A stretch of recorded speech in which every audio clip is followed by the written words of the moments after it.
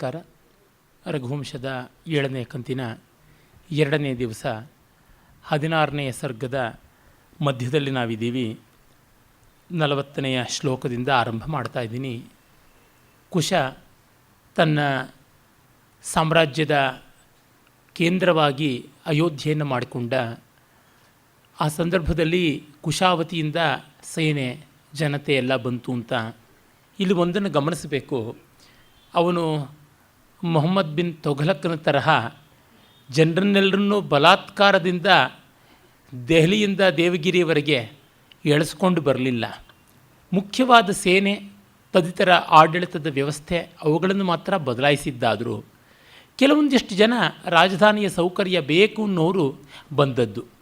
ಅಂದರೆ ಈ ಒಂದು ವಲಸೆ ಯಾವುದುಂಟು ಅದು ಶತ್ರುಭೀತಿಯಿಂದಲೋ ಅಥವಾ ರಾಜನ ಅನುಲ್ಲಂಘ್ಯವಾದ ದುರ್ಭರವಾದ ಚಂಡ ಶಾಸನದಿಂದಲೋ ಆದಂಥದ್ದಲ್ಲ.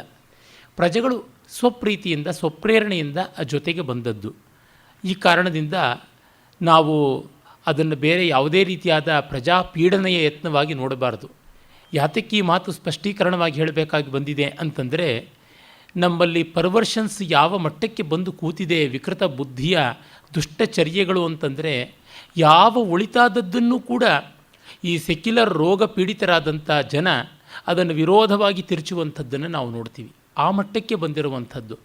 ಅದನ್ನು ಇಡೀ ನಮ್ಮ ಪ್ರಾಚೀನ ಭಾರತೀಯ ಸಂಸ್ಕೃತಿಯ ಮುಗ್ಧ ಮನೋಹರವಾದ ಎಷ್ಟೋ ವಿಷಯಗಳನ್ನು ಕೂಡ ಕುಟಿಲ ದೌಷ್ಟ್ಯ ತಂತ್ರಗಳು ಅನ್ನುವಂತೆ ಪ್ರತಿಬಿಂಬಿಸುವ ಒಂದು ಕೆಟ್ಟ ಚಾಳಿ ಬೆಳಕೊಂಡು ಬಂದಿದೆ. ಅದರಿಂದಾಗಿ ಈ ಎಚ್ಚರಿಕೆಯನ್ನು ನಾನು ಹೇಳಬೇಕಾಯಿತು. ನೆನ್ನೆಯೇ ಹೇಳಬೇಕು ಅಂತ ಅಂದುಕೊಂಡಿದ್ದೆ, ಸಮಯಾಭಾವದ ಕಾರಣದಿಂದ ಸಾಧ್ಯವಾಗಲಿಲ್ಲ. ಕೃಷ್ಣ ತನ್ನ ಜನತೆಯನ್ನು ಮಥುರೆಯಿಂದ ದ್ವಾರಕೆಗೆ ಕೊಂಡೊಯ್ಯೋದ್ರೊಳಗೆ ಜರಾಸಂಧನ ಭೀತಿ ಇತ್ತು. ಆ ಅಪಾರವಾದ ಶತ್ರು ಭೀತಿ ಇದ್ದ ಕಾರಣ ಅದೊಂದು ಜೀವ ಕಾಪಾಡಿಕೊಳ್ಳುವ ಯತ್ನ. ಇದು ಹಾಗಲ್ಲ, ತಮ್ಮ ಪ್ರಾಚೀನವಾದ ನೆಲೆಗೆ ಸ್ವಪ್ರೇರಣೆಯಿಂದ ಉತ್ಸಾಹದಿಂದ ಹೋಗುವಂಥ ಮರಳಿ ತೌರನ್ನು ಗುರುತಿಸಿಕೊಳ್ಳುವ ಪ್ರಯತ್ನ. ಇವುಗಳಲ್ಲಿ ತುಂಬ ದೊಡ್ಡ ವ್ಯತ್ಯಾಸ ಉಂಟು ಅನ್ನುವುದನ್ನು ಗಮನಿಸಬೇಕು. ಇವೆರಡಕ್ಕಿಂತಲೂ ತುಂಬ ಭಿನ್ನವಾದದ್ದು ಮೊಹಮ್ಮದ್ ಬಿನ್ ತೊಘಲಕ್ಕನ ದೇವಗಿರಿ ದೆಹಲಿಯ ಓಡಾಟ. ದೆಹಲಿಯಿಂದ ದೇವಗಿರಿಗೆ, ದೇವಗಿರಿಯಿಂದ ದೆಹಲಿಗೆ ಹೀಗೆ ಮಾಡಿದ್ದು. ಇಲ್ಲಿ ಶತ್ರುಭೀತಿಯೂ ಅಲ್ಲ, ತನ್ನ ಮೂಲ ಸ್ಥಾನವನ್ನು ಕಂಡುಕೊಳ್ಳಬೇಕು ಅಂತಕ್ಕಂಥ ಒಂದು ತುಡಿತವೂ ಅಲ್ಲ, ನಿರಂಕುಶವಾದ, ವಿವೇಕ ಇಲ್ಲದ, ಪಾಶವವಾದ, ಪೀಡಾಪ್ರಿಯವಾದಂಥ ಫ್ಯಾಸಿಸ್ಟ್ ಅಂತೀವಲ್ಲ, ಆ ರೀತಿಯಾದ ಘೋರ ಮನೋಧರ್ಮ ಅದು. ಆ ಕಾರಣದಿಂದ ಅದಕ್ಕೆ ಹೋಲಿಕೆಯೇ ನಮ್ಮ ಪಾರಂಪರಿಕವಾದ ಭಾರತೀಯ ಮೂಲಗಳಲ್ಲಿ ಸಿಗುವಂಥದ್ದಲ್ಲ. ಆದರೆ ಅವನನ್ನು ಮಹಾ ಉನ್ನತೋನ್ನತವಾದ ಆಡಳಿತಗಾರ, ಬಹಳ ಮೇಧಾವಿ, ತುಂಬ ಅಂತರ್ಮುಖಿಯಾದ ದಾರ್ಶನಿಕ ಅನ್ನುವಂತೆ ಬಿಂಬಿಸುವ ಉಪದ್ವ್ಯಾಪದ ಕೆಲಸಗಳು, ನಾಟಕಗಳು ಎಲ್ಲ ನಡೆಯುವಂಥದ್ದು ಗೊತ್ತೇ ಇದೆ ನಿಮಗೆ, ವಿಸ್ತರಿಸಬೇಕಾಗಿಲ್ಲ. ತಸ್ಯಾಸ ರಾಜೋಪಪದಂ ನಿಶಾಂತಂ ಕಾಮೀವ ಕಾಂತಾ ಹೃದಯಂ ಪ್ರವಿಶ್ಯ ಯಥಾರ್ಥಮನ್ಯೈರನುಜೀವಿ ಲೋಕಂ ಸಂಭಾವಯಾಮಾಸ ಯಥಾ ಪ್ರಧಾನಂ.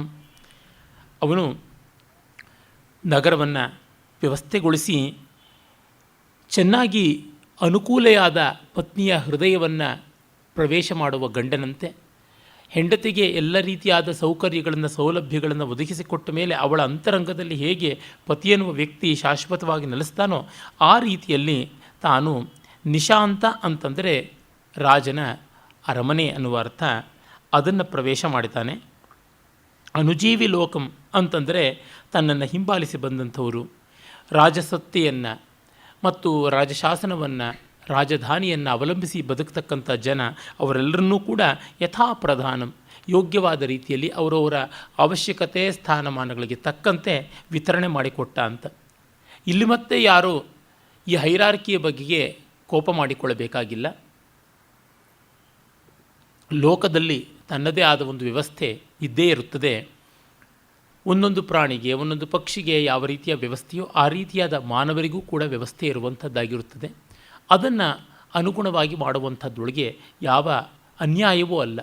ಕಾರಣ ಏನೆಂದರೆ, ಅಧಿಕಾರಿ ಭೇದ ಅಂತಂದರೆ ಅವರವರ ಅಪೇಕ್ಷೆಗಳಿಗೆ ತಕ್ಕಂತೆ ಅನ್ನೋದಕ್ಕಿಂತ ಅವಶ್ಯಕತೆಗಳಿಗೆ ತಕ್ಕಂತೆ ಎನ್ನುವಂಥದ್ದನ್ನು ನಾವು ಗಮನಿಸಬೇಕಾಗುತ್ತದೆ. ಬಹಳ ಚೆನ್ನಾಗಿ ಭೈರಪ್ಪನವರೊಮ್ಮೆ ಈ ವಿಷಯವನ್ನು ನನ್ನ ಹತ್ರ ಮಾತಾಡಿದ್ದು ನೆನಪಿಗೆ ಬರುತ್ತದೆ.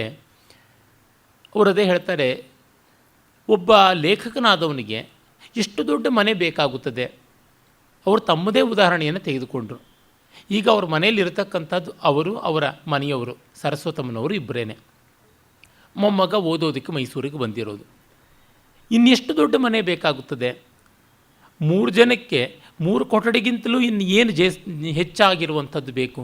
ಬಂದವ್ರನ್ನ ಮಾತಾಡಿಸೋದಕ್ಕೆ, ಕೂತ್ಕೊಳ್ಳೋದಕ್ಕೆ ಅಂತ ಒಂದು ನಡುಮನೆ ಅಂತ ಅನ್ನೋದು ಇರಬೇಕು. ಅಡುಗೆ ಬಯಸೋದಕ್ಕೆ ಅಂತ ಅಡುಗೆ ಮನೆ ಅಂತ ಇದ್ದರೆ ಈ ರೀತಿಯಾದ್ದು ಸಾಕಾಗುತ್ತದೆ. ಏನು 20 ಚದರದ ಮನೆ, 30 ಚದರದ ಮನೆ, ಅದಕ್ಕಿಂತ ಮಿಗಿಲಾದದ್ದು ಇನ್ನೇನು ಉಳಿಯುತ್ತದೆ? ಇನ್ನೆಷ್ಟು ಅಂತ ಬೇಕಾಗುತ್ತದೆ ಅಂತ. ಮೊನ್ನೆ ಪತ್ರಿಕೆಗಳಲ್ಲಿ ಸುದ್ದಿ ಬಂತು.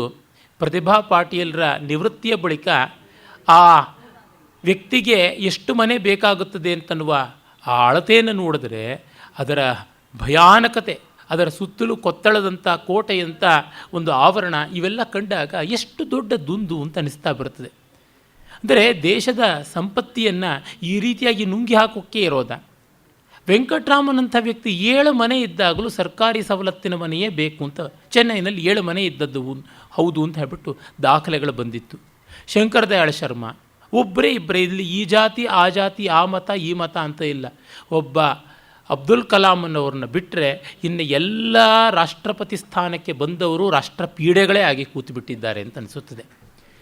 ಪ್ರಜಾ ಸಂಪತ್ತನ್ನು ಈ ಮಟ್ಟಕ್ಕೆ ನುಂಗುವಂಥದ್ದು ಎಷ್ಟು ಅಂತ ಬೇಕಾಗುತ್ತದೆ? ಟಾಲ್ಸ್ಟಾಯ್ನ ಒಂದು ಕಥೆ ಇದೆಯಲ್ಲ, ಒಬ್ಬ ಮನುಷ್ಯನಿಗೆ ಎಷ್ಟು ಜಾಗ ಬೇಕಾಗುತ್ತದೆ ಅಂತ. ಆತ ಶ್ರದ್ಧಾಳುವಾದ ಕ್ರೈಸ್ತನಾಗಿದ್ದರಿಂದ ಹುಗಿಯಬೇಕಾದ್ದು ಅವರ ಮತದಂತೆ ಇದ್ದಿದ್ದರಿಂದ 3 ಅಡಿ 6 ಅಡಿ ಅಂತ ಹೇಳುವುದಾಯಿತು. ಈಗ ಕ್ರೈಸ್ತರೂ ಸೇರಿದಂತೆ ಅನೇಕರು ದಹನ ಸಂಸ್ಕಾರವನ್ನೇ ಮಾಡೋ ಸ್ಥಿತಿಗೆ ಬಂದಿದ್ದಾರೆ. ವಿದೇಶಗಳಲ್ಲೂ ಕೂಡ ಜಾಗ ಎಲ್ಲ ಸಿಗದೇ ಇರುವುದರಿಂದ. ಹಾಗಿದ್ದಾಗ ಎಷ್ಟು ಜಾಗ ಬೇಕಾಗಿಲ್ಲ, ಬೂದಿ ಆಕಾಶದಲ್ಲಿ ಹಾರಿ ಹೋಗೋದಕ್ಕೆ ಏನು ಎಷ್ಟು ಅಂತನ್ನುವಂಥದ್ದು ಅಂತ ನೋಡಿದಾಗ ಆ ಜನರ ಅವಶ್ಯಕತೆಗಳಿಗೆ ತಕ್ಕಂತೆ ವಿತರಣೆ ಮಾಡಬೇಕಾದ ವಿವೇಕ ಅನ್ನುವಲ್ಲಿ ಅವಶ್ಯಕತೆ ಅನ್ನೋದು ಅವರ ಬಾಧ್ಯತೆ ಮತ್ತು ಅವರು ನಿರ್ವಾಹ ಮಾಡುವಂಥ ಕೆಲಸ, ಇವುಗಳಿಗೆಲ್ಲ ಅನುಗುಣವಾಗಿ ಬರಬೇಕಾಗುತ್ತದೆ. ಅದನ್ನು ಗಮನಿಸಿಕೊಂಡು ನೋಡಿದಾಗ ನಮ್ಮಲ್ಲಿ ಬಹಳಷ್ಟು ಜನಕ್ಕೆ ಇರುವುದು ಜಾಸ್ತಿ ಅಂತ ಅನಿಸಿಬಿಡುತ್ತದೆ. ಗೋಶತಾದಪಿ ಗೋಕ್ಷೀರಂ ಪ್ರಸ್ಥಂ ಗ್ರಾಮಶತಾದಪಿ ಪ್ರಾಸಾದಾದಪಿ ಖಟ್ವಾರ್ಧಂ ಶೇಷಃ ಪರವಿಭೂತಯ ಅನ್ನುವ ಮಹಾಭಾರತದ ಮಾತು ಮತ್ತೆ ಮತ್ತೆ ನಮಗೆ ಅನುಸಂಧೇಯವಾಗಬೇಕಾಗುತ್ತದೆ. 100 ಹಸುವಿದ್ದರೂ ಒಂದು ಹಸುವಿನ 1 ಚೊಂಬು ಹಾಲು ಕುಡ್ದಾನ, 1 ಲೀಟ್ರ್ ಹಾಲು ಕುಡ್ದಾನ, ಅದಕ್ಕಿಂತ ಹೆಚ್ಚು ಕುಡಿದ್ರೆ ಬದುಕ್ಯಾನ. ಇನ್ನು 100 ಗ್ರಾಮಗಳ ಉಂಬಳಿಯನ್ನು ತಿನ್ನುವುದು ಅಂತಾದರೆ ಒಂದು ಹೊತ್ತಿಗೆ 1 ಪಾವಕ್ಕಿಯನ್ನು ತಿಂದರೆ ಜೀರ್ಣಿಸ್ಕೊಳ್ಳೋದಕ್ಕೆ ಆದೀತೆ. ಅರಪಾವಕ್ಕಿಯ ಅಷ್ಟೇ, ಅದಕ್ಕಿಂತ ಹೆಚ್ಚಲ್ಲ. ಅದನ್ನು ಜೀರ್ಣಿಸಿಕೊಳ್ಳೋದಕ್ಕೆ ಎಷ್ಟು ದುಡಿಯಬೇಕಾಗುತ್ತದೆ. ಇನ್ನು 100 ಕೊಠಡಿಗಳ ಮನೆಯಲ್ಲಿ ಕೂಡ ಅರ್ಧ ಮಂಚದಷ್ಟು ಮಲಗ್ಯಾನು, ಇಡೀ ಮಂಚ ಮಲಗಿದರೆ 7 6, 3 ಅಡಿ ಅಗಲ ಆದರೆ ಮೈ ಬದುಕೋದು ಹೇಗೆ? ಈ ದೃಷ್ಟಿಯಿಂದ ಕಂಡಾಗ ಆ ಒಂದು ಅಧಿಕಾರಿ ಭೇದ ಅಂತಂದರೆ ಅವರವರ ಕೆಲಸಕ್ಕೆ, ಅವರವರ ಬಾಧ್ಯತೆಗಳಿಗೆ ಮತ್ತು ಅವರು ಯಾವ ಮೂಲಕವಾಗಿ ತಮಗೂ ಸಮಾಜಕ್ಕೂ ಎರಡಕ್ಕೂ ಹಿತವನ್ನು ಕಲ್ಪಿಸ್ತಾರೋ ಅದಕ್ಕೆ ಅನುಗುಣವಾದ ರೀತಿಯಲ್ಲಿ ಅಂತ ಅರ್ಥ. ಅದನ್ನು ಕೆಟ್ಟ ರೀತಿಯಲ್ಲೇ ತೆಗೆದುಕೊಳ್ಳೋದಲ್ಲ. ನೇಕಾರನ ಮನೆಗೆ ಬೇಕಾಗುವಷ್ಟು ಜಾಗ ಒಬ್ಬ ಅಧ್ಯಾಪಕನ ಮನೆಗೆ ಬೇಕಾಗೋಲ್ಲ. ಒಬ್ಬ ನೇಕಾರ ಒಂದು ಸೀರೆಯನ್ನು ನೇಯಬೇಕು ಅಂತಂದರೆ ಅಷ್ಟು ಉದ್ದದ ಒಂದು ಸೀರೆಯ ನೂಲನ್ನು ಹರವೋದಕ್ಕೆ, ಅದಕ್ಕೆ ಬಣ್ಣ ಕಟ್ಟೋದಕ್ಕೆ, ಒಣಗಿಸೋದಕ್ಕೆ ಇವಕ್ಕೆಲ್ಲ ಅವಕಾಶ ಬೇಕಾಗುತ್ತದೆ. ಒಬ್ಬ ಕುಂಬಾರನಿಗೆ ಎಷ್ಟು ಜಾಗ ಬೇಕಾಗುತ್ತದೆಯೋ ಆ ಮಟ್ಟದಲ್ಲಿ ಚಮ್ಮಾರನಿಗೆ ಬೇಕಾಗೋಲ್ಲ. ಯಾಕೆಂದರೆ ಮಡಿಕೆಗಳನ್ನು ಒಟ್ಟೋಣ ಮಾಡೋದಿದೆಯಲ್ಲ, ಅದಕ್ಕಿಂತ ಕಡಿಮೆ ಜಾಗವನ್ನು ಚಪ್ಪಲಿಗಳ ಒಟ್ಟೋಣ ಅಪೇಕ್ಷೆ ಪಡುತ್ತದೆ. ಆ ಕಾರಣದಿಂದ ಒಬ್ಬ ಕೃಷಿಕನಿಗೆ ಬೇಕಾಗುವ ಜಾಗ ಇದೆಯಲ್ಲ, ಅದು ಸಾಕಷ್ಟು ದೊಡ್ಡದಾದದ್ದು. ಅವನು ಕೃಷಿಗೆ ಬೇಕಾಗಿರತಕ್ಕಂಥ ಗೋಧನವನ್ನು ವೃದ್ಧಿ ಮಾಡಿಕೊಳ್ಳಬೇಕು, ಗೊಬ್ಬರಕ್ಕೆ ಇರಬಹುದು, ಸೊಪ್ಪಿಗಿರಬಹುದು, ಹೀಗೆ ಅನೇಕ ವಿಧವಾಗಿ ಬೇಕಾಗುತ್ತದೆ. ಒಬ್ಬ ಚಿಪ್ಪಿಗನಿಗೆ, ದರ್ಜಿಗೆ, ಒಬ್ಬ ಕೃಷಿಕನಿಗೆ ಬೇಕಾಗೋದಕ್ಕಿಂತ ತುಂಬ ಅಲ್ಪ ಪ್ರಮಾಣದ ಸ್ಥಳ ಬೇಕಾಗುತ್ತದೆ. ಈ ರೀತಿಯಾಗಿರುವಂಥದ್ದು ಅದನ್ನು ನಾವು ಗಮನಿಸಿಕೊಳ್ಳಬೇಕು. ಕಾಳಿದಾಸ ಆ ರೀತಿಯಾದ ವಿವೇಕದ ಪರಂಪರೆಗೆ ಸೇರಿದವನು. ಸಾಮಂದ್ವರ ಸಂಶ್ರೈಭಿಸ್ತುರಂಗೈ ಶಾಲಾವಿಧಿಸ್ತಂಭಗತೈಶ್ಚನಾಗೈ ಪೂರಾವಭಾಸೆ ವಿಪಣಿಸ್ಥಪಣ್ಯ ಸರ್ವಾಂಗನದ್ದಾಭರಣೇ ವನಾರಿ. ಮುಂದುರ ಅಂದರೆ ಅಶ್ವಶಾಲೆ ಅಂತ ಅರ್ಥ. ಸ್ಟೇಪಲ್ ಅಂತ ಏನು ಕರೀತಾರೆ ಅದು. ಅಲ್ಲಿ ಕುದುರೆಗಳು ನೆಲೆಯಾದವು. ಮತ್ತು ವಾರಿ ಅಂತನ್ನುವುದನ್ನು ಗಜಶಾಲ ಅಂತ, ಆನೆಗಳ ಒಂದು ಶಾಲೆ. ಕಾಳಿದಾಸ ಅದರ ಉಲ್ಲೇಖ ಮಾಡಿಲ್ಲ, ಆದರೆ ಆನೆಗಳನ್ನು ಕಂಬಕ್ಕೆ ಕಟ್ಟುವ ಜಾಗವೇ ಅದಾಗಿರ್ತಕ್ಕಂಥದ್ದು. ಸ್ತಂಭಗತೈ ಆಲಾನ ಅಂತ ಕರೀತಾರೆ, ಆಲಾನ ಸ್ತಂಭ ಅಂತ ಆನೆಗಳನ್ನು ಕಟ್ಟುವ ಜಾಗವನ್ನು. ಮತ್ತು ಶಾಲಾ ವಿಧಿ, ಶಾಲಾ ಅಂತಂದರೆ ಒಂದು ಸಾಲು ಅನ್ನುವ ಅರ್ಥ ಕೂಡ ಉಂಟು. ಶಾಲಾ ಅನ್ನೋದಕ್ಕೆ ಸ್ಕೂಲ್ ಅನ್ನೋದು ಸಾಮಾನ್ಯವಾಗಿ ಎಲ್ರಿಗೂ ಗೊತ್ತಿರತಕ್ಕಂಥದ್ದು. ಇನ್ನೊಂದು ಅರ್ಥ ಏನಂದರೆ, ನಮ್ಮಲ್ಲೆಲ್ಲ ಹಿಂದೆ ತೊಟ್ಟಿ ಮನೆಗಳು ಅಂತ ಇರ್ತಾಯಿದ್ವು. 4 ಕಡೆಗಳಲ್ಲಿ ರಚನೆ ಇರುತ್ತದೆ, ಕನ್ಸ್ಟ್ರಕ್ಷನ್, ಮಧ್ಯದಲ್ಲಿ ಜಾಗ ಇರುತ್ತದೆ, ಅಲ್ಲಿ ತೊಟ್ಟಿ ಅಂತ ಮಾಡುವಂಥದ್ದು. ಈಗಲೂ ಕಾಲೇಜು ಇತ್ಯಾದಿಗಳಲ್ಲಿ ಕ್ವಾಡ್ರ್ಯಾಂಗಲ್ ಅಂತ ಕರೀತಾರಲ್ಲ, ಅದು ಆ ರೀತಿಯಾಗಿ 4 ಕಡೆಯಿಂದ ಕ್ವಾರ್ಟರ್ಸ್ ಇರುವಂಥದ್ದು, ಮಧ್ಯದಲ್ಲಿ ಆ ಒಂದು ವೆಲ್ ಅಂತ ಕರೀತಾರಲ್ಲ, ಆ ರೀತಿಯಲ್ಲಿ ಓಪನ್ ಹೌಸ್, ಎಲ್ಲರಿಗೂ ಕೂಡ ಅವಕಾಶ ಇರುವಂಥದ್ದು. ಚತುಶಾಲಾ ಅಂತ ಅದನ್ನು ಕರೀತಾರೆ. ಒಂದೇ ಸಾಲು ಇದ್ದರೆ ಸಾಮಾನ್ಯವಾಗಿ ಒಂದು ಬೋಗಿ ತರಹ ಮನೆ ಅಂತ ಕರೀತಾರೆ. ಈ ಔಟ್ ಹೌಸ್ ಅಂತ ಏನು ಹೇಳ್ತೀವಿ, ಆ ರೀತಿಯಾದ ಮನೆಗಳು. ಹೋದ ತಕ್ಷಣ ಹಜಾರ, ಎಡಗಡೆಗೆ ಒಂದು ಕೊಠಡಿ, ಬಲಗಡೆಗೆ ಅಡುಗೆ ಮನೆ, ಈ ರೀತಿಯಾಗಿರುವಂಥದ್ದು. ಆ ಒಂದು ಅರೇನಲ್ಲಿರ್ತಕ್ಕಂಥದ್ದನ್ನು, ಒಂದು ರೇಖೆಯಲ್ಲಿ ಬರುವಂಥದ್ದನ್ನು ಶಾಲಾ ಅಂತ ಕರೀತಾರೆ, ಏಕಶಾಲಾ ಅಂತ. ಹಾಗಲ್ಲದೆ ಎಲ್ ಅನ್ನುವ ಆಕಾರದಲ್ಲಿದ್ದಾಗ ಅದನ್ನು ದ್ವಿಶಾಲಾ ಅಂತ. ಆ ಒಂದು ಒಟ್ಟೋಣಕ್ಕೆ, ರಚನೆಗೆ ಮತ್ತೊಂದು ಸೇರಿಕೊಂಡ್ರೆ ಯು ಅನ್ನುವ ರೀತಿಯಲ್ಲಿ ಆಗ ಅದನ್ನು ತ್ರಿಶಾಲಾ ಅಂತ. 4 ಕಡೆಯಲ್ಲಿ ಸೇರಿಕೊಂಡ್ರೆ ಚತುಶಾಲಾ ಅಂತ. ಹೀಗೆಲ್ಲ ಶಿಲ್ಪಶಾಸ್ತ್ರಗಳಲ್ಲಿ ಉಂಟು. ಆ ಶಾಲಾ ವಿಧಿ ಬೇರೆ ಬೇರೆ ಮನೆಗಳಿಗೆ ಯಾವ ಯಾವ ಏಕಶಾಲಾ, ದ್ವಿಶಾಲಾ, ತ್ರಿಶಾಲಾದಿಗಳನ್ನು ನಿರ್ಮಾಣ ಮಾಡಿಕೊಟ್ಟ. ವಿಪಣಿಸ್ಥ ಪಣ್ಯ, ವಿಪಣಿ ಅಂತಂದರೆ ಮಾರ್ಕೆಟ್ ಪ್ಲೇಸ್ ಅಂತ ಕರಿತೀವಿ. ಹಟ್ಟ ಅಂತಲೂ ಸಂಸ್ಕೃತದಲ್ಲಿ ಹೇಳ್ತಾರೆ ಅದನ್ನು. ವಿಪಣಿ, ಹಟ್ಟ ಅಥವಾ ವಿಪಣಿ ಅನ್ನುವಂಥದ್ದುಂಟು. ಆಪಣಂ ಅಂತಂದರೆ ಅಂಗಡಿ, ಅಂಗಡಿಗಳ ಶ್ರೇಣಿಯನ್ನು ವಿಪಣಿ ಅಂತ ಕರಿತೀವಿ. ಅಲ್ಲಿ ಪಣ್ಯ ವಸ್ತುಗಳು, ಮಾರುಕಟ್ಟೆಯಲ್ಲಿ ಇರತಕ್ಕಂಥ ಮಾರಲ್ಪಡಬೇಕಾದ ವಸ್ತುಗಳು ಬೇಕಾದಂತೆ ಇರ್ತವೆ, ಅವುಗಳೆಲ್ಲ ವ್ಯವಸ್ಥಿತವಾಗುತ್ತವೆ. ಒಟ್ಟಿನಲ್ಲಿ ಊರು ಅಲಂಕೃತವಾದ, ಸರ್ವಾಲಂಕಾರ ಸಂಪನ್ನೆಯಾದ ಸುಂದರಿಯಂತೆ ತೋರಿಕೊಳ್ತು ಅಂತ. ರಾಮ ಸೀತಾಪರಿತ್ಯಾಗದ ಕ್ಷಣದ ಮುನ್ನ ಯಾವ ಒಂದು ಅಯೋಧ್ಯೆಯ ಸಮೃದ್ಧಿಯನ್ನು ನೋಡಿದ, ಆ ರೀತಿಯ ಸಮೃದ್ಧಿಯನ್ನು ಕುಶ ಮತ್ತೆ ತರುವ ಪ್ರಯತ್ನ ಮಾಡಿ ಸಫಲನಾಗ್ತಾನೆ. ವಸಂಸ ತಸ್ಯಾಂ ವಸತೌ ರಘೂಣಾಂ ಪುರಾಣ ಶೋಭಾ ಮಧಿರೋಪಿತಾಯಾಂ ನ ಮೈಥಿಲೇಯ ಸ್ಪೃಹ್ಯಾಂ ಬಭೂವ ಭರ್ತ್ರೇ ದಿವೋ ನಾಪ್ಯಲಕೇಶ್ವರಾಯ.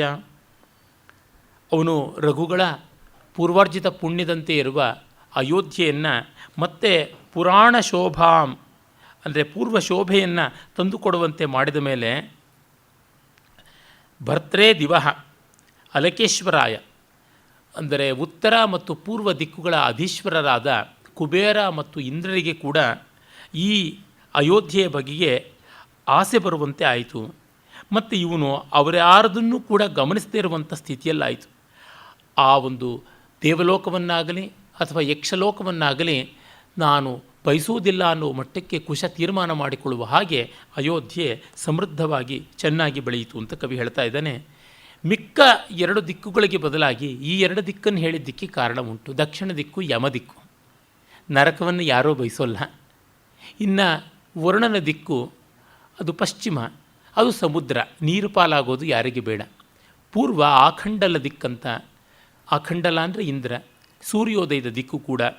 ಉತ್ತರ ಎತ್ತರದ ದಿಕ್ಕು, ಹಿಮಾಲಯದ ದಿಕ್ಕು, ಮಹಾದೇವ ಇರುವ ದಿಕ್ಕು, ಮತ್ತು ಸಂಪತ್ತಿನ ಅಧಿದೇವತೆಯಾಗಿರುವ ಕುಬೇರನ ದಿಕ್ಕು. ಈ ಕಾರಣದಿಂದ ಇವೆರಡು ಪ್ರಶಸ್ತವಾದದ್ದು. ಇವೆರಡರ ನಡುವೆ ಇರತಕ್ಕಂಥ ಕೋಣವೇ ಈಶಾನ್ಯ ಕೋಣ. ಅದು ತುಂಬ ಪ್ರಶಸ್ತವಾದ ದೇವಮೂಲೆ ಅಂತ ನಾವು ಲೋಕರೂಢಿಯಲ್ಲಿ ಹೇಳುವಂಥದ್ದು. ಈ ಎಲ್ಲ ಕಾರಣದಿಂದ ಆ 2 ದಿಕ್ಕುಗಳನ್ನು ಆಯ್ಕೆ ಮಾಡಿಕೊಂಡಿದ್ದಾನೆ. ಅಂದರೆ ಕಾಳಿದಾಸ ಸುಮ್ಮನೆ ಯಥಾಲಾಪವಾದ ಹೋಲಿಕೆಗಳನ್ನು ಕೊಡುವಾಗಲೂ ಎಷ್ಟೆಲ್ಲ ಅಧ್ಯಯನ ಮಾಡಿರ್ತಾನೆ ಅನ್ನೋದನ್ನು ನಾವು ನೋಡಬೇಕು. ನಮ್ಮ ಕಾಳಿದಾಸನಂಥ ಒಬ್ಬ ಕವಿಯ ಕಾವ್ಯವನ್ನು ಓದಬೇಕಾದ್ರೆ ಭಾರತದ ಅನೇಕ ವಿವರಗಳು ನಮಗೆ ಬೇಕಾಗುತ್ತದೆ. ಅದರ ಭೌಗೋಳಿಕವಾದ ವಿವರ ಇರಬಹುದು, ದೈವತಶಾಸ್ತ್ರೀಯ ವಿವರಗಳಿರಬಹುದು, ಮತ್ತು ಯಜ್ಞತಂತ್ರದ ವಿವರಗಳು, ನಾನಾ ವಿಧವಾದ ಕಲಾಶಾಸ್ತ್ರಾದಿಗಳ ವಿವರಗಳು, ಇವೆಲ್ಲವನ್ನೂ ಕೂಡ ಮನಸ್ಸಿನಲ್ಲಿ ತಂದುಕೊಳ್ಬೇಕಾಗುತ್ತದೆ.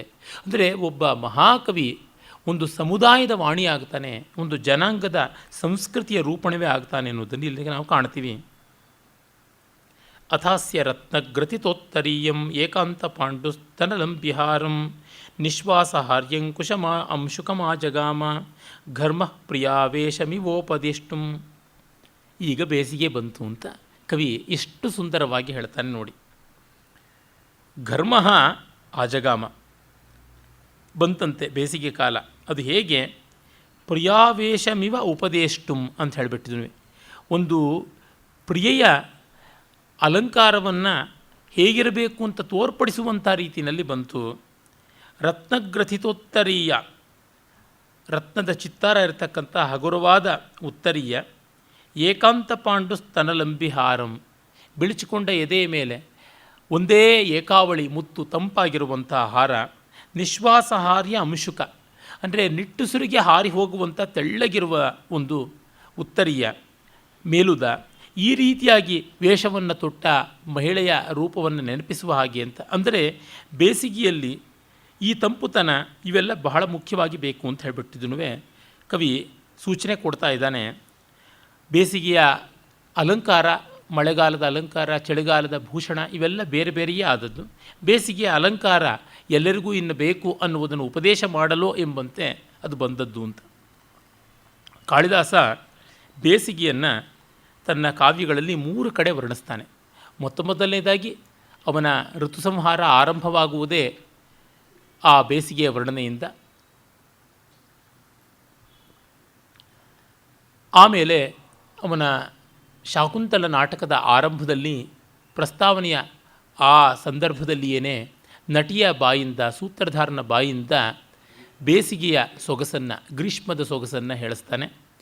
ಮತ್ತು ಈ ರಘುವಂಶದ 16ನೇ ಸರ್ಗದಲ್ಲಿ ನಾವು ನೋಡ್ತೀವಿ, ಶಾಕುಂತಲದಲ್ಲಿ 2 ಶ್ಲೋಕ, ಒಂದು ಆರ್ಯೆ ಮತ್ತು ಒಂದು ಪ್ರಾಕೃತದ ಒಂದು ಗಾಹೆ. ಇನ್ನು 28-30 ಪದ್ಯಗಳನ್ನು ತನ್ನ ಋತುಸಂಹಾರದಲ್ಲಿ ವರ್ಣಿಸಿದ್ದಾನೆ.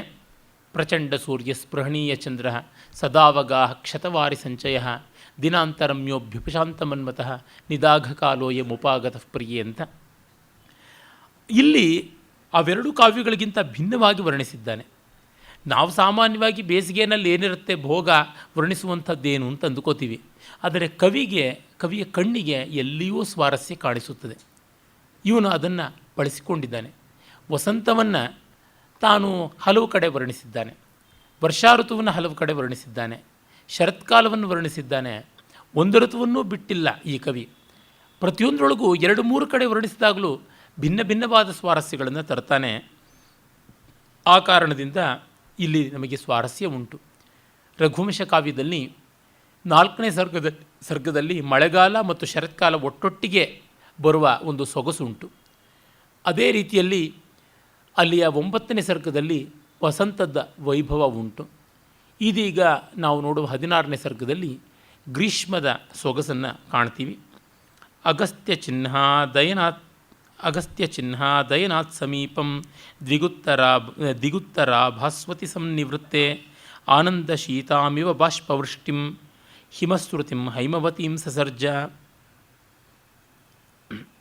ಅಗಸ್ತ್ಯ ಚಿಹ್ನಿತವಾದಂಥ ಯಾವ ಒಂದು ವಿಶೇಷ ಇದೆ ಅದನ್ನು ಇಲ್ಲಿ ಅವನು ತೆಗೆದುಕೊಂಡಿದ್ದಾನೆ. ಅಂದರೆ ಹಿಂದೊಮ್ಮೆ ಸೂರ್ಯಚಂದ್ರರ ಗತಿಯನ್ನು ರೋಧನ ಮಾಡುವ ರೀತಿಯಲ್ಲಿ ವಿಂಧ್ಯ ಪರ್ವತ ಬೆಳೆದಾಗ ಅಗಸ್ತ್ಯ ಪತ್ನಿ ಲೋಪಾಮುದ್ರೆ ಜೊತೆಗೆ ದಕ್ಷಿಣ ದಿಕ್ಕಿಗೆ ಬಂದ ಅಂತ. ಆ ದಕ್ಷಿಣ ದಿಕ್ಕಿಗೆ ಅಗಸ್ತ್ಯ ಬಂದಂತೆ ಸೂರ್ಯ ದಕ್ಷಿಣ ದಿಕ್ಕಿನಿಂದ ಉತ್ತರ ದಿಕ್ಕಿನ ಕಡೆಗೆ ಬಂದಾಗ ಬೇಸಿಗೆ ಅಂತ. ಉತ್ತರಾಯಣದಲ್ಲಿಂದ ಬೇಸಿಗೆಯ ಆರಂಭ. ಉತ್ತರಾಯಣದಿಂದ ಬೇಸಿಗೆ ಆರಂಭ ಅಂದರೆ ಅದು ಕ್ರಮ ಆರಂಭವಾಗಿ ಉನ್ನತಿಗೆ ಹೋಗುವ ಹೊತ್ತಿಗೆ ಮೇ ತಿಂಗಳು ಬರುತ್ತಂಥದ್ದು. ಹೀಗಾಗಿ ಆ ಬೇಸಿಗೆ ಆ ಹೊತ್ತಿಗೆ ತಾನೇ ಬರುವಂಥದ್ದು. ಇದೇ ಈ ಪಂಚಾಂಗದ ಪ್ರಕಾರ ಇದು ವಸಂತ ಅಂತಂದರೂ ಈಗ ಗ್ರೀಷ್ಮದ ಲಕ್ಷಣ ಎಲ್ಲ ಆರಂಭ ಆಗಿಬಿಟ್ಟಿದೆ. ಹಾಗೆ ಇರುವಂಥದ್ದು. ಹಾಗಾಗಿ ದಿಗುತ್ತರ ಭಾಸ್ವತಿ ಸನ್ನಿವೃತ್ತೆ, ಸೂರ್ಯ ಉತ್ತರದ ದಿಕ್ಕಿನ ಕಡೆಗೆ ಬರ್ತಾ ಇದ್ದಂತೆ ಆನಂದ ಶೀತಾಮಿವ ಬಾಷ್ಪವೃಷ್ಟಿಂ ಹಿಮಶ್ರುತಿಂ ಹೈಮವತೀಂ ಸಸರ್ಜ. ಆಗ ಉತ್ತರ ದಿಕ್ಕು ನನ್ನ ಕಡೆಗೆ ಸೂರ್ಯ ಬಂದ ಅನ್ನುವ ಸಂತೋಷದಿಂದ ಆನಂದ ಬಾಷ್ಪವನ್ನು ಸುರಿಸಿದ ಹಾಗೆ ಹಿಮಾಲಯದ ಕಡೆಯಿಂದ ಹಿಮ ಕರಗಿ ಬೀಳೋದಕ್ಕೆ ಆರಂಭವಾಯಿತು. ಅಂದರೆ ಉತ್ತರ ದಿಕ್ಕು ಪ್ರೋಷಿತ ಪತಿಕೆಯ ಹಾಗಿದ್ದದ್ದು ಈಗ ದಕ್ಷಿಣದ ಕಡೆಯಿಂದ ಸೂರ್ಯ ಆ ಕಡೆಗೆ ತಿರುಗದ ಅಂತಂದಾಗ ಅವಳು ಸಮಾಗಚ್ಚತ್ ಪತಿಕಾ ಅನ್ನುವ ಲಕ್ಷಣ ಹೊಂದುತ್ತಾಳೆ ಅನ್ನುವುದು ಕವಿಯ ಸೂಚನೆ. ಈ ಸೂರ್ಯನ ಗತಿಗಳನ್ನು ಕಾಳಿದಾಸ ತುಂಬ ಚೆನ್ನಾಗಿ ಹೇಳ್ತಾನೆ.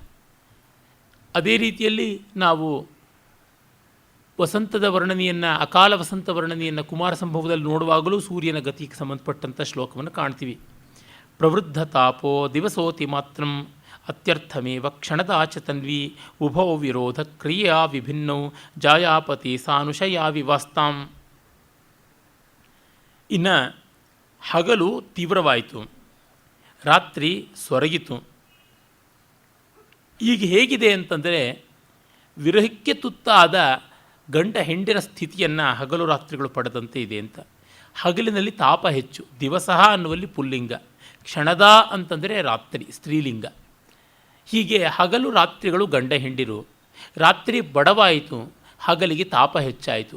ಹಗಲು ವಿರಹವೇದನೆಯಿಂದ ಸಂಕಟ ಪಡ್ತಾ ಇದ್ದರೆ ರಾತ್ರಿ ಆ ವಿರಹವೇದನೆಯ ಫಲಿತವಾಗಿ ಸೊರಗ್ತಾ ಇದೆ ಅನ್ನುವ ರೀತಿಯಲ್ಲಿ ಉಭೌ ವಿರೋಧ ಕ್ರಿಯೆಯ, ಅಂದರೆ ಪರಸ್ಪರ ಪ್ರಣಯ ಕಲಹದಿಂದ ವಿಮುಖರಾಗಿದ್ದಾರೋ ಎಂಬಂತೆ. ಹಗಲು ರಾತ್ರಿಗಳು ಪರಸ್ಪರ ಮುಖಾಮುಖಿ ಆಗೋದೇ ಇಲ್ವಲ್ಲ, ಒಂದಿದ್ದಾಗ ಒಂದಿರೋದಿಲ್ಲ.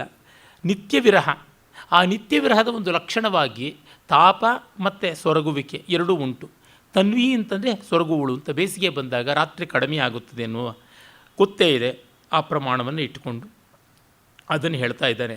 ಅಂದರೆ ಸೂರ್ಯನ ಗತಿಯನ್ನು, ಹಗಲು ರಾತ್ರಿಗಳ ಕಾಲ ಪ್ರಮಾಣದ ವ್ಯತ್ಯಾಸವನ್ನು ಮತ್ತು ಹಗಲಿನ ಶಾಖದ ಹೆಚ್ಚಳವನ್ನು ಇದನ್ನೆಲ್ಲ ಹೇಳ್ತಾ ಇದ್ದಾನೆ ಕವಿ.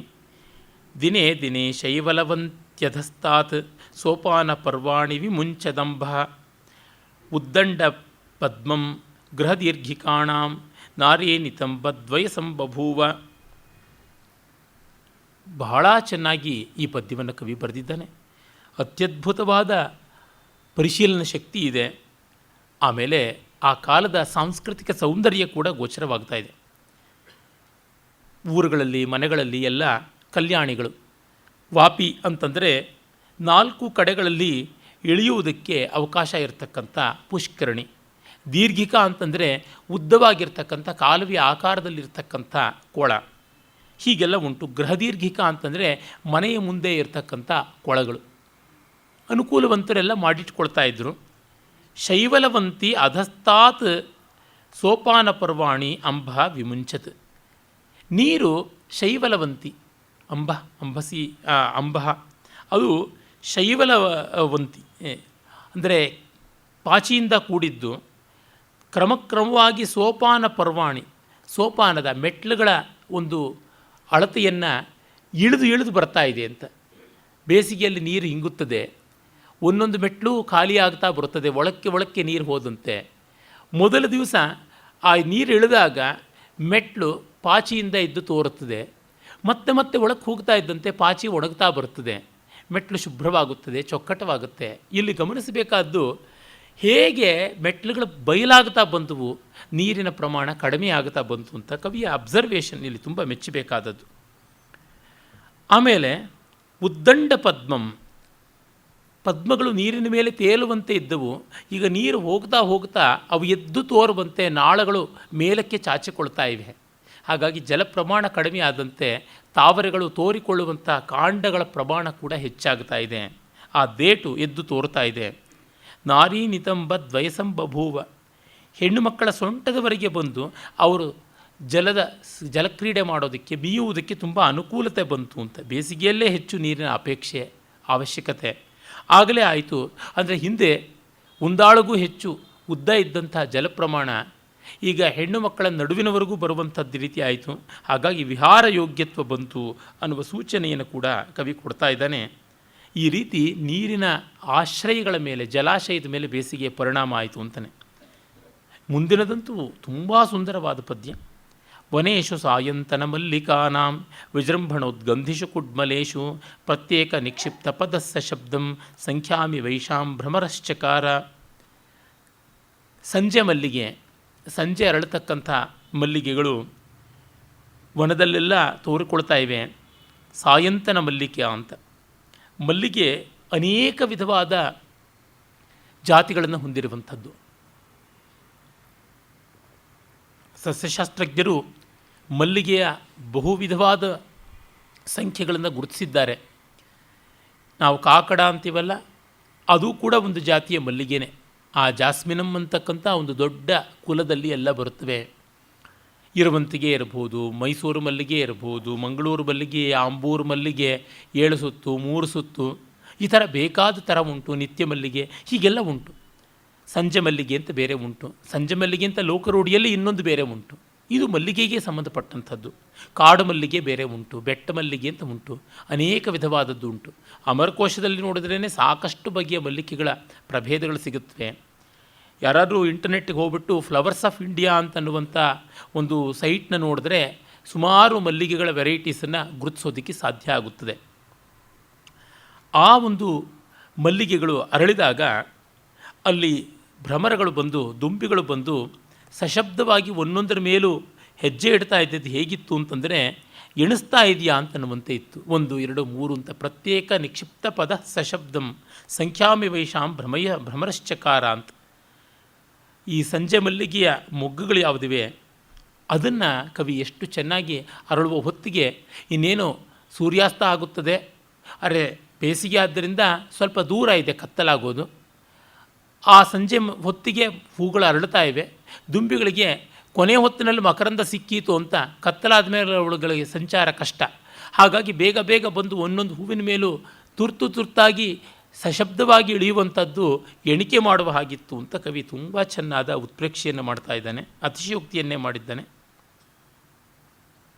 ಅತಿಶಯೋಕ್ತಿಯಲ್ಲ, ಉತ್ಪ್ರೇಕ್ಷೆ. ಸಂಖ್ಯಾಮಿವ ಅಂತ ಇವ ಅನ್ನುವಂಥ ಉಪಮ ವಾಚಕ ಬಂದಿರೋದ್ರಿಂದ ಅದು ಅತಿಶಯೋಕ್ತಿ ಆಯಿತು. ಸ್ವೇದಾನುವಿದ್ದಾರ್ದ್ರನ ಕಕ್ಷತಾಂಕೆ ಭೂಯಿಷ್ಟ ಸಂದಷ್ಟ ಶಿಖಂ ಕಪೋಲೆ ಚ್ಯುತಂ ನ ಕರ್ಣಾದಪಿ ಕಾಮಿನೀನಾಂ ಶಿರೀಷ ಪುಷ್ಪಂ ಸಹಸಾ ಪಪಾತ. ಇನ್ನು ಬೇಸಿಗೆಯ ಹೂಗಳು ಶಿರೀಷ ಪುಷ್ಪ. ಕಾಳಿದಾಸ ಈಷದೀಷದ್ ಭ್ರಮರ ಚುಂಬಿತ ಶಿರೀಷ ಪುಷ್ಪಗಳ ಉಲ್ಲೇಖವನ್ನು ಶಾಕುಂತಲದಲ್ಲಿ ಮಾಡ್ತಾನೆ. ಈಸಿ ಚುಂಬಿಯ ಅಂತ ಪ್ರಾಕೃತದ ಆ ನಟಿಯ ಹಾಡಿನಲ್ಲೇ ಬರುತ್ತದೆ. ಸಿರೀಸ ಅಂತ, ಸಿರಿಸ ಅಂತಲೂ ಪ್ರಾಕೃತದಲ್ಲಿ ಉಂಟು, ಕನ್ನಡದಲ್ಲಿ ಸಿರಿಸ ಅಂತ ಕರೀತಾರೆ ಶಿರೀಷವನ್ನು. ತುಂಬ ಸುಕುಮಾರ ಮನೋಹರವಾದಂಥ ಪುಷ್ಪ, ಬೆಳ್ಳಗಿರ್ತಕ್ಕಂಥ ಹೂವು ಅಂತ. ಅದನ್ನು ಅವರು ಕರ್ಣಾಭರಣವಾಗಿ ಮಾಡಿಕೊಂಡಿದ್ದಾರೆ, ಕರ್ಣಕುಂಡಲ ಎನ್ನುವಂತೆ. ಆ ಬೆವರಿನ ಕಾರಣದಿಂದ ಅವು ತಾನಾಗಿ ಜಾರ್ತಾ ಇವೆ. ಅದನ್ನು ಯಾರೂ ಕೂಡ ಶೃಂಗಾರ ಕ್ರೀಡೆಗಳ ಮೂಲಕವಾಗಿ ಜಾರಿಸ್ತಾ ಇಲ್ಲ. ಭೂಯಿಷ್ಟ ಸಂದಷ್ಟ ಶಿಖಂ ಕಪೋಲೆ ಸ್ವೇದಾನುವಿದ್ದಾರ್ದ್ರ ನಕಕ್ಷತಾಂಕೆ ಚ್ಯುತಂ ನ ಕರ್ಣಾದಪಿ ಕಾಮಿನೀನಾಂ ಶಿರೀಷ ಪುಷ್ಪಂ ಸಹಸಾ ಪಪಾತ. ಅಂದರೆ ಆ ಹೂಗಳು ಬೆವರಿನ ಕಾರಣ ನಿಲ್ಲದೆ ತಾವಾಗಿ ಜಾರಕ್ಕೆ ಆರಂಭ ಮಾಡಿದ್ರು. ಬೇಸಿಗೆಯ ಸಂಕಟವನ್ನು ಹೇಳುವಾಗಲೂ ಅಲ್ಲಿಯ ಹೂಗಳ ಬಗ್ಗೆ, ಅಲ್ಲಿಯ ಚೆಲುವೆಯರ ಬಗ್ಗೆ, ಅವುಗಳ ಅಲಂಕಾರ ಪ್ರೀತಿಯ ಬಗ್ಗೆ ಇದನ್ನು ಯಾವುದನ್ನು ಬಿಡದೆ ಹೇಳ್ತಾನೆ. ಬೆವತು ಹೂಗಳು ಮತ್ತೊಂದು ಮುಡಿಯಲ್ಲಿರತಕ್ಕಂಥ ಅಲಂಕಾರಗಳು ಜಾರುವಂಥದ್ದು ಯಾವ ಸಂತೋಷದ ಸಂಗತಿ, ಯಾವ ಸೌಂದರ್ಯದ ಸಂಗತಿ. ಅರೆ ಕಾಳಿದಾಸ ಅದನ್ನು ಸುಂದರವಾಗಿ ಮಾಡಬಲ್ಲ. ಅಪ್ರಿಯ ವಾಸ್ತವಗಳನ್ನು ಪ್ರಿಯ ಮನೋಹರವಾದ ಮೌಲ್ಯಗಳನ್ನಾಗಿ ಮಾಡುವ ಕವಿಗಳಲ್ಲಿ ಇವನು ಅಗ್ರೇಸರ. ಯಂತ್ರಪ್ರವಾಹೈ ಶಿಶಿರೈ ಪರೀತಾನ್ ರಸೇನ ಧೌತಾನ್ ಮಲಯೋದ್ಭವಸ್ಯ ಶಿಲಾವಿಶೇಷಾನ್ ಅಧಿಶಯ್ಯ ನಿನ್ಯು ಧಾರಾಗೃಹೇ ಶ್ವಾತಪ ವೃದ್ಧಿಮಂತ ಆತಪಂ ವೃದ್ಧಿಮಂತಹ ಶ್ರೀಮಂತರು ತಾವು ಗ್ರೀಷ್ಮ ನಿವೇಶಗಳಿಗೆ ಹೋದರು, ಗ್ರೀಷ್ಮ ವೇಶ್ಮಗಳಿಗೆ ಹೋದರು, ಗ್ರೀಷ್ಮ ಗೃಹಗಳನ್ನು ಪ್ರವೇಶ ಮಾಡಿದರು. ಬೇಸಿಗೆಯ ಮನೆ ಅಂತ ಬೇರೆ ಇರ್ತಾಯಿತ್ತು. ಹಿಂದೆ ಋತುಗಳಿಗೆ ಅನುಸಾರವಾಗಿ ಮನೆಗಳನ್ನು ಕಟ್ಟಿಕೊಳ್ಳತಕ್ಕಂಥ ಅನುಕೂಲತೆ ಇದ್ದವರು ಹಾಗೆ ಮಾಡ್ಕೋತಿದ್ರು ಅಂತ. ಈಗ ಒಂದೇ ಸೆಂಟ್ರಲ್ ಹೀಟಿಂಗು AC ಇಟ್ಕೊಂಡು ಅದೇ ಮನೆಯನ್ನೇ ಎಲ್ಲ ಋತುಗಳಿಗೂ ಅನುಕೂಲವಾಗಿ ಮಾಡಿಕೊಳ್ಳಬಹುದು. ಹಿಂದೆ ಹಾಗಿರಲಿಲ್ಲ, ಆ ಥರ ಮಾಡ್ಕೊಳ್ತಾ ಇದ್ರು. ಇನ್ನು ಕೆಲವರು ಆಯಾ ಋತುಗಳಿಗೆ ಅನುಕೂಲವಾಗುವ ಸ್ಥಳಗಳಿಗೆ ವಲಸೆ ಹೋಗ್ಬಿಡ್ತಾಯಿದ್ರು. ಅದು ಓಡಾಡುವ ಅನುಕೂಲತೆ ಇದ್ದಾಗ ತಮಿಳುನಾಡಿನ ಎಷ್ಟೋ ಜನ ಚೆನ್ನೈಯಿಂದ ಬೆಂಗಳೂರಿಗೆ ಬೇಸಿಗೆಯಲ್ಲಿ ಬರ್ತಾಯಿದ್ರು. DVG ಅವರ ಜ್ಞಾಪಕ ಶಾಲೆಯಲ್ಲಿ ಇದೇ ಬಸವನಗುಡಿ ಆಸುಪಾಸಿನಲ್ಲಿ ಎಷ್ಟು ಜನ ಬರ್ತಾ ಇದ್ದರ ಉಲ್ಲೇಖವನ್ನೆಲ್ಲ ಮಾಡ್ತಾರೆ. ಅದು ಅನುಕೂಲವಂತರು ಮಾಡ್ತಾ ಇದ್ದಿದ್ದು. ಊರನ್ನೇ ಬದಲಾಯಿಸೋದು, ಊಟಿ, ಕೊಡೈಕೆನಾಲ್ ಇತ್ಯಾದಿಗಳಿಗೆ ಹೋಗುವಂಥದ್ದು ಇದ್ದೇ ಇದೆಯಲ್ಲ. ಇಲ್ಲಿ ಮನೆಗಳನ್ನು ಬದಲಾಯಿಸ್ಕೊಳ್ತಾ ಇದ್ದರು. ಯಂತ್ರಪ್ರವಾಹ ಅಂದರೆ ಧಾರಾಯಂತ್ರ ಅಂತ ಒಂದು ಫೌಂಟೇನ್ ರೀತಿಯಾದದ್ದು, ಅದನ್ನು ಮನೆ ಸುತ್ತಲೂ ಹಾಯಿಸುವ ಮೂಲಕವಾಗಿ ಅಲ್ಲಿಂದ ಬೀಸಿ ಬರುವ ಗಾಳಿ ತಂಪಾಗುತ್ತದೆ. ಮತ್ತು ಲಾವಂಚದ ಬೀಸಣಿಗೆಗಳು, ಬಿದಿರಿನ ತಟ್ಟಿಗಳು ಅಥವಾ ಲಾವಂಚದ ತಟ್ಟಿಗಳು, ಅದರ ಮೇಲೆ ನಿರಂತರವಾಗಿ ನೀರನ್ನು ಹಾಯಿಸ್ತಕ್ಕಂಥದ್ದು, ಸುರಿಯುವಂಥದ್ದು, ಎರಚುವುದು, ಈ ಮೂಲಕವಾಗಿ ತಂಪು. ಮತ್ತು ಎತ್ತರದ ಮಾಡು, ದೊಡ್ಡ ದೊಡ್ಡ ಕಿಟಕಿಗಳು, ಮೇಲಿಂದ ಒಂದು ಬೀಸಣಿಗೆಯಂತೆ ದೊಡ್ಡ ಬಟ್ಟೆಯ ಪರದೆಯನ್ನು ಎಳೀತಕ್ಕಂಥದ್ದು. ಪಂಖ ಅಂತ ಕರೀತಾರೆ ಹಿಂದಿನಲ್ಲಿ ಅದನ್ನು. ಪಂಖ ಅನ್ನೋದು ಪಕ್ಷ ಅನ್ನೋದು ರೆಕ್ಕೆ ಅನ್ನೋದರಿಂದ ಬಂದು ಹೊರಗಡೆ ಒಬ್ಬ ಕೂತು ಎಳೀತಾ ಇರ್ತಾನೆ. ಎಳೆಯೋದು ಬಿಡುವುದು ಮಾಡುವುದು ಅವನ ಕೆಲಸ. ಆಗ ಒಳಗಡೆ ಎಲ್ಲ ತಂಪು ಗಾಳಿ ಬೀಸ್ತಾ ಇರುತ್ತೆ. ಈ ರೀತಿಯಾದಂಥದ್ದು ಎಷ್ಟೋ ಉಂಟು. ಇದನ್ನು ಮಾಡಿಕೊಳ್ಳುವಂಥದ್ದು ಗ್ರೀಷ್ಮಗೃಹ. ರಸೇನ ಪರೀತಾನ್, ನೀರಿನಿಂದ ತುಂಬಿರ್ತಕ್ಕಂಥ ಕಾಲುವೆಗಳು ಸುತ್ತಲೂ ಇರುತ್ತವೆ, ಅವುಗಳ ಮಧ್ಯದಲ್ಲಿರ್ತಾರೆ. ಯಾವುದನ್ನು ಜಲ್ಮಹಲ್ ಅಂತ ಕರೀತಾರೆ. ರಾಜಸ್ಥಾನ ಮೊದಲಾದ ಜಾಗಗಳಲ್ಲಿ ಮಹಾರಾಜರುಗಳು ಮಾಡಿಕೊಳ್ತಾ ಇದ್ದದ್ದು ಆ ಬಗೆಯಲ್ಲಾದದ್ದು. ಮತ್ತು ಧೌತಾನ್ ಮಲಯೋದ್ಭವಸ್ಯ, ಚಂದನಾದಿಗಳಿಂದ ಅಲಂಕೃತವಾದದ್ದು, ಚಂದನ ರಸೋದಕ ಸಿಂಪಡಿಸಲ್ಪಟ್ಟಂಥದ್ದು. ಹೀಗೆ ಆ ರೀತಿಯಾಗಿರುವ ಧಾರಾಗೃಹಗಳಲ್ಲಿ, ಗ್ರೀಷ್ಮಗೃಹಗಳಲ್ಲಿ ಶ್ರೀಮಂತರು ಬೇಸಿಗೆಯನ್ನು ಕಳೆಯೋದಕ್ಕೆ ವ್ಯವಸ್ಥೆ ಮಾಡಿಕೊಂಡರು. ಕೃಷ್ಣದೇವರಾಯ ಅಂತೂ ತನ್ನ ಆಮುಕ್ತ ಮಾಲ್ಯದಲ್ಲಿ ಬೇಸಿಗೆಯನ್ನು ಕಳೆಯೋದಕ್ಕೆ ಆ ಕಾಲದ ಜನ ಏನೆಲ್ಲ ಮಾಡಿಕೊಳ್ತಾ ಇದ್ದರು, ಯಾವುದೆಲ್ಲ ವ್ಯವಸ್ಥೆ ಮಾಡ್ತಾಯಿದ್ರು, ತಂಪಾಗಿರಲಿ ಅಂತ ಹೇಳಿಬಿಟ್ಟಿದನುವೇ ನದಿಯ ಮರಳಿನ ಪಾತಳಿಯ ಒಳಗೆ ಮಡಕೆಯಲ್ಲಿ ನೀರನ್ನು ಮದ್ಯವನ್ನೋ ಮತ್ತೊಂದನ್ನೋ ಇಟ್ಟು ತಂಪು ಮಾಡ್ಕೊಂಡು ಕುಡಿತಾಯಿದ್ರು. ನ್ಯಾಚುರಲ್ ರೆಫ್ರಿಜರೇಷನ್ ತರಹ ಮಾಡ್ಕೊಳ್ತಾ ಇದ್ರು ಅನ್ನೋ ಉಲ್ಲೇಖವನ್ನೆಲ್ಲ ಮಾಡ್ತಾನೆ. ಅಂದರೆ ಆ ಒಂದು ಮಹಾರಾಜನ ಜನಜೀವನ ಪರಿಶೀಲನೆ ಶಕ್ತಿ ಎಷ್ಟಿತ್ತು ಅಂತ ಅನ್ನೋದು ನಮಗೆ ಗೊತ್ತಾಗುತ್ತದೆ. ಸ್ಥಾನಾರ್ದ್ರ ಮುಕ್ತೇಶ್ವನುಧೂಪವಾಸಂ ವಿನ್ಯಸ್ತ ಸಾಯಂತನ ಮಲ್ಲಿಕೇಶು ಕಾಮೋ ವಸಂತಾತ್ಯಯ ಮಂದವೀರ್ಯ ಕೇಶೇಶು ಲೈಭೆ ಬಲಮಂಗನಾನಾಂ. ಇನ್ನು ಹೆಣ್ಣು ಮಕ್ಕಳು ಎರಡೊತ್ತು ಸ್ನಾನ ಮಾಡೋಕ್ಕೆ ಆರಂಭ ಮಾಡ್ತಾರೆ ಬೇಸಿಗೆಯಲ್ಲಿ. ಅದು ಬರೀ ಆಕಂಠ ಸ್ನಾನ ಅಲ್ಲ, ಶಿರಸ್ನಾನ ಮಾಡಬೇಕು. ಕೊರಳಿನವರೆಗೂ ನೀರು ಸುರ್ಕೊಂಡ್ರೆ ಸಾಕಾಗೋಲ್ಲ. ತಲೆ ಕೂದಲಿಗೆ ನೀರು ಬೀಳದೆ ಆ ಬೆವರಿನ ಸಂಕಟ ಹೋಗುವುದು ಕಷ್ಟ. ನಮಗೆ ಇರುವ ಸ್ವಲ್ಪ ತಲೆ ಕೂದಲಿಗೇನೆ ಹಿಂಸೆಯಾಗುತ್ತದೆ ಹಬ್ಬ ಬೇಸಿಗೆ ಅಂತ.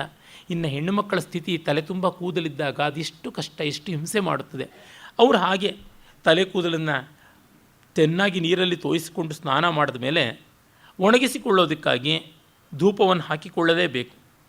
ಅನುಧೂಪವಾಸಂ ಅಂದರೆ ಧೂಪ ಮಾಡಿಕೊಂಡ ಮೇಲೆ ತಲೆಗೆ ಧೂಮನ ಅನ್ನುವುದನ್ನು ಮಾಡಿಕೊಂಡ ಮೇಲೆ ವಿನ್ಯಸ್ತ ಸಾಯಂತನ ಮಲ್ಲಿಕೇಶು ಕೇಶೇಶು, ಸಂಜೆ ಮಲ್ಲಿಗೆ ತಂಪಾಗಿ ಪರಿಮಳ ಬರಲಿ ಅಂತ ಅದನ್ನು ಮುಡಿತಾ ಇದ್ರಂತೆ. ವಸಂತದ ಬಳಿಕ ಯಾರಿಗೂ ಕೂಡ ಶಕ್ತಿ ಇರೋಲ್ಲ ಮೈಕೈನಲ್ಲಿ, ಯಾವುದೇ ಭೋಗ ಲಾಂಪಟ್ಯ ಕೂಡ ಇರುವಂಥದ್ದಲ್ಲ. ಬೇಸಿಗೆ ಎಲ್ಲವನ್ನ ಹಿಂಡಿ ಹಿಪ್ಪೆ ಮಾಡ್ತಕ್ಕಂಥದ್ದು, ವಿಸರ್ಗ ಕಾಲ ಅಂತಲೇ ಕರೀತಾರೆ. ಆ ಒಂದು ಬೇಸಿಗೆಯ ಕಾರಣದಿಂದ ಮನ್ಮಥನಿಗೆ ಇವರ ಮೈಯಲ್ಲಿ ಯಾವುದೇ ಅವಕಾಶ ಇಲ್ಲ, ಮುಡಿಯಲ್ಲಿ ಮಾತ್ರ ಅವಕಾಶ. ಪರಿಮಳ ಇದ್ದಲ್ಲಿ ಅವನಿರ್ತಾನೆ. ಭೋಗ ಪರಿಮಳದ ಒಂದು ಅಂಗ, ಅಥವಾ ಪರಿಮಳವೇ ಭೋಗದ ಒಂದು ಅಂಗ. ಅವರ ಮುಡಿಯಲ್ಲಿ ಧೂಪನದ ಕಾರಣ ಆ ಅಗರು ಇತ್ಯಾದಿಗಳಿಂದ ಸಾಂಬ್ರಾಣಿಯ ಪರಿಮಳ ಮತ್ತು ಸಂಜೆ ಮಲ್ಲಿಗೆ ಹೂಗಳ ಪರಿಮಳ, ಈ ಮೂಲಕವಾಗಿ ಮನ್ಮಥನಿಗೆ ಮಾದನ ಉಂಟಾಯಿತು ಅನ್ನುವ ಮಾತನ್ನು ಹೇಳ್ತಾ ಇದ್ದಾನೆ. ಅಂದರೆ ಬೇಸಿಗೆಗೆ ಮಾಡಿಕೊಳ್ತಕ್ಕಂಥ ಶೈತ್ಯೋಪಚಾರಗಳಲ್ಲಿ ಕೂಡ ಕವಿ ಅದೆಷ್ಟು ಶೃಂಗಾರವನ್ನು ಸೂಚನೆ ಮಾಡ್ತಾನೆ ನೋಡಿ. ಹೆಜ್ಜೆ ಹೆಜ್ಜೆಗೂ ಅವನು ವಕ್ರತೆಯನ್ನು ಬಳಸ್ಕೊಳ್ತಾನೆ. ವಕ್ರೋಕ್ತಿ ಕಾವ್ಯ ಜೀವಿತ, ಅದನ್ನು ಹೇಳ್ತಾ ಇದ್ದಾನೆ. ಆಪಿಂಜರ ಬದ್ಧರಚ ಕಣತ್ವಾನ್ ಮಂಜರ್ಯುದಾರ ಶುಶುಭೇರ್ಜುನಸ್ಯ ದಗ್ಧ್ವಾಪಿ ದೇಹಂ ಗಿರಿಶೇನ ರೋಷಾತ್ ಖಂಡೀಕೃತ ಜೀವಮನೋಭವಸ್ಯ. ಇನ್ನು ಅರ್ಜುನ ವೃಕ್ಷದ ಸೊಗಸನ್ನು ಹೇಳ್ತಾನೆ. ಆ ಅರ್ಜುನ ವೃಕ್ಷದ ಹೂಗಳು ಬಹಳ ಚೆನ್ನಾಗಿ ಅರಳಿದ್ದವು ಬೇಸಿಗೆಯಲ್ಲಿ. ಅರ್ಜುನ ಅಂದರೆ ಮತ್ತಿ, ಅದು ಬೇಸಿಗೆಯಿಂದ ಮಳೆಗಾಲದವರೆಗೂ ಹೂ ಬಿಡತಕ್ಕಂಥದ್ದು. ಆ ರಜೋ ಧೂಳಿ ಅಂದರೆ ಪರಾಗ ಧೂಳಿ ಎಲ್ಲೆಲ್ಲಿಯೂ ಹಬ್ಬತಾ ಇತ್ತು. ಅದು ಹೇಗೆ ತೋರ್ತಾ ಇತ್ತು ಅಂತಂದರೆ, ಶಿವ ಮನ್ಮಥನನ್ನು ಸುಟ್ಟರೂ ಕೂಡ ಆ ಮನ್ಮಥನ ಬಿಲ್ಲಿನ ಹುರಿಯ ಹಾಗೆ ಕಾಣಿಸ್ತಾ ಇತ್ತು ಅಂತ. ಸಾಮಾನ್ಯವಾಗಿ ನಮಗೆ ಪುರಾಣಗಳಲ್ಲಿ ಗೊತ್ತಿರುವಂತೆ ಮನ್ಮಥನ ಬಿಲ್ಲಿನ ಹೆದೆ ದುಂಬಿಗಳ ಸಾಲು ಅಂತ. ಹಾಗಲ್ಲದೆ ಹೂಗಳನ್ನು ಕೂಡ ಆ ಹೆದೆ ಅಂತ ಕೂಡ ಕರೆದದ್ದು ಉಂಟು. ಇಲ್ಲಿ ಅವನು ಅರ್ಜುನ ವೃಕ್ಷದ ಪುಷ್ಪಗಳನ್ನೇ ಕವಿ ಗಮನಕ್ಕೆ ಇಟ್ಟುಕೊಂಡಿದ್ದಾನೆ. ಮನೋಜ್ಞ ಗಂಧಂ ಸಹಕಾರ ಭೃಂಗಂ ಪುರಾಣ ಶೀಧುಂ ನವಪಾಟಲಂಚ ಸಂಬದ್ಧತಾ ಕಾಮಿಜನೇಶು ದೋಷ ಸರ್ವೇ ನಿದಾಘಾವಧಿನ ಪ್ರಮೃಷ್ಟಾ. ಮನೋಜ್ಞ ಗಂಧಂ ಸಹಕಾರ ಭಂಗಂ ಪುರಾಣ ಶೀಧುಂ ನವಪಾಟಲಂಚ ಸಂಬದ್ಧತಾ ಕಾಮಿಜನೇಷು ದೋಷಾ ಸರ್ವೇ ನಿದಾಘಾವಧಿನ ಪ್ರಮೃಷ್ಟಾ. ಇನ್ನು ಅಲ್ಲಿಯ ಪಾನದ ವ್ಯವಸ್ಥೆಯನ್ನು ಹೇಳ್ತಾ ಇದ್ದಾನೆ. ಇದು ಬಹಳ ಸ್ವಾರಸ್ಯಕಾರಿಯಾದಂಥ ಶ್ಲೋಕ. ತುಂಬ ಆಕರ್ಷಕವಾದ ಪರಿಮಳ, ಮನೋಜ್ಞ ಗಂಧ ಆ ಆಸವ ಅಂದರೆ ಮದ್ಯದ್ದು. ಶೀಧು ಅಂತಂದರೆ ಒಂದು ಬಗೆಯಾದಂಥ ಪಾನೀಯ. ಶೀಧು ಅಂತನ್ನುವುದು ತುಂಬ ಇಂಟಾಕ್ಸಿಕೇಟಿಂಗ್ ಅಲ್ಲದ ಒಂದು ಬಗೆಯ ಹಗುರವಾದ ಮಾದಕ ಪಾನೀಯ. ಮತ್ತು ಅದರೊಳಗೆ ಒಂದು ಮಟ್ಟದ ಮಾಧುರ್ಯ ಇರುತ್ತದೆ, ಸಿಹಿ ಇರುತ್ತದೆ. ಒಂದಿಷ್ಟು ಕುಳಿತಿದ್ದರೂ ಅದರೊಳಗೆ ಸಿಹಿ ಹೆಚ್ಚು. ಅದನ್ನು ಯಾದವ ಕೋಶದಿಂದ ಮಲ್ಲಿನಾಥ ಹೇಳ್ತಾನೆ, ಪಕ್ವೈ ರಿಕ್ಷು ರಸೈ ಅಸ್ತ್ರೀ ಶೀಧು ಪಕ್ವರಸ ಶಿವ ಅಂತ. ಹೀಗಾಗಿ ಕಬ್ಬಿನ ರಸದಿಂದ ಮಾಡಿರ್ತಕ್ಕಂಥದ್ದು, ಕಬ್ಬಿನ ರಸವನ್ನು ಒಂದು ಸ್ವಲ್ಪ ಮಟ್ಟಿಗೆ ಹುಳಿ ಹಿಡಿಸಿರುವಂಥದ್ದು ಅಂತ ಗೊತ್ತಾಗುತ್ತದೆ. ಪುರಾಣ ಶೀಧು ಅಂದರೆ ಅದು ಹಳೇದು ಅಂತ, ಓಲ್ಡ್ ವೈನ್ ಅಂತೀವಲ್ಲ ಆ ರೀತಿಯಾಗಿ.